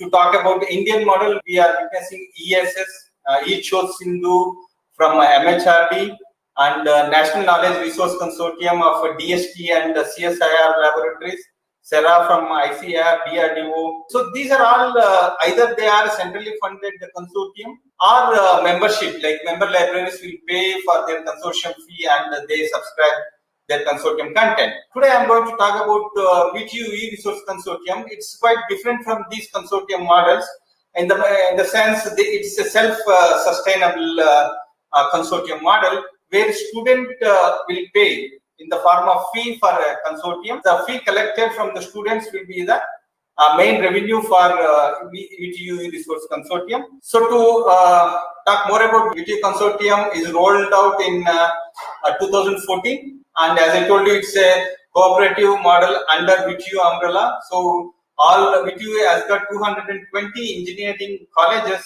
under its either they are the affiliated colleges or autonomous colleges or constituent colleges of Visvesvaraya Technological University. And its initial 2 years, it worked with the membership model where all engineering colleges used to become members. Unfortunately, all 220 are not on board, so only 50 to 60% of colleges joined in initial years when the membership model was there.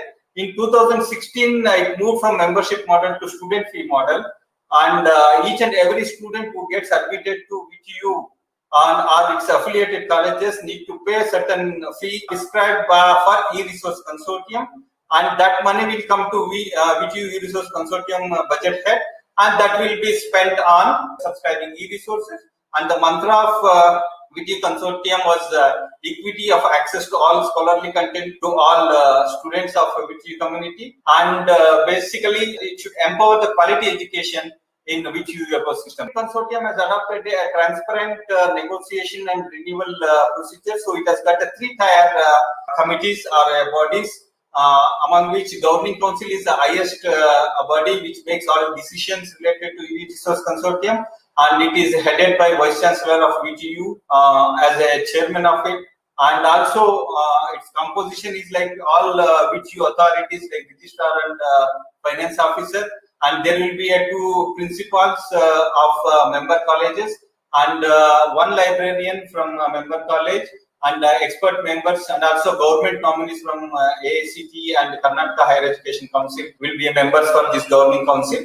Basically, the job of this committee is to make a policies related to VTU Resource Consortium. And we have a second level committee called Steering Committee. Again, it's executive committee where they do product evaluation, negotiation, training for all the stakeholders, and prepare a roadmap for VTU Resource Consortium. Again, its composition is like it involves VTU authorities and 5 principals from all the regions of Karnataka. So as far as VTU is concerned, there are 5 regions in Karnataka. So one principal from each region will be a part of this steering committee. And also there will be a 5 librarians representation. Again, these 5 representation librarians will be from all 5 regions.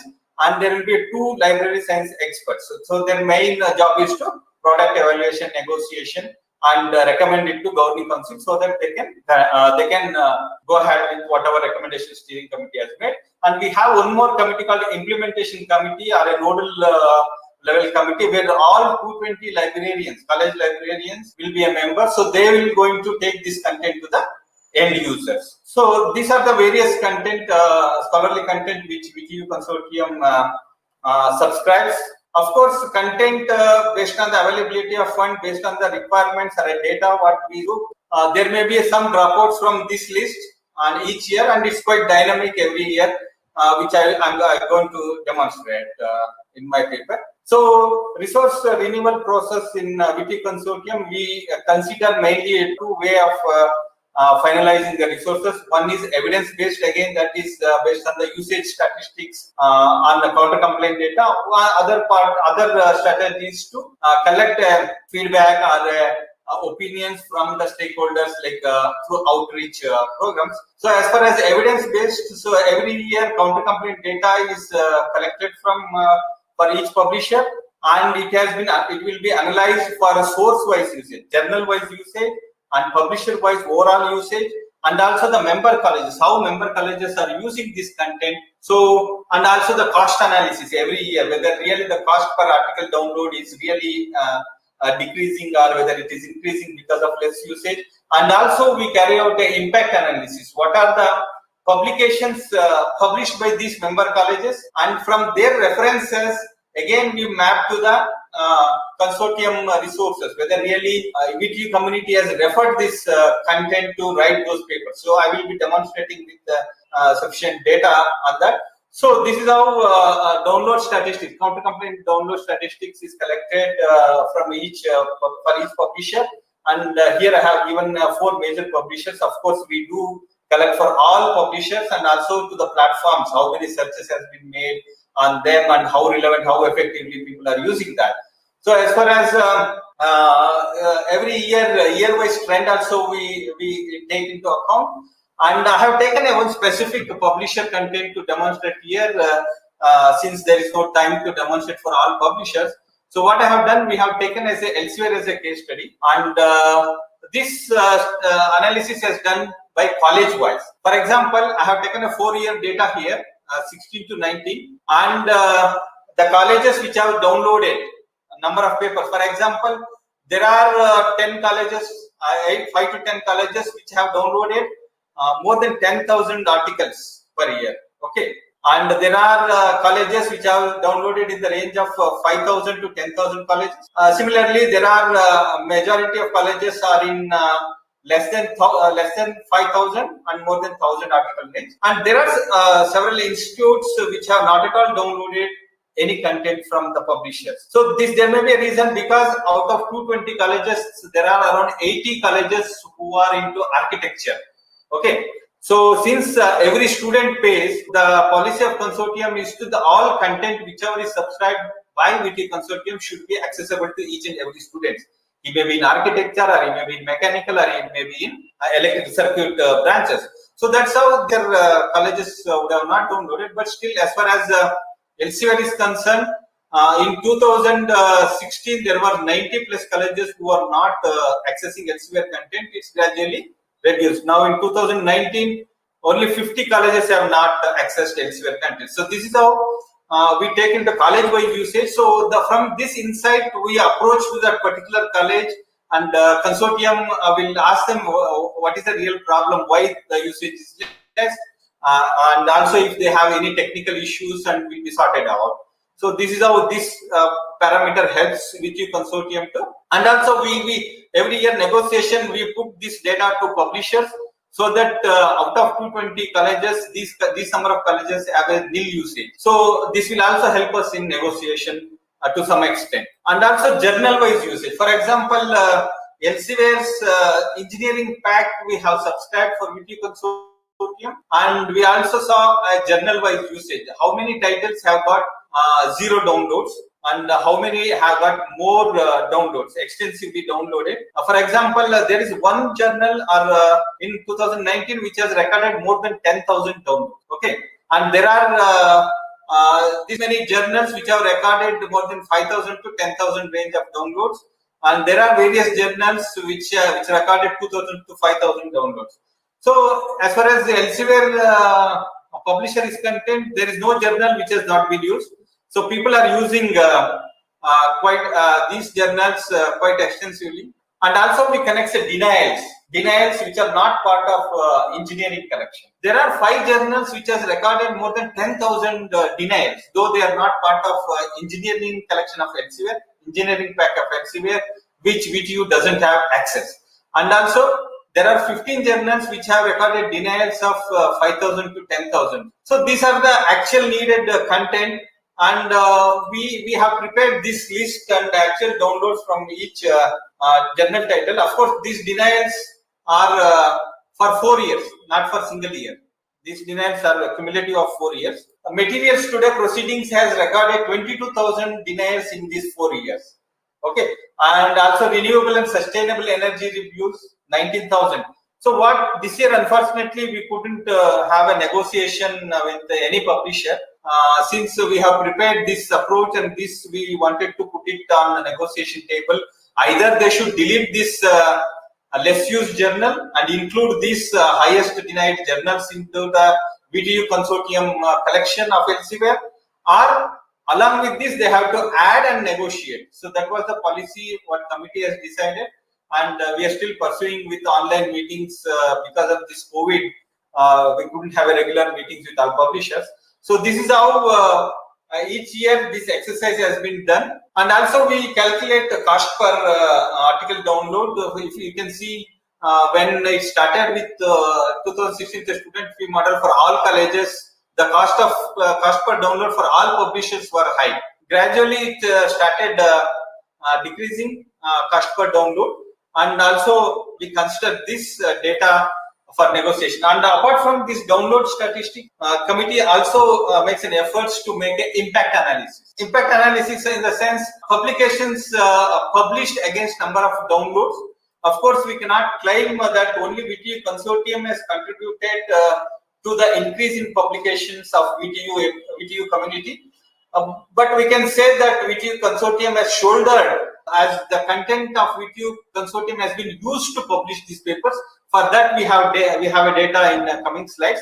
If you look at publication growth of both VTU and its affiliated colleges from 2010 to 2019, I have put, you can see sharp increase after 2015, 14-15, and now it's almost doubled. So, as far as we divided these VTU engineering colleges into 3 categories. One is a tier 1 category where they are resource rich and they have a highest number of student enrollment and very good infrastructure, and quite old colleges like MS Ramaya Engineering College, Institute of Technology, RV College of Engineering, BMS College. These are quite old and they are listed in NIRF ranking also. So we have taken these type of colleges as a tier 1 college, and we looked at their publication growth. You can see except Ramaya and RV College, other 3 tier 1 colleges have recorded a steep growth in their publication after 2014. Okay,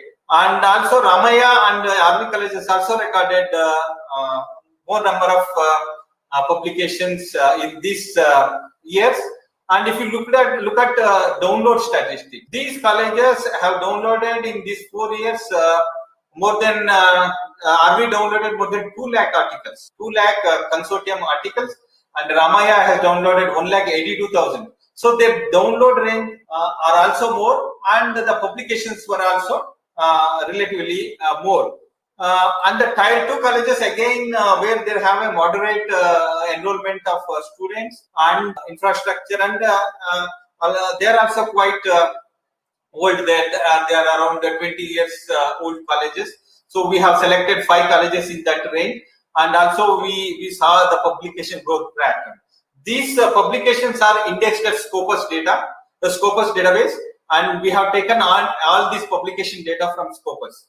Okay, and these tier 2 colleges also recorded increased growth of their publication in Scopus database, and also downloads were moderate, and publications per year was also moderate. And we have recorded one more category of colleges where enrollment ratio, student enrollment is quite low, and also relatively very new colleges, say 5 to 10 year old colleges. And we saw the publication growth of these colleges. Before 2014, you can see there are no publications indexed at Scopus database. Of course, this particular college still now they have not come onto Scopus radar. But a few other colleges started coming on Scopus database. They started publishing, and their downloads are also somewhat correlating. For example, the downloads were, of course, compared to tier 1, tier 2 are much less. Publications were also relatively less compared to other 2 categories. So now, what is the evidence that this VTU consortium content is really contributed for these publications? If at all they have contributed, what is the percentage of content VTU research community has referred?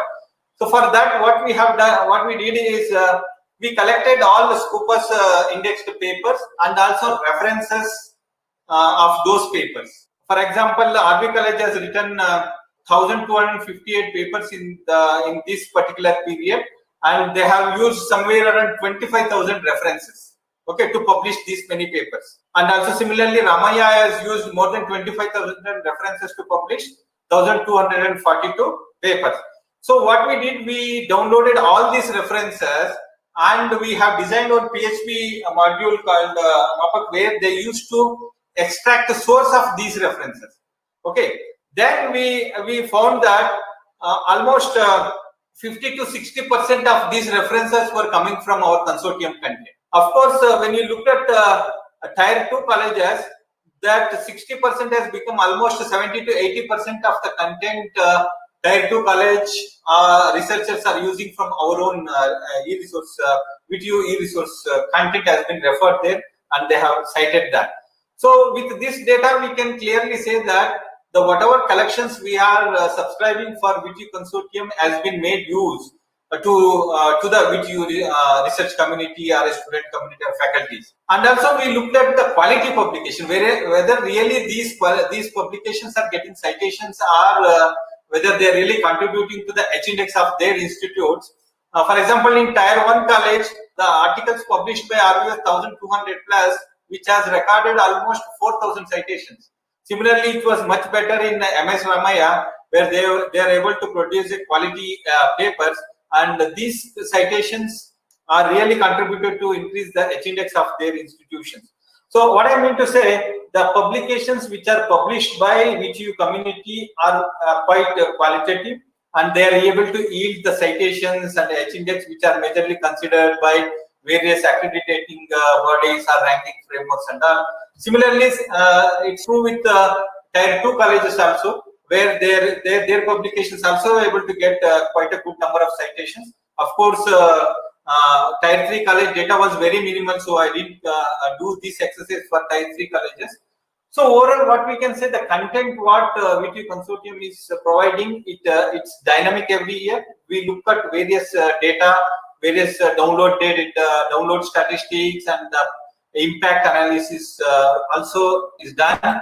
And to conclude my talk, I can say collection development is very challenging, especially in digital content, which is very dynamic in nature. So a librarian or a consortium manager should consider various approaches to renew their resources or include a new resource, and a periodic assessment for resource renewal is must. Otherwise, we will be wasting a lot of public money or contributors' money. So we need to carry out a periodic assessment and talk to the management or higher ups so that we can convince and go ahead with our renewal process.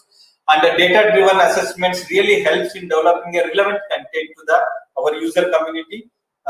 So it will be really helpful for their research.